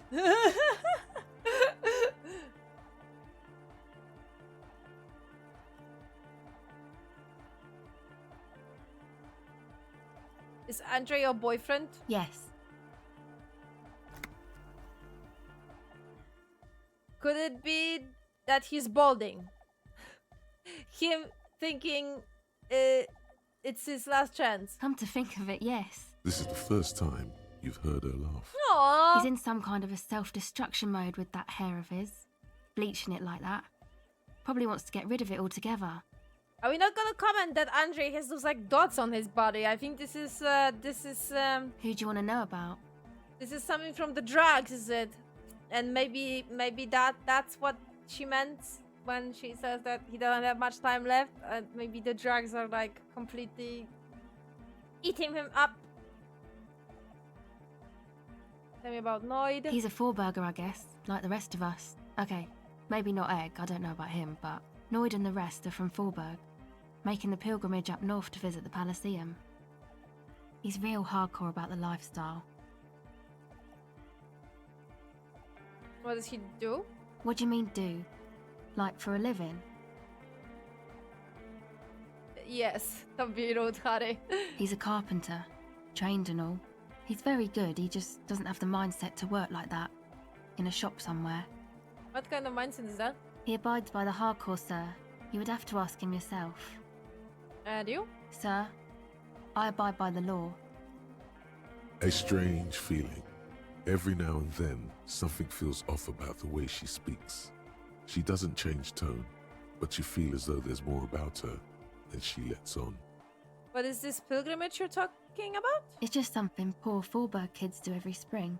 To pass the time, we walk the entire length of Boogie Street, up to Jamrock, or as much as possible.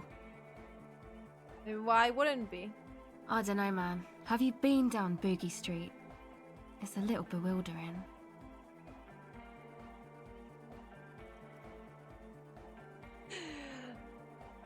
Let's say it, I haven't been down Boogie Street. Okay, then you should go and take a look, I guess. Boogie Street is cool. It's got a lot of immigrants and all kinds of different people. I might just do it if I make it there alive. Yeah, I hope you do. Who do you want to know about? What's the deal with the egghead? What do you mean?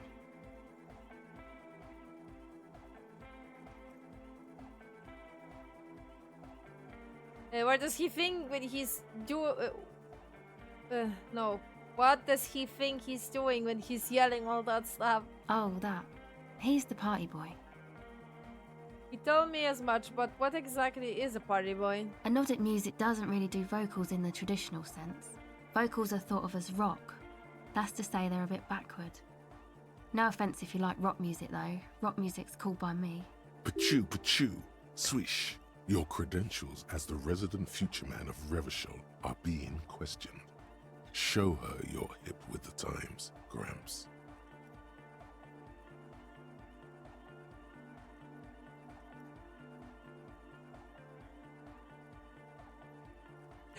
Goddamn right, rock music is the coolest. Rock music forever. Yes, forever. Anyway, even if you don't have vocals, you still need someone to say something every now and then, right? To urge things on. That's where the party boy comes in. He basically just stands on the stage and dances and yells how awesome everything is. It's very catchy. I understand. People are usually afraid to do things if others aren't already doing them. Dancing makes you dance, like sneezing makes you sneeze, or yawning makes you... Anyway. He looks around a little embarrassed of the enthusiasm of within interjection. He just felt the need to explain it to me because I am a baby. I have a brain of a child. Everyone needs to be explained. Where's he from? How long has he been with you guys? Actually, we don't know where he's from. Or who he is, really. One time we were out partying somewhere in backwater Forberg. Or maybe even Coal City. I can't remember. Maybe it was Coal City. The worst of the banlieues. A wretched heap of closed-down mines, even west of Jamrock, on the dusty slope of Mont Martin, the remotest possible area of Revachol. No one even wants to exploit those people anymore.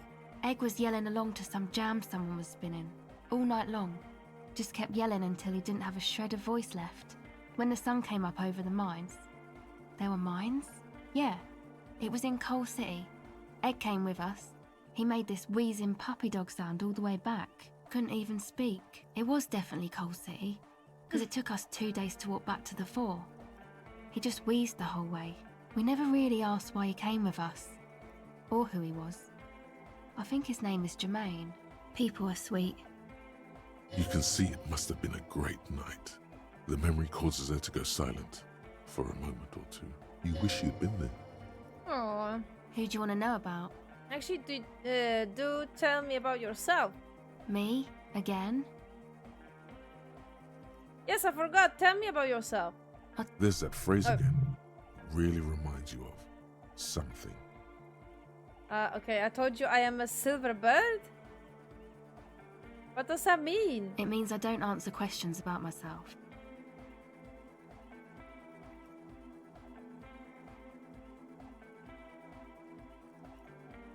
There's more to you than I let on. What am I not seeing? All right. There is. But I am a police officer. You have to answer me. Is there a law that would stop me from lying, though? That would depend on the circumstances. The lieutenant taps his foot. Thank you. Fair enough. Sure. Ooh. Catch the silver bird. Well, legendary 14. Mother! Never mind, it's not that important. At least I don't think so. Maybe it is fun, but it's not that important. Yes, I got a fucking point to Super Star Cup. Thank the Jesus. Okay, my question is, should I eternalize that alcoholism? I mean, the alcoholism thought is very long, so maybe I should actually do that. Like 20 hours, are you shitting me? So maybe I should actually do that.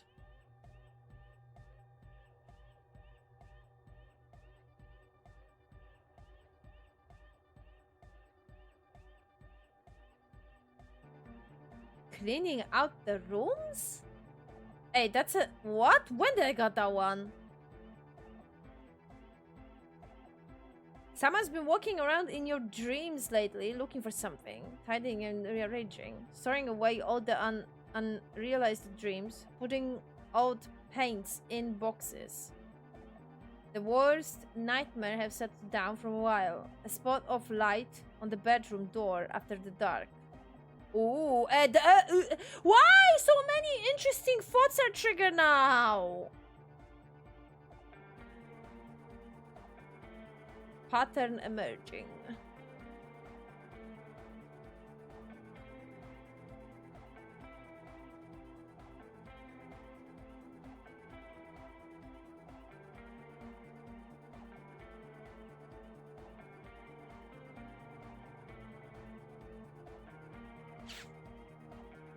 I think I need to do this one as well. Do I still have one more slot? Is that slot here?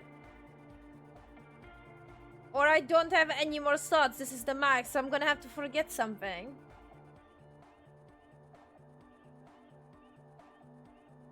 Well, the thought that I actually considered to forget would be... Where's the thought? Oh, this one, I think.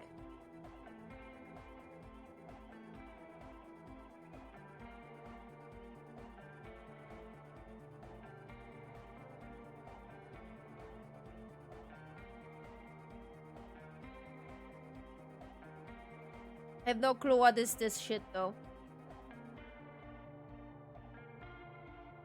What do you mean by one orb? What, every orb? What orb?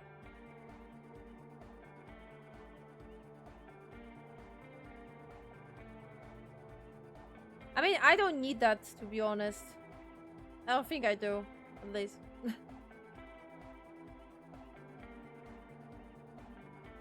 God damn it. Okay, I'm doing the alcoholism. Because it's long.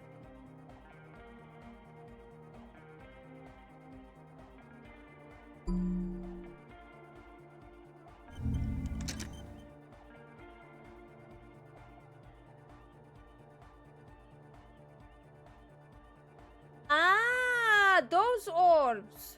Right. Right, so what's my debuff now? Minus physics. Oh my god. Insomnia.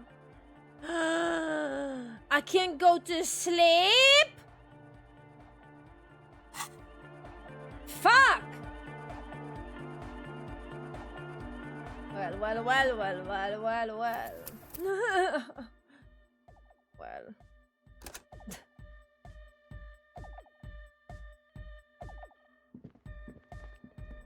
I get rid of all the items, my man.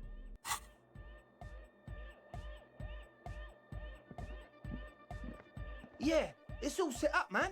Can you already imagine 1,000 people in here? 10,000! Ecstatic vibrations, totally transcendent. And I've finished setting up the new compressor too. Now the only thing left to do is the name of the club. Will you do the honours, detective? Eh?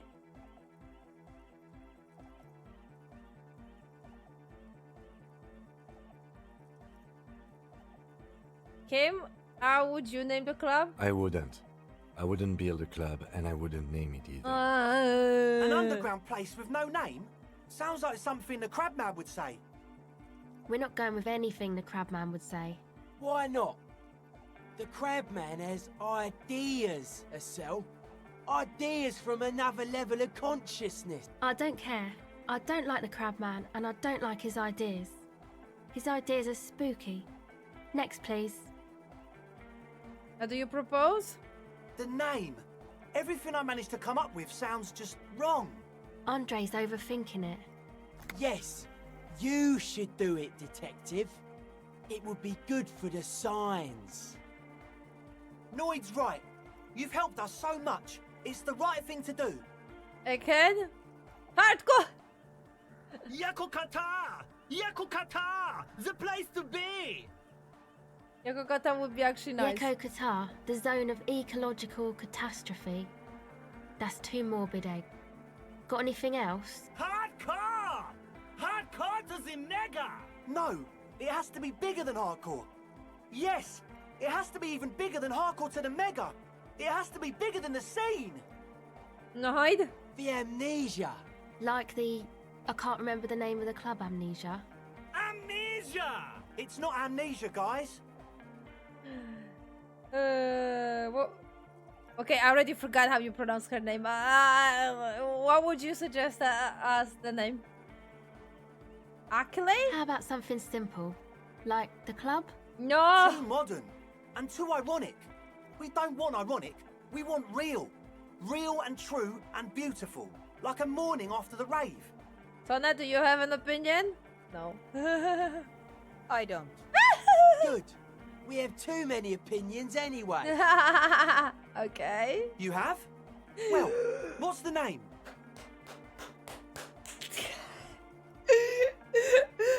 Roll the credits! Roll the credits, guys! Heart attack, that's what it is.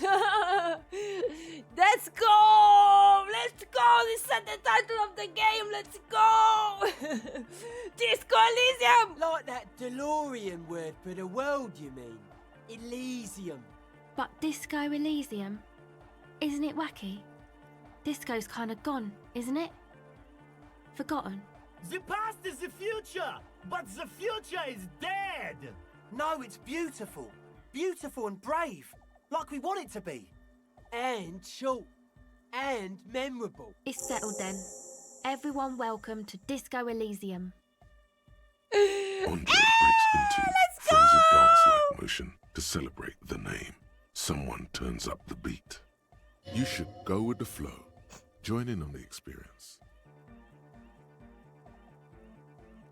Observe his movement. Okay. What are you doing, Audrey? He's dancing, for fuck's sake! But I'm wondering if I'm gonna choose this one, maybe I'm gonna get some kind of extra points.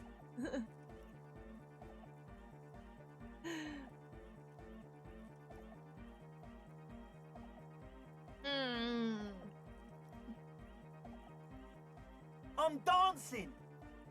That soft core gyrating is supposed to be dancing? Yes, my man. Talk? What is there to talk about if you can express yourself with moves? Audio waves thump against your ribcage. The speaker setup makes everything sound much better, but the beat is still so weak. What if you rerouted the terrifying audio assault that the lead programmer's microphone setup picks up through this compressor? Oh.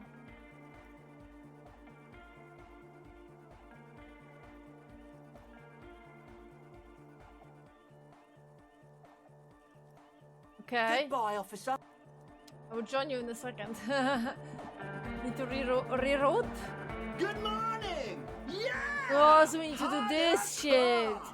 Fuck. Oh my god. God damn it. Safe's coming all the way. Safe's coming all the way. Good morning! Yeah! Oh god. Oh no. It's still shit though. Interfacing, what the fuck?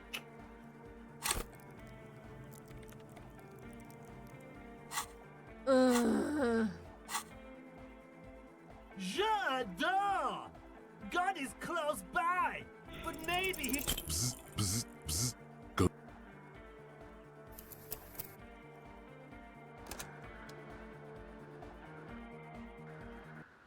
I don't have any. The only thing I have is the gloves. And I have them on me. Nothing else is giving me interfacing. Or any tools are gonna help?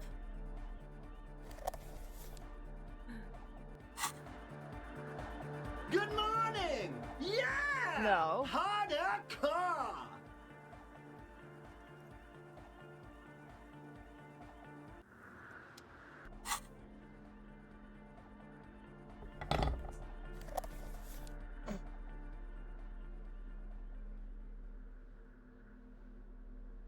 Equip this to open locked. Equip this to open locked and okay.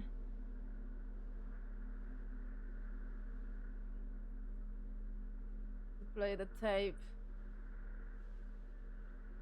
-2 authority.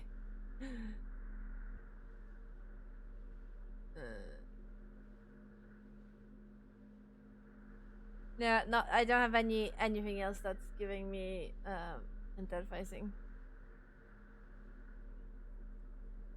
Maybe if there is anything out in the world. Oh no, why did music stop? Good morning! Yeah! Harder car! Bzz, bzz. We're gonna be here for a while.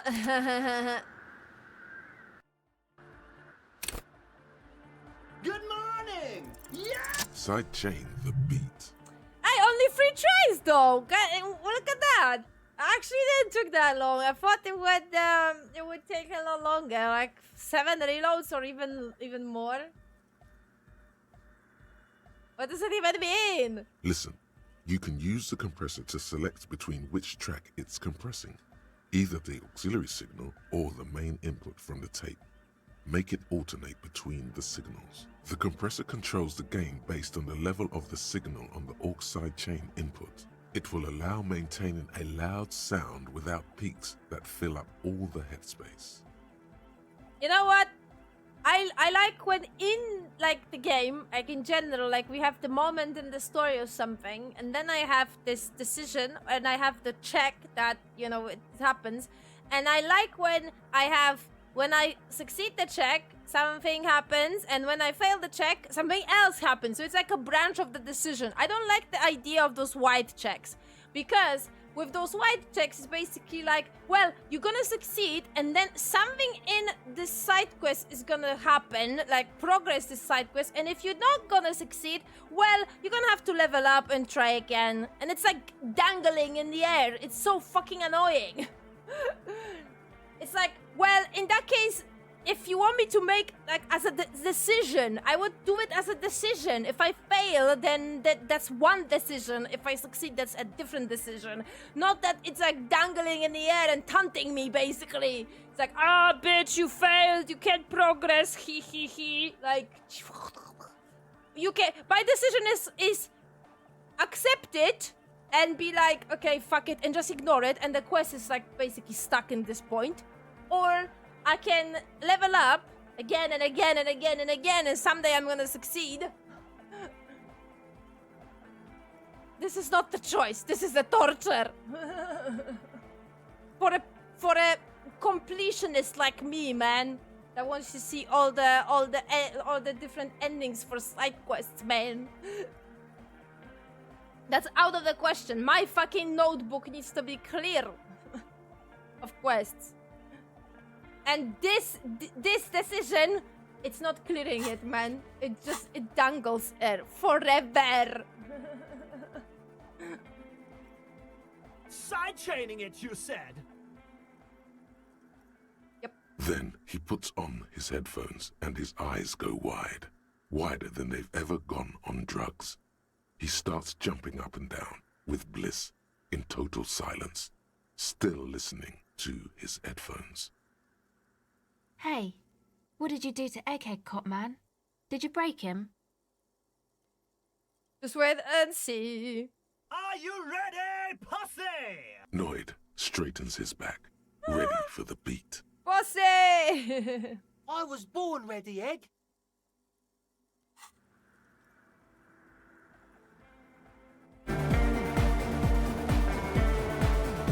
Ah!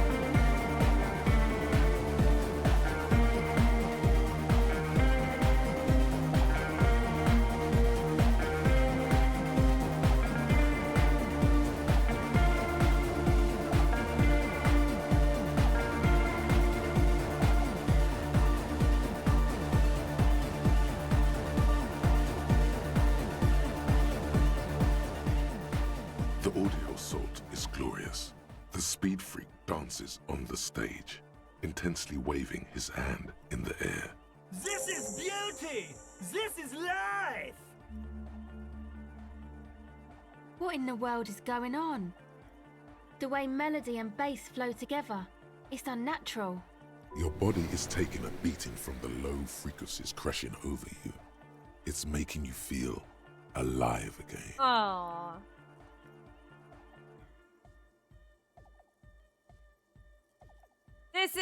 This one is for the nodding generation. Introducing the ultimate sound!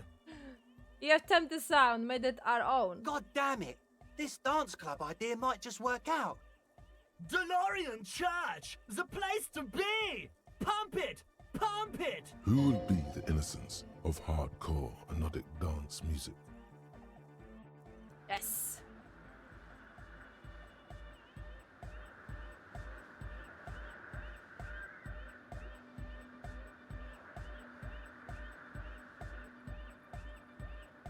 I agree, white chicks are annoying.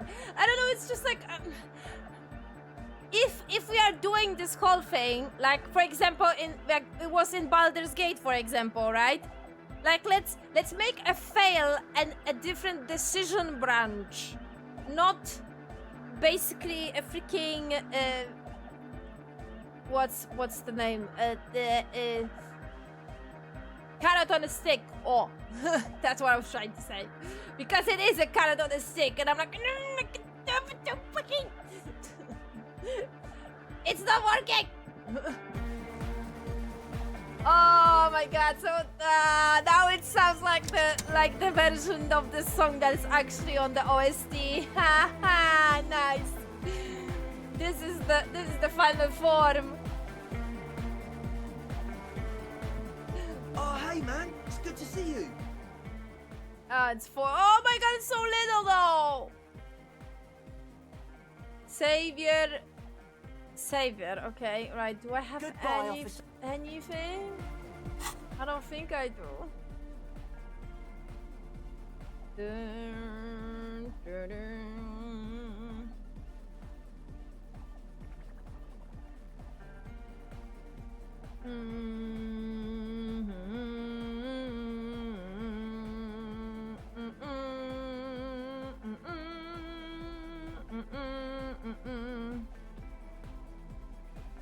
Yeah, I don't have anything.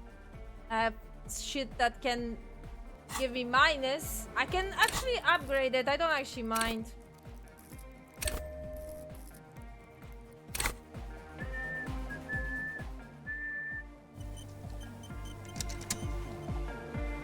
Oh, hey, man. 50-50? 50-50.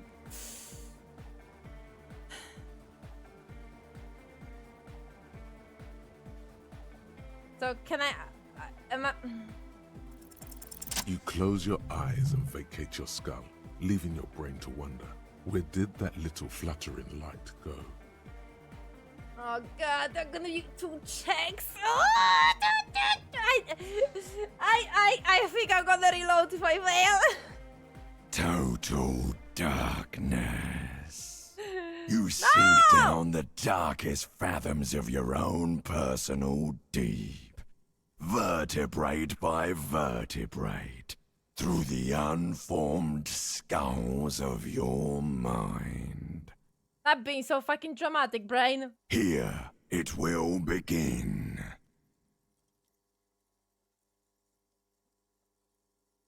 What was that about the unformed skull? I'm gonna let you in on a little secret. Every vertebrae in your spine is an unformed skull ready to pop up and replace the old one. Like shark teeth. Uh-huh. The one you're currently in has a little brain forming in it, waiting for its turn to rule the world. Nice, let's go. Who are you? I am the spinal cord. Okay. What do you want? From what I can see, it's about to bust a move. Let's go, bust the move! Where did the music go? Oh, don't worry. The music's still there. It's you who is gone. Oh, really? Why I can't hear it anything? This is a pivotal moment.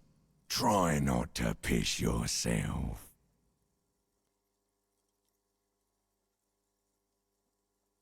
Nothing. Just the immaculate silence of your spinal fluid. Electrified. Where did the church go? Who fucking cares?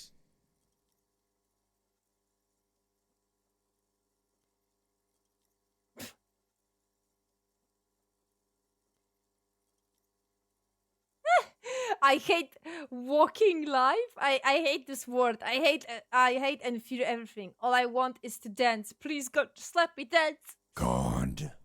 Where is your God? Oh, she's gone. Anyway, bust the move! Foolhardy! Do you even know what's happening on the surface? Maybe 1,000 years have passed. Or maybe you started spazzing out like 2 seconds ago. With your eyes still closed, the first thing you feel, all the way back in the pivoting darkness of your own torso, is warmth. You have become a triumph of rhythmoplastics, somewhere in a smelly wooden church on the coast of Revachol. The wounds from the war you waged on your body are healing, twist by twist, turn by turn. I'm already dancing, as you can see. Open your eyes and dance like you never danced before. You have become a flawless interlocking mechanism, a flesh and bone approximation of the throb coming from the speaker setup of the one called Eggheads, entirely, rigidly imbecilic, without pity or fear. Oh my god! No way! This is really happening! With his reel-to-reel mixer blasting the anthem of a future that will never come, the young man observes your moves for a second. He throws a screwdriver and a bunch of drill chucks into the corner and explodes into dance. What he lacks in sharpness, he more than makes up for in violent enthusiasm.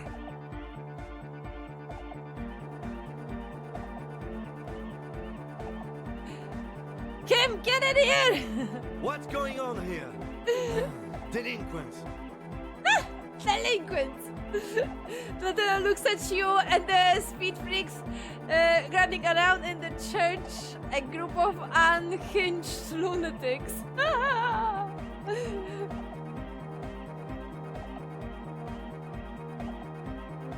I said get in here and dance! The lieutenant squeezes the bridge of his nose. The light reflects off his glasses, giving him the appearance of a surgeon in the middle of a tense procedure. He's having trouble adjusting to the new reality before him. What's happening?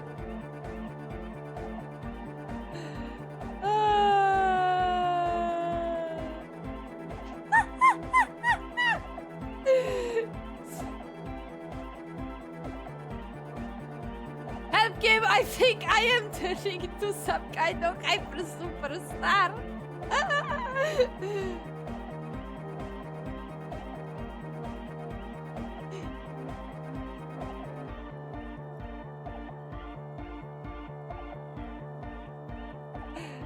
Good for you. Rock on then.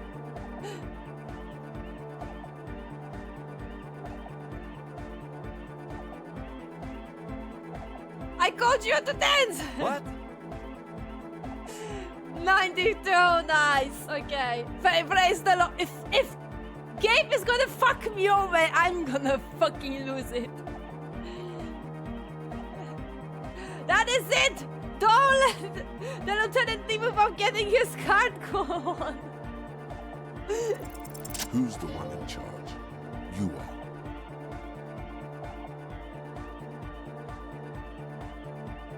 Lieutenant, I am only going to pull the rug on you one time, and this is now. Are you kidding me? Are you kidding me?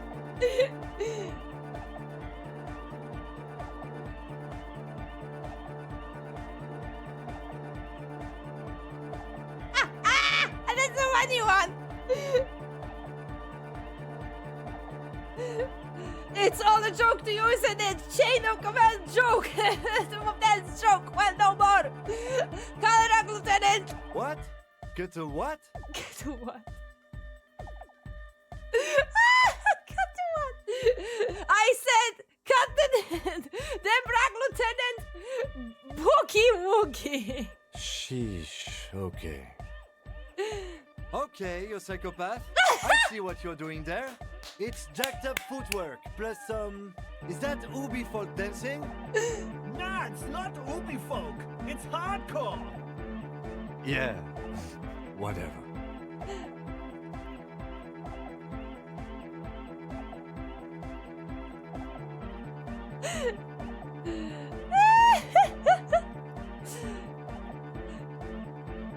You talk a big talk, Lieutenant. Let's see some moves. Oh yeah? I did 15 years in the juvenile crime unit. I can do age inappropriate. Now, check this shit out. The lieutenant begins to heel kick the church floor with such intensity, it's reasonable to fear he'll kick a hole right through it, causing the floor to crack and the pillars to collapse, bringing the church roof down on all of you. Which one is the other one? I had that in my first playthrough. How that goes? I need assistance on the dance floor. And I think there is one that I'm using like a code, police code. And he's like, seriously, seriously, that code. It doesn't look like he'd give a shit either.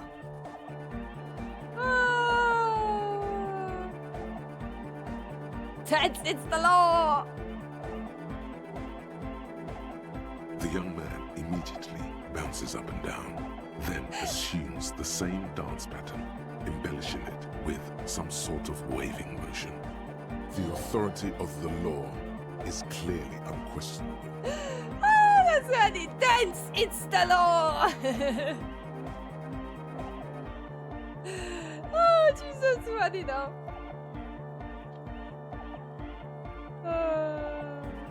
What are you doing? The young woman lifts her headphones up slightly and raises her chin, looking at you expectantly. Asil, aren't you going to dance? No, recording. The lead programmer throws the other young woman a knowing glance before turning her attention back to her own work. She's still at her mainframe, pressing buttons, reading printouts, but she started nodding her head along to the music. Ah, that's good. Anything else I can do? I want to break the limit. The dynamic motion of your flailing body is bordering on the extreme. You're going off the charts. You feel as if turning on the hyperdrive would be a point of no return. Feels almost melancholy. Are you sure you have the entire posse along for this?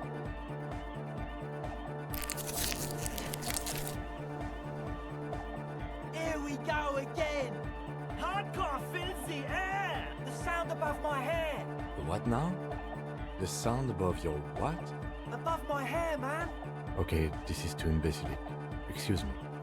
What? Why?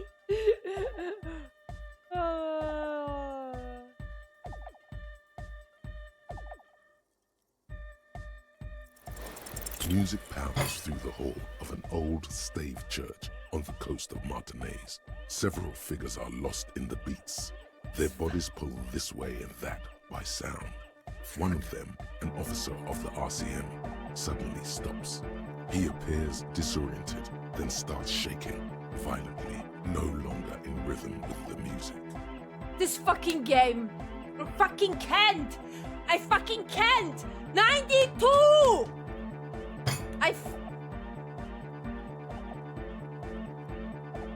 The beats that you had all fired up just a moment ago seem overwhelming. Nothing. They shift and multiply like pieces of colored glass in a kaleidoscope. You're gripped by panic, alongside a dizzying feeling of deja vu. Then everything goes silent. Fuck my life. Why? Me. Feels like this happened before. Could be. It was almost like the utter unpleasantness of the experience was breaking through the barrier of your recent memory loss. Maybe your memory loss was caused by something like this. What's happening to me? Not sure, but it's definitely not a normal dance floor experience. There's something seriously wrong with you, bruh. I should get help. Do you know how long it would take to figure out what's really wrong with you? The interviews? The poking and prodding that you'll undergo? All this excitement of dancing and dancing harder.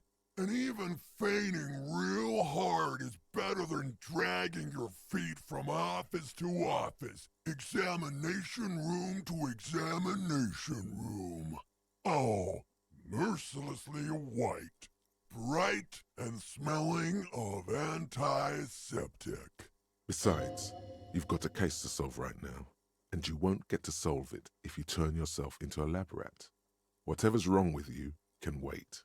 You'll lay here in complete darkness for a while, far away from everything and everyone. Then consciousness will slowly begin to return.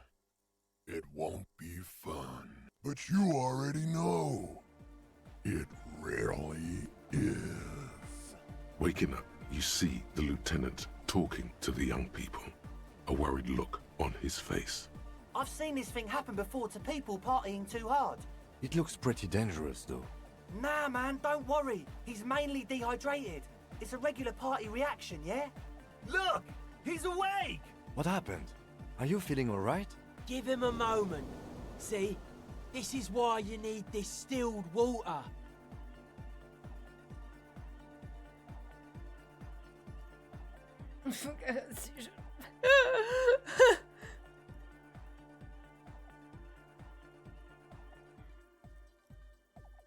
How long was I out? When exactly did you lose consciousness? When you started shaking or when you were already on the ground? 30 minutes or so. I think I had a seizure. Nah, you just raved too hard. The beat gets so hard, you know, and you were rolling super hard on it.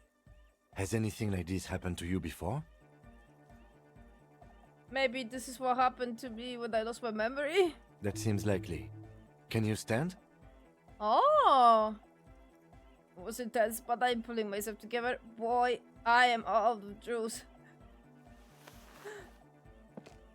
I'm curious what will happen if I succeed. You might be imagining it, but it feels like Egghead turned the volume down. Such is his respect. Man! Now, man! Now imagine if we could do that, right? But with like 1,000 people. End of human development. Mission complete.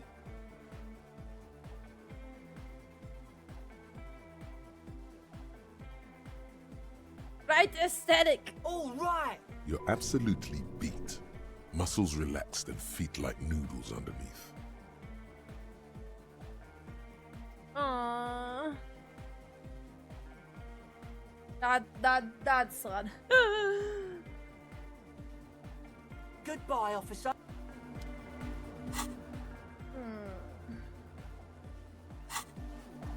Try again? Okay, I will try again, but I actually want to save this outcome.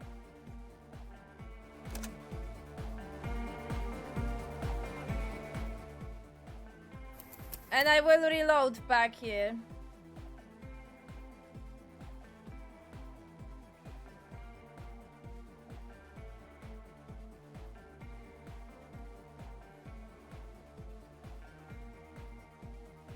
So he actually had a seizure.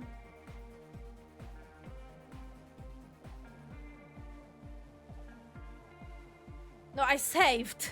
Don't worry.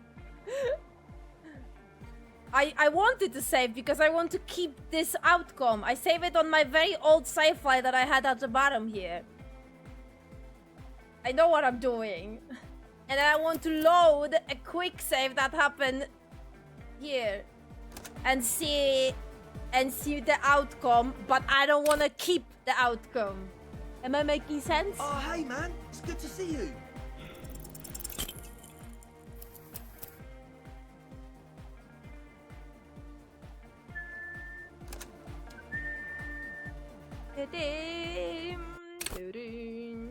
Oh, hey man, it's good to see you.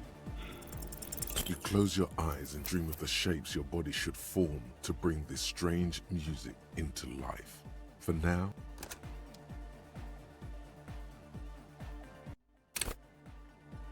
Oh, hey man, it's good to see you.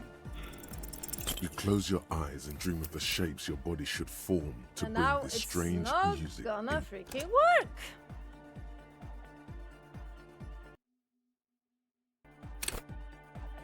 Oh, hey man, it's good to see you. You close your eyes and dream of the shapes your body should form to bring this strange... Sign from the orangey gods. Leave it alone. Oh, hey man, it's good to see you. You close your eyes and dream of the shapes your body should form to...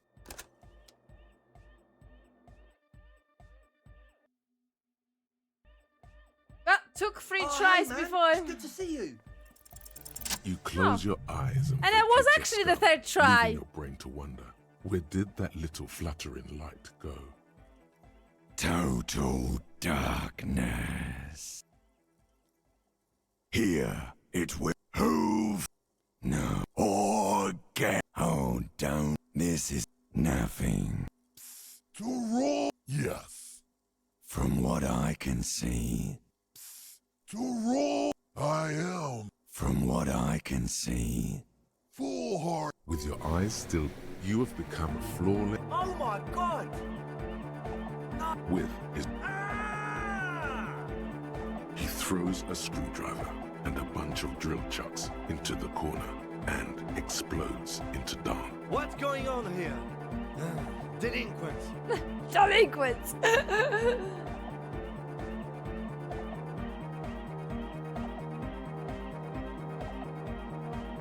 The lieutenant, he's having trouble with just. What's happening? I think it's I am undercover, I think.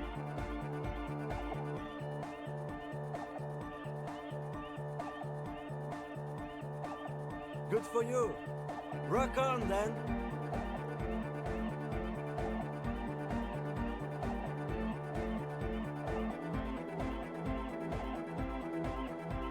What? Who's the one in charge? You are. Are you kidding me? Get my what on? Sheesh, okay. Okay, you psychopath. I see what you're doing there. It's jacked up footwork, plus some... Is that Ubi folk dancing? Nah, it's not Ubi folk. It's hardcore.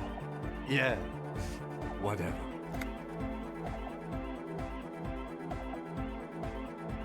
Oh yeah? I did 15 years in the... Now... The Okay, so lieutenant begins to interesting. hit the So church that's floor with such intensity, it's reasonable to fear he'll kick a hole. It doesn't look like he'd give a shit either. So is that determined by my personality how this dialogue is gonna look like? Because it seems that the dialogue is exactly the same, doesn't matter what I choose. And they're exactly the same things they're saying. But I actually remember that in my first playthrough I required assistance on the dance floor. The young man, the authority of the law, is clearly unquestionable.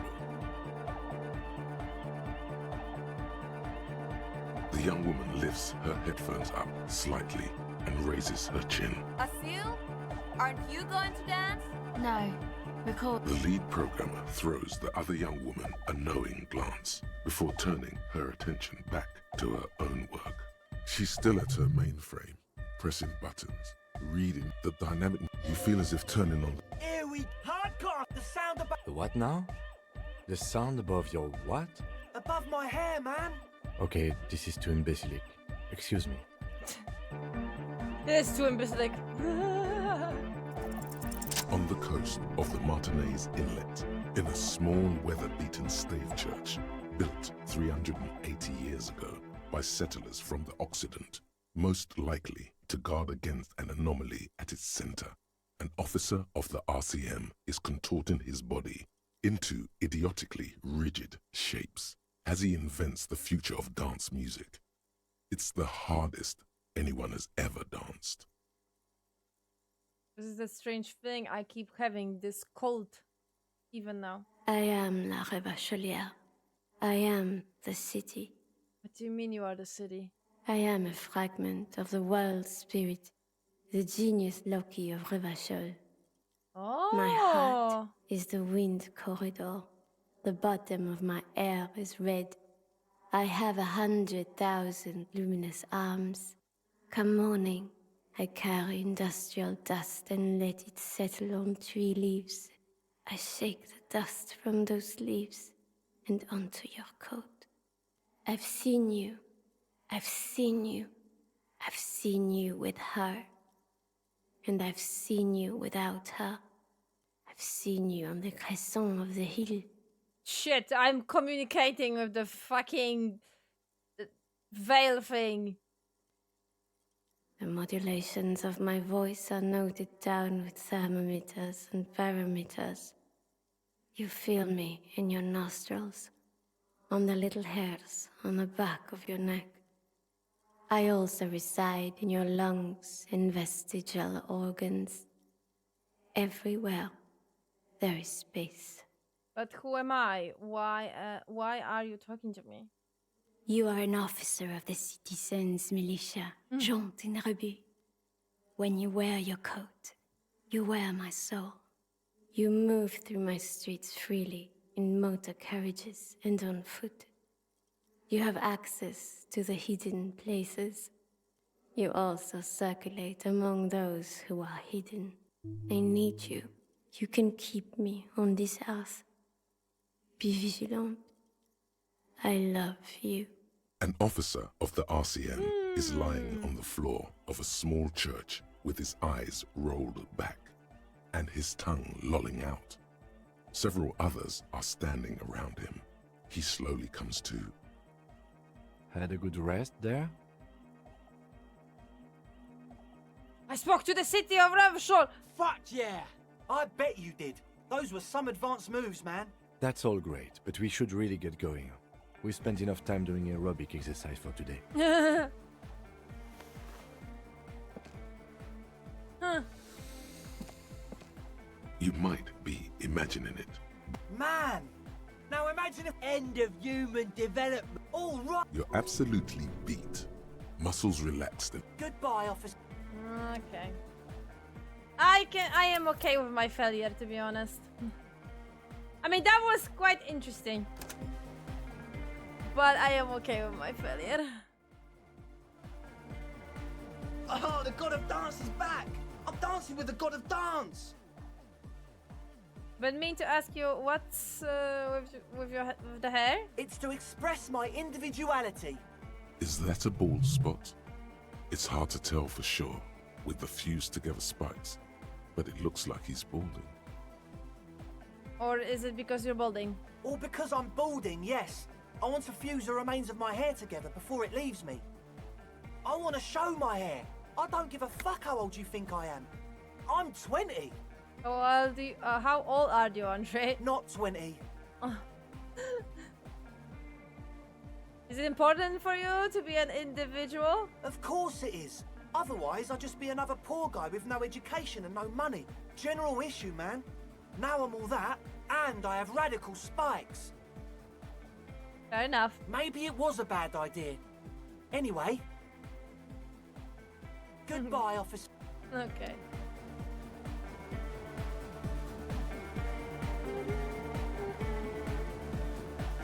Alright, cool. That was a nice one.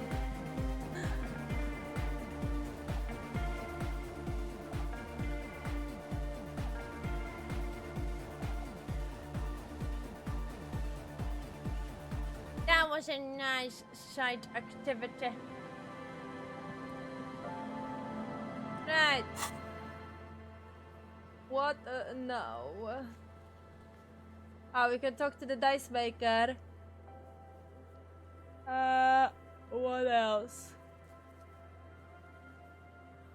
Oh yeah, I should probably...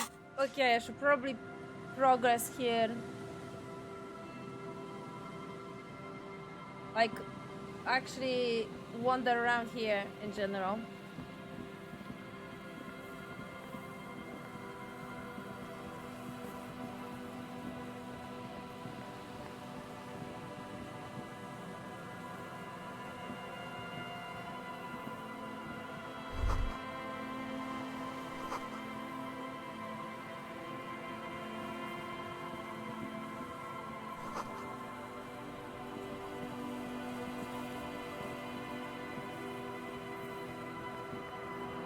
Hardcore! Hardcore to the max!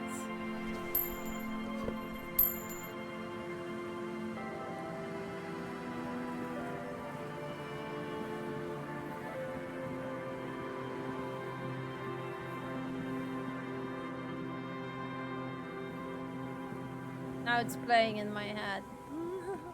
The whole hardcore thing.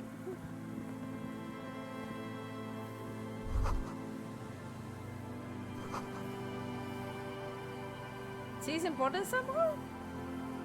Mental notes, okay. Someone made a campfire. Control box for the radio. Really? the tower, got traffic in the bay. Barely. Oh, I found another tie.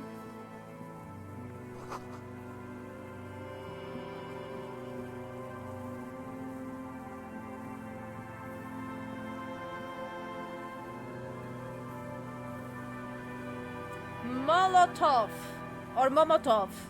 This is how you spell Momotov, really? Welcome. Oh, I love the game from the year that was released. I played it 4 years ago when I think it was in the year that was released. I'm replaying it now on the stream and with the full like voiced version of the game, which I didn't experience when I played it for the first time. I like the game. I love the game. I loved it when I finished it for the first time, and I'm loving it even more after now, after this playthrough.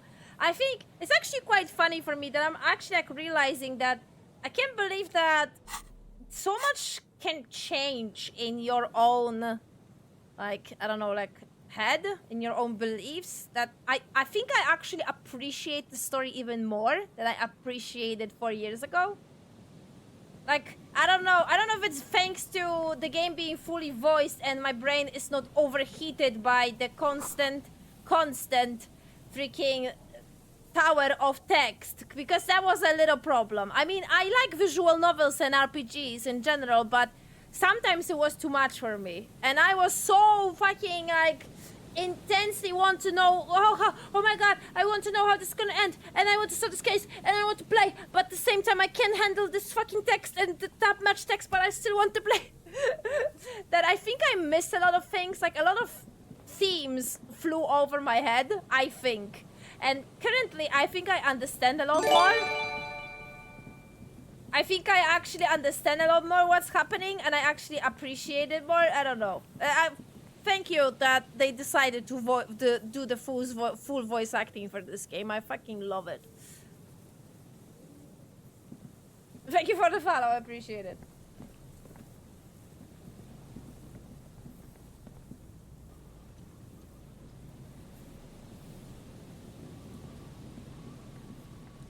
But the funny thing is that I'm actually doing very similar carry than that one I did in my first playthrough. It's like very similar. I can't be evil, man. I just can't. No. It's hard. Life is hard. And Mikhail noticed the windows, especially with how there are no windows on the south side. This was to deal with. You officers, come to investigate the historic subtext of West Martinez? I'm Tran Heilostam. You must be Kim Kituragi, right? I was just telling my son about this building. Not a lot of people realize the historic significance here. Very rich in hypertext. Wait, what? How do you know my partner here? Nice to meet you. Wait. Exact. Okay, just proceed, okay. Hold on. Hypertext? Yes, hypertext. Young Carp and the collection of cultural hyperlinks. He's just making up fancy words. This doesn't mean anything. Wait, what was that about the windows before? Oh yes, so Mikhail. They had to deal with monitor glare, especially in the summer. They still had vector monitors back then. That was 49 years ago. So they didn't have windows on the south wall. You and Kim know each other? No, I can't say that we've met before, but I've heard of Kim, of course. Mikhail, say hi to the officers. Wait. You heard... Because... I'm confused. He rests his hand on the little boy's shoulder. The child stays hidden behind the hem of his father's coat, touching on his theme coloring book. Mikhail's a little tired today. We spent all night trying to run Orbis on his radio computer. Have you heard of it? It's a programming language used in Grad. Quite tricky, but he wanted to play this Grad-made adventure program. We've been getting really into Worms lately. The man speaks in the artificial cadence of a professor, or someone who's been on too many radio shows. But I assume you're not here for giant worms when there are so many real things to see. Just as I was telling Mikhail before, this is where the Coalition landed in '08. We could be standing on what is the most interesting landmark in Revachol West. This man is your half-brother. You feel it. But why? Another one! Wait, what the fuck? No, that position is occupied.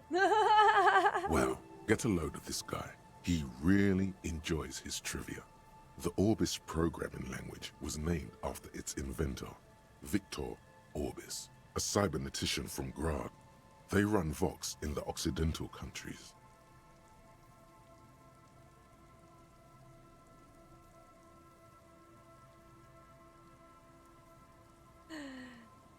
I'm looking for the suspect. Have you seen anyone suspicious around? No, I'm afraid I can't help you with this one, officer.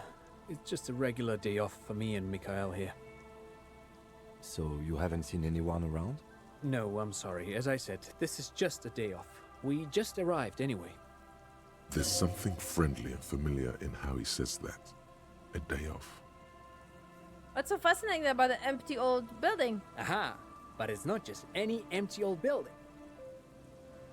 Okay. What not a lot of people know is this used to be the R&D department of Felt Electrical. And Felt, which now sells ink cartridges mostly, was once a top dog in the turn-of-the-century cybernetics boom. Hold on. What's R&D? What's R&D department?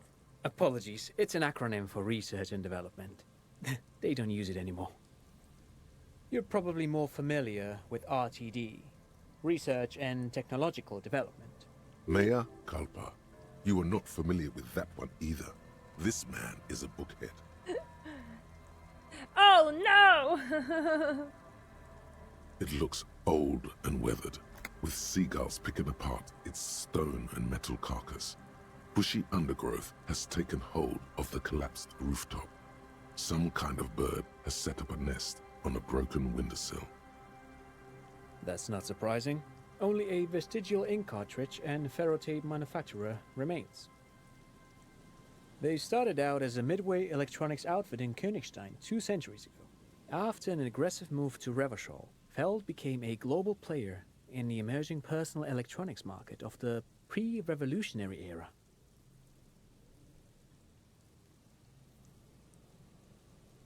Still, Tricentennial was beating them in business machines. But Feld had an ace up their sleeve, or should I say they were developing an ace up their sleeve. I'm mixing my metaphors here.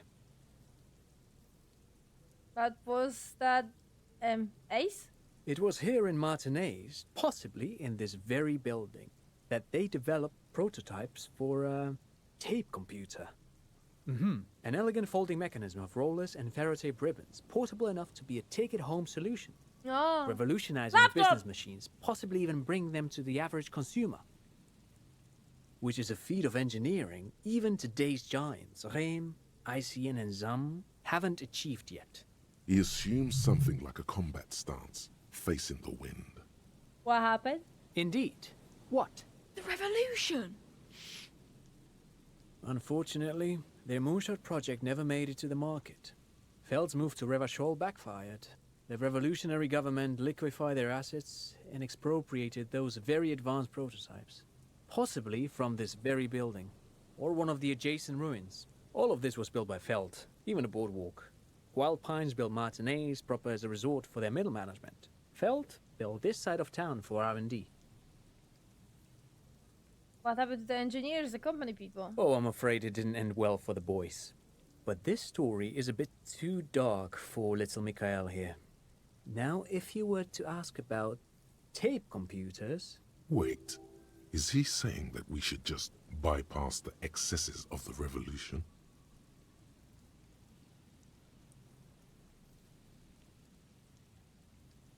Okay, no. Tape computers, right? Tape computers. Is saying the field electronical build this boardwalk? Yes, they even built a pleasure wheel, but that got destroyed in the war. A pleasure wheel? The lieutenant looks wistfully at the horizon as if picturing gondolas rising to the sky. Perhaps reminded of a childhood memory. It's clear he would prefer there were a big wheel lighting up the coast. Yes, to lure in their star engineers. This part of Martinaise was nothing but reeds before Feld arrived. They had to make the prospect of living here attractive. It was supposed to become a global center for innovation in cybernetics. But history had other plans.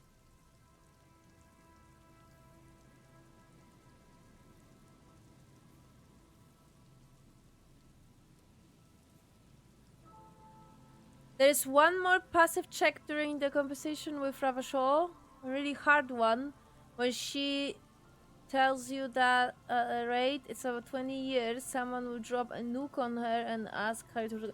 Whoa! That's... Ouch. That's dark. That's dark.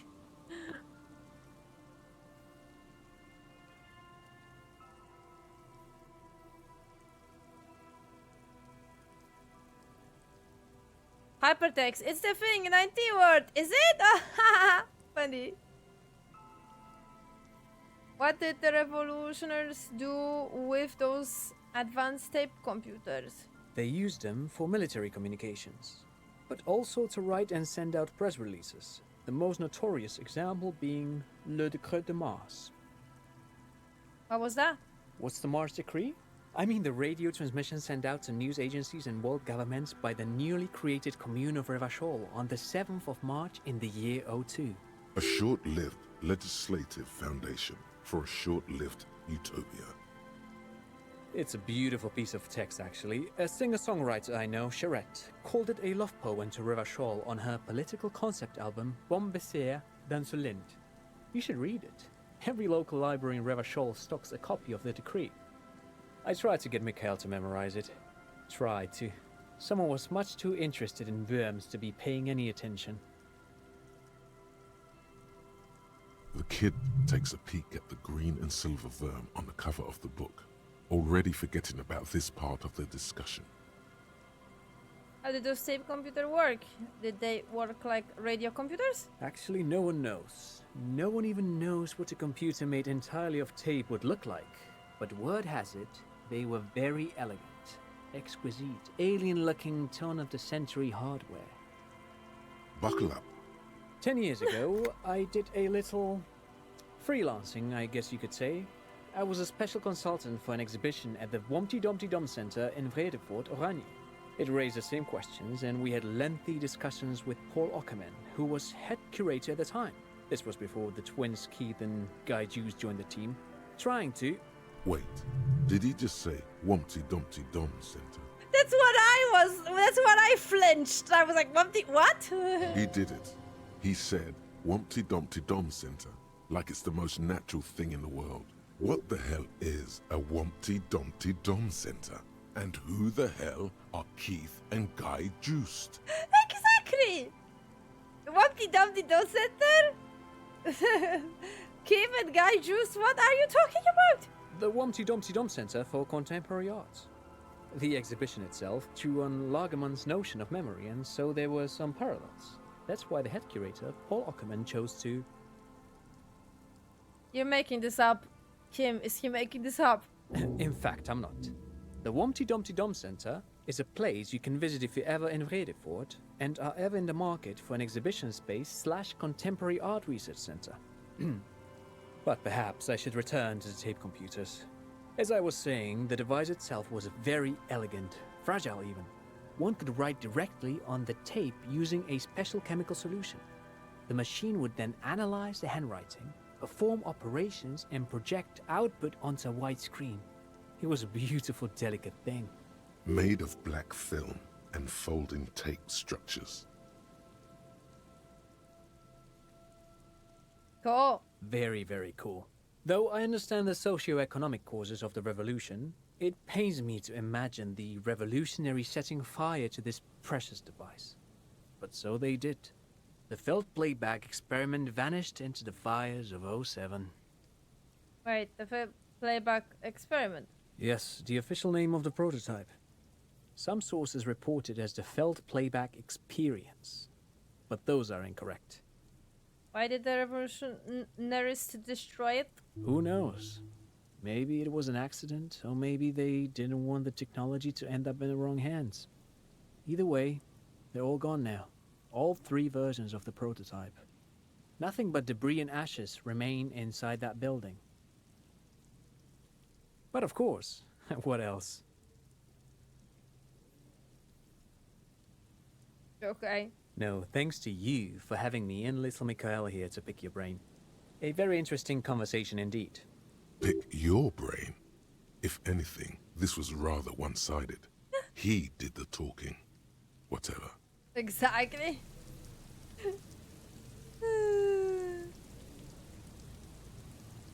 Exactly.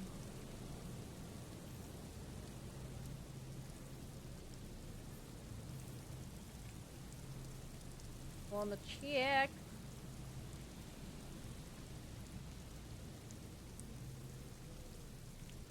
Okay, I think I will. Let's turn that off for a second. Let's see if this is gonna help.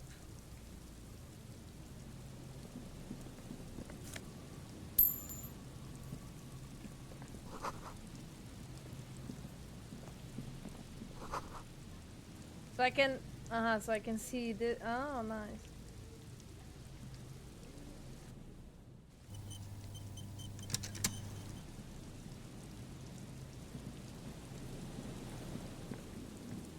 You see, a once bright mural towering above you. The signage has peeled off over the years, but you can still make out Feld Electrical R&D. A slogan used to intertwine with the loops a long time ago. Now, only a shadow of peeled letters remains. It says, "Tomorrow is just a whisper away." Looks like tomorrow never came. Lieutenant raises the collar of his bomber jacket. That's it? Oh.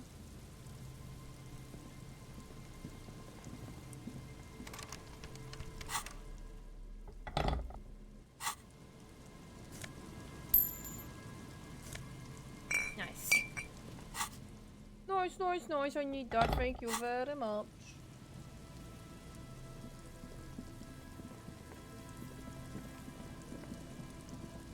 Is that not the guys? Is that not one of the guy that's husband of Lena? I forgot how you pronounce her name.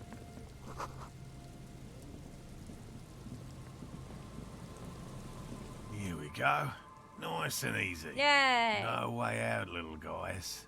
Not out of this jam. There's a cylinder on the ground in which the man is arranging some netting. It looks like some kind of trap. He notices you. Who's there? Oh, the police. Hello, officers. His self-conscious enthusiasm renders his movements ungainly. He looks like your understanding of a scientist. Is that the police? Why are the police here? Don't worry, Gary. I'll handle it. USB Morel, the zoologist. To what do I owe the pleasure? That's sarcasm. He takes no pleasure from your appearance. Elena sent me. She's been really worried about you and it's waiting for you to get back. Of course. Thank you for passing along the message. That damn water lock is broken, and we can't go all the way around the AL-81.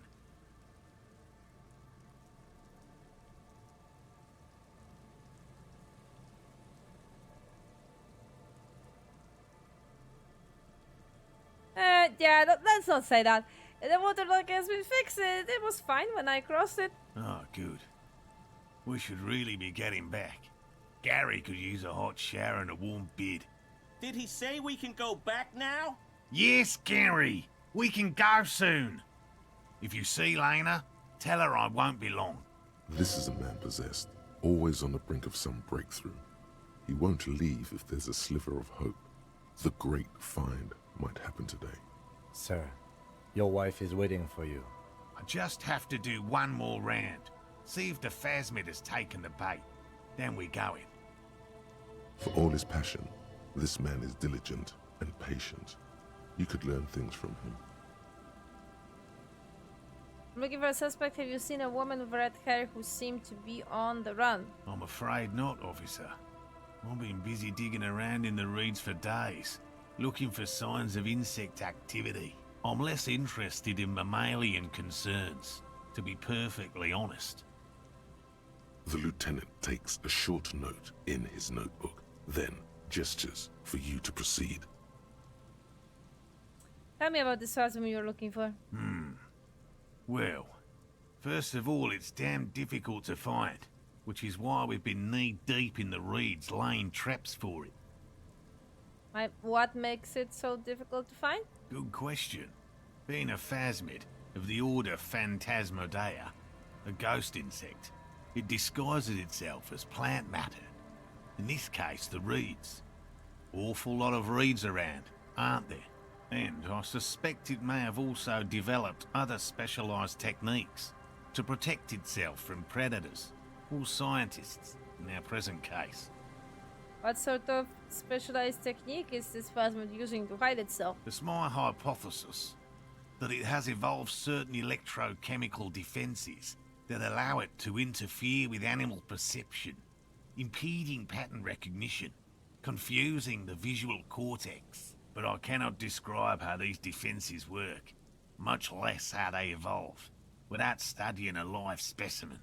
Yes, it makes perfect sense. You're beginning to suspect there's something paranatural about this phasmid. How big is the phasmid? I'm expecting it to be quite giant. One known species of phasmid, called the Megaphasmodea zoensis, is about the size of a grown man's forearm. So, Why are you so interested in this stick bug? It doesn't seem to be as colorful as some other cryptids I heard about. Typical rookie assumption. Insects are much more sophisticated creatures than those unversed in zoology give them credit for. Even simply catching a glimpse of the Insulindian phasmid would be the apex of of any cryptozoologist's career. But to study it and its defences, find out how it stayed hidden so long. What have you discovered about it so far? Very little, I'm sorry to say. No one's ever captured a specimen, so all our information is based on first and third-hand accounts. So, no one ever found one? Not yet. That's what makes it a cryptid.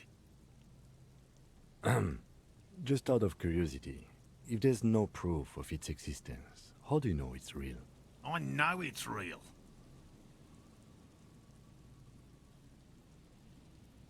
It's clear that his obsession with the phasmid is driven by something more than the pure pursuit of scientific advancement. By which I mean, I've heard enough first-hand accounts to believe quite firmly that the Insulindian phasmid is more than mere superstition. What would it be like to grasp and hold onto something you think is next to you, or just behind you, like a trace of vapor you exhaled one spring morning as a child? This is what he's searching for, a spectre. Lena said there has been a sign of it here in Martinez. Yes, the most recent sighting was by a couple of teenagers along the coast here. That's what brought us to Martinez specifically. It's the first credible sighting in several decades. Admittedly, it's an unusual location for this species, but with all the sewage runoff upstream, it probably doesn't matter much anymore. Sorry, I had to pour myself more tea. Maybe the Elysium phasmid has died out? I have to resist the thought. Such an extraordinary creature is doubtlessly highly resilient. After all, it's generally thought to be capable of parthenogenesis. He means asexual reproduction. The females of the species don't need to mate to produce viable eggs. This makes it easier for a species with a small population to survive.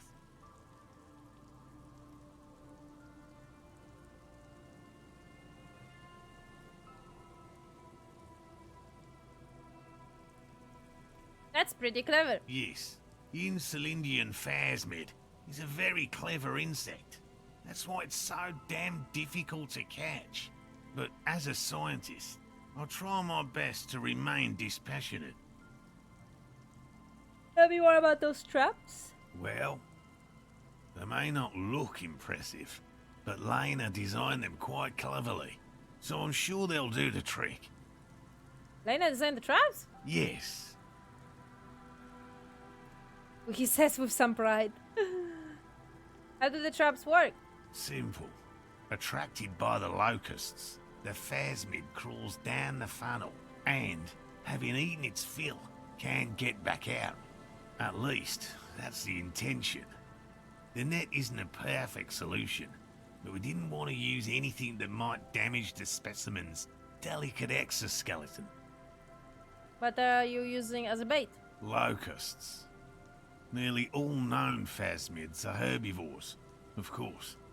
But we've hypothesized that the Insulindian phasmid might occasionally prey on other insects. Inside the traps, a number of locusts crawl and tumble over one another in a tiny, chittering swarm. A meat-eating stick insect? Does it pretend to be the reeds as part of its ambush behavior? This seems unlikely. Carnivore stick insect seems unlikely. Thank you for your opinion. We have also included plant material in the traps to satiate your skepticism. Not a big fan of skepticism, this one. What will you do if those traps don't work? They'll work, I assure you. The predatory hypothesis, using locusts as bait, accounts for the failure of previous efforts by other teams, which use plants. We have given this some thought. The traps do seem to be deftly and thoughtfully constructed. It's clear the cryptozoologist's wife knows what she's doing. Yes. What?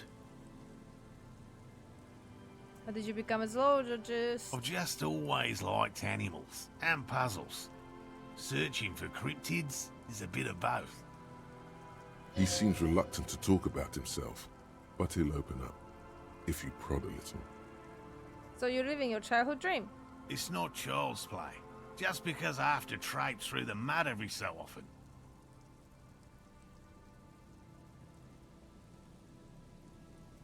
Why not be a zoologist? Real animals are puzzling too. Real? I know you think one is a respectable profession, while the other is superstition. Everyone does.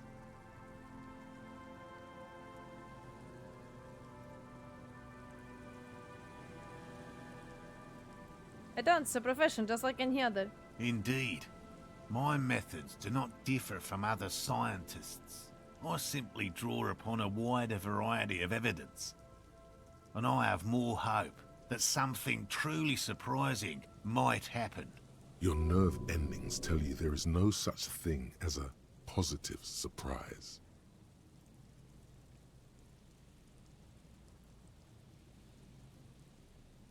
Life surprises are mostly miserable. Agreed. Yet there is always a chance, albeit a small one, of a truly good surprise. One simply needs to look at the history of science. Serendipities abound. And has anything truly surprising ever happened to you? No, as I said, I have yet to catch a cryptid. Although I have come close. Close enough to keep trying. What kinds of evidence do you use? Everything from forgotten regional lore to newspaper accounts, like the one that brought us here, to look for the phasmid. I keep a very open mind. He's interested in things that people believe that scientists don't.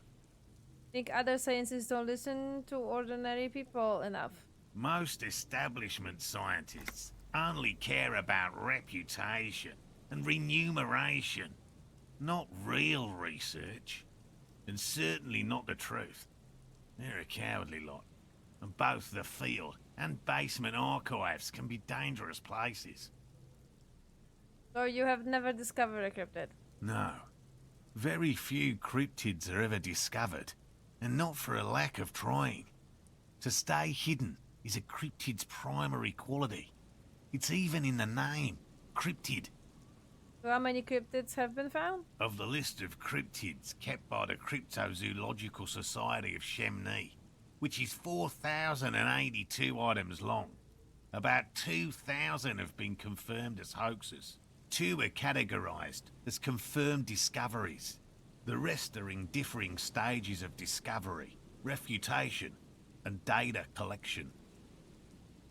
And 2 have proven to be real. Yes, the Chateau Quan forest pygmy, who turned out to be an extinct species of primate, and a cave salamander from Yugograd, who is, honestly, quite unremarkable.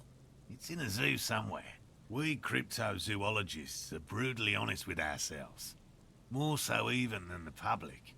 With cryptids, most cryptids are hoaxes or they are never found. That does not mean we should stop searching. Then the Insulinian plasmid will be deferred. Indeed. If the hair on your arms stand up, electricity. Sounds like reeds hissing. He has clearly done his math on this. There is no surprising him or swaying his opinion. Yes?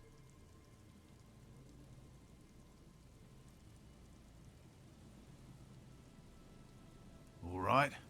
What cryptids precisely? I usually discuss these things with specialists, so I don't know what... We would have to discuss. You need to ask him about specific cryptids. Cryptids you've heard about from Lena, or his friend Gary. He won't just talk.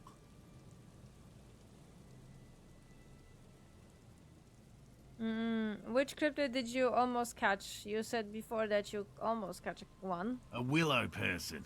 It's a long story. One non-specialist would find rather dull. Willow people?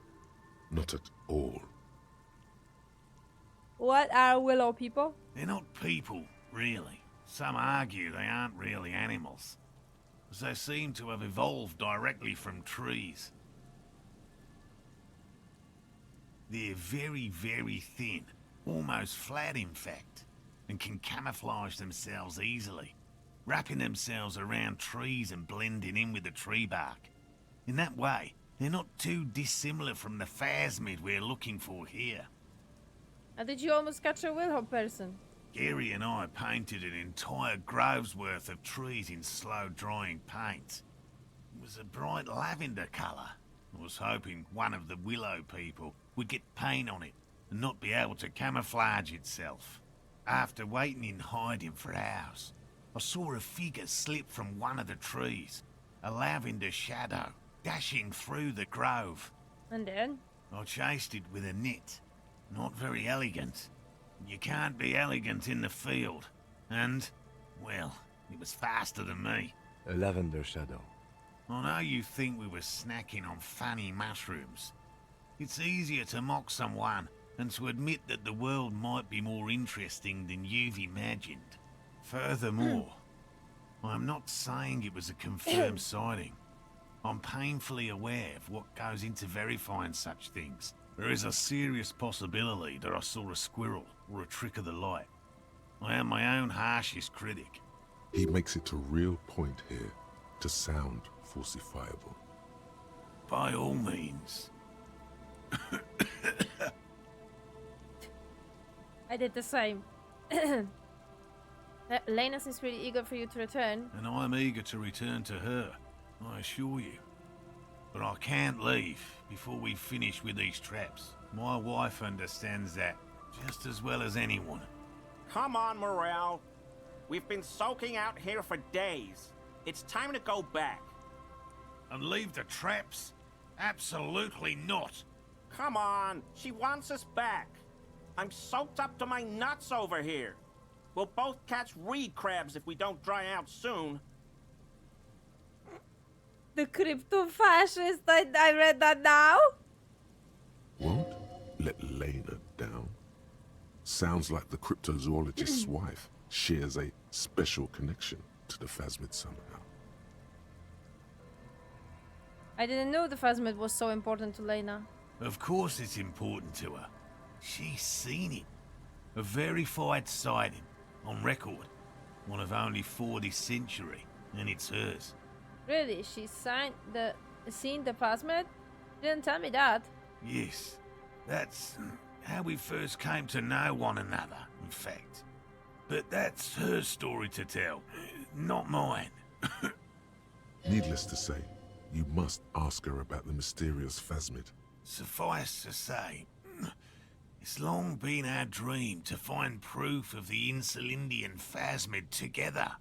I can't abandon course now.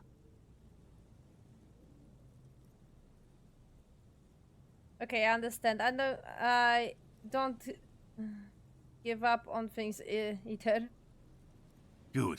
A good quality to have. Both for a police officer and an experimental zoologist. I could go for some trap setting. What if we check the traps for you? I didn't expect you to take such an interest in our work here, officer.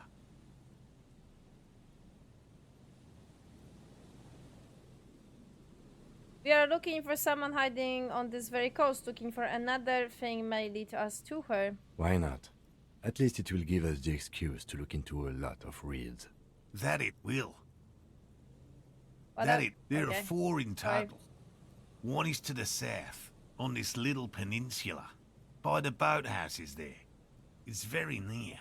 Another we set in Land's End, to the northeast. It's behind a small sand dune there, on your way to the old radio tower, after the church. The third is set near the canal, where you crossed, by a concrete slab. A big thicket of reeds going up the slope, and among them, you should check at least one of those before returning to this one, since I just said it. This one's more of a technicality, but still, better safe and stupid than sorry. What do I do if there is a Phasmid in one of the traps? Bring it to me at once. Just make sure the trap is closed tight. What if I encounter the Phasmid in the wild? That's highly unlikely, officer. But in the event you do, I'll spray you with a pheromone mixture I developed. It's made of musk and research chemicals. The pheromone should attract the insect to you, or at least prevent it from bolting at the sight of you. It's quite potent. Will last you about a week. Oh no. Guys, what now? This is not gonna be something nice, right? It's not gonna smell nice.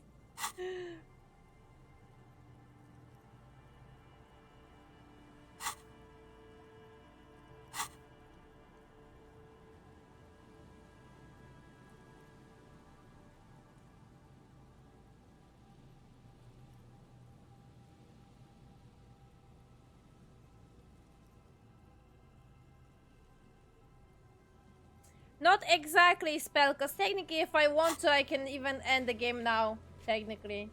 It depends how many side quests you want to do, basically. Do you want to do side quests in general? Because technically you could end it now. Technically you can just focus on looking for Ruby and you can end it now.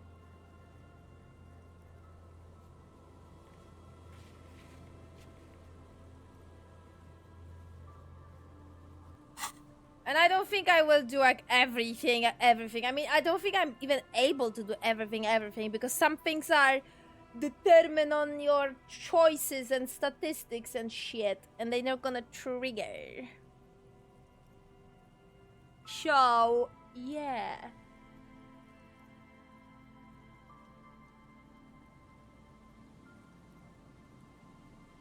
I think he would do that. I think my Harry would do that. Lay down music. This is the smell of dying reeds, of longing crumbling into the water. Oh fuck, good that not dying rats. I hope you're not buying this. He dispenses it without letting you touch the canister, so it would be precious like holy water. The lieutenant wrinkles his nose. It is precious.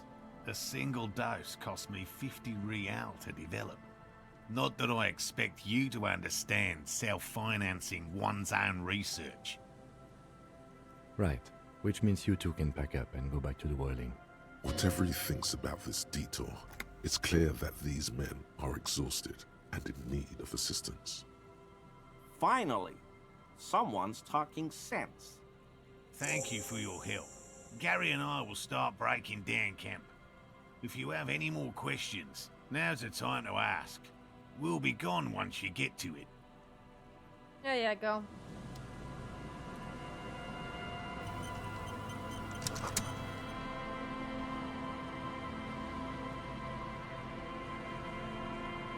Right, I got the level. So, yeah, this is not the slot. Okay, so I need to forget something if I want to do that other one that was interesting. In my perspective, at least.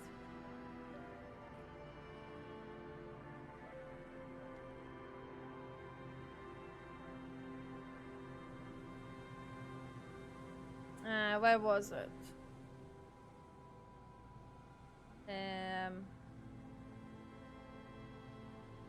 That one?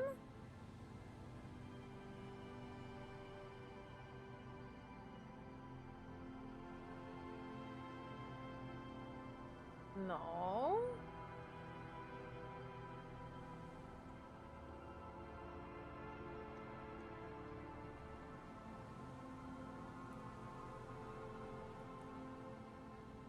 Cigarette smoke. Where was it?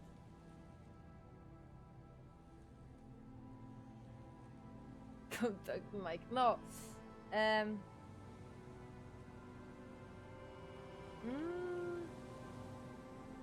That's it? Maybe that's it then? Maybe I didn't have any thought that I want to?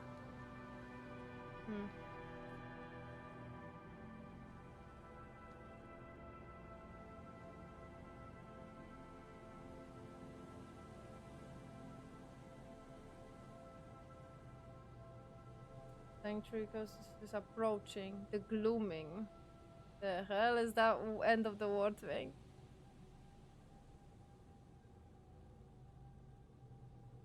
Side bitch.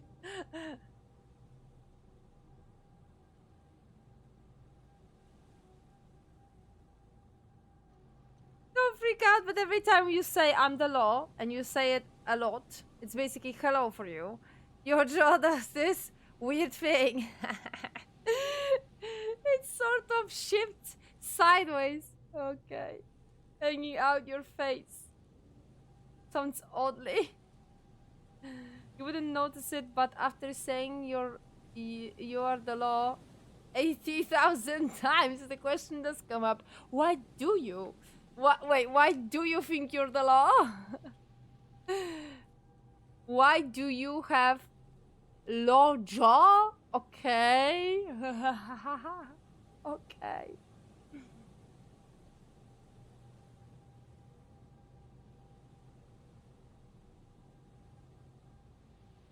By now, it's clear you like to look inside containers.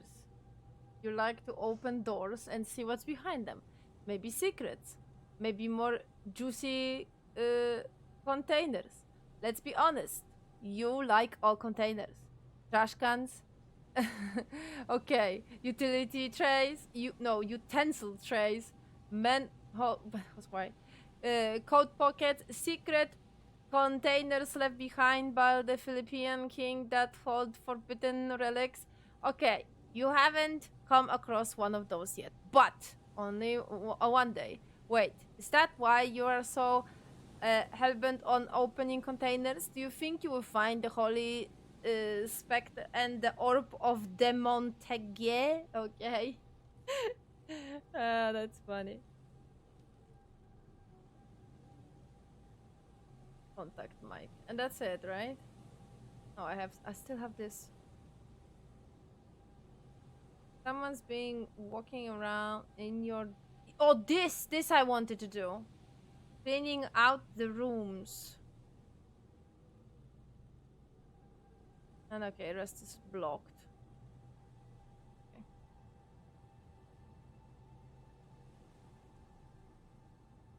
That's Wumpty Dumpty Dum Center. Wumpty Dumpty. Someone's just walking around. Okay, that is interesting.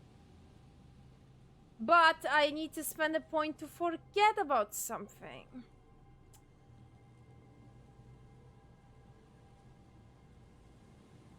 What do I want to forget? I definitely don't want to forget this.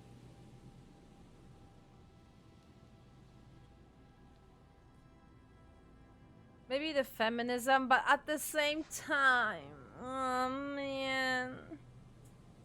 Can I still come back to it? If I forget?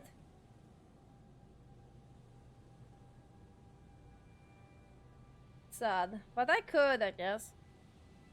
Alright, okay, I think I'm doing it.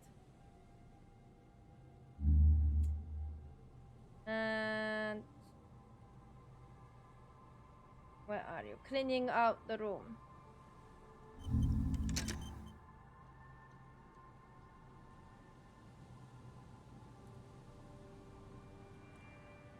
I think I can come back to it. Because it's still here, on the top somewhere.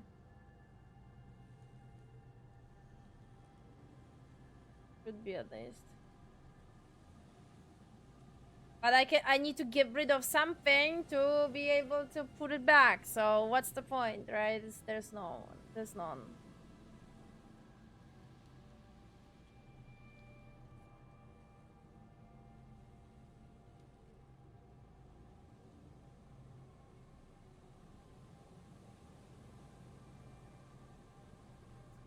It's fine. I think I can let go.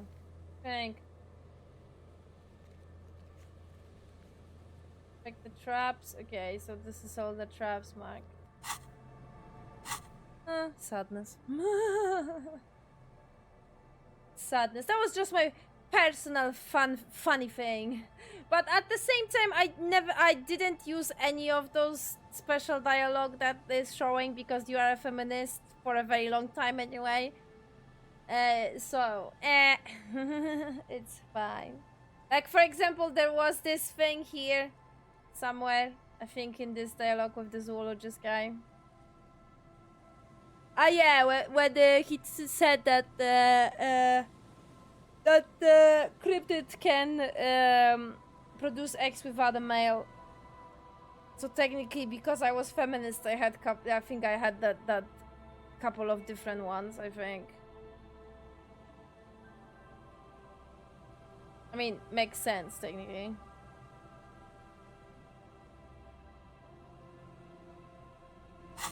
Right, anyways, I think we're gonna stop here actually. It's nearly midnight already. And my brain is not registering everything that's been said properly. Even considering that I would love to continue. Because I feel like nothing happened.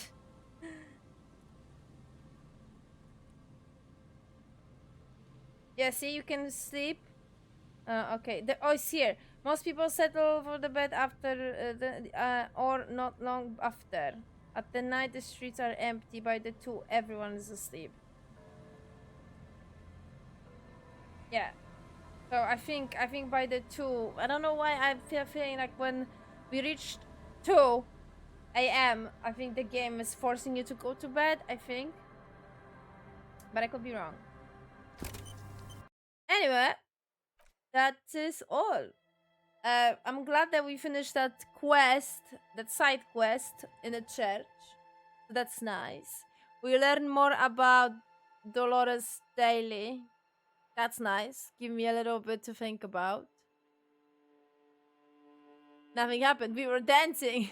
I mean, nothing happened in the main story, but I don't want to. Well, you guys told me that if I will progress with the main, that means that I will, basically end the game. So, yeah. I think I'll have to leave it for now. I mean, I can still do this whole like.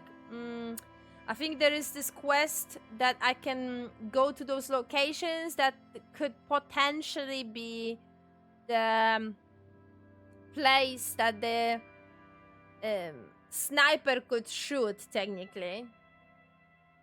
So that is related to the main quest, but as far as I'm aware, this is just a side thing. You don't have to do it, but you could, and we will do it. We will do it. I am trying my best to do as much as possible, even if it means that I'm gonna have to save scum.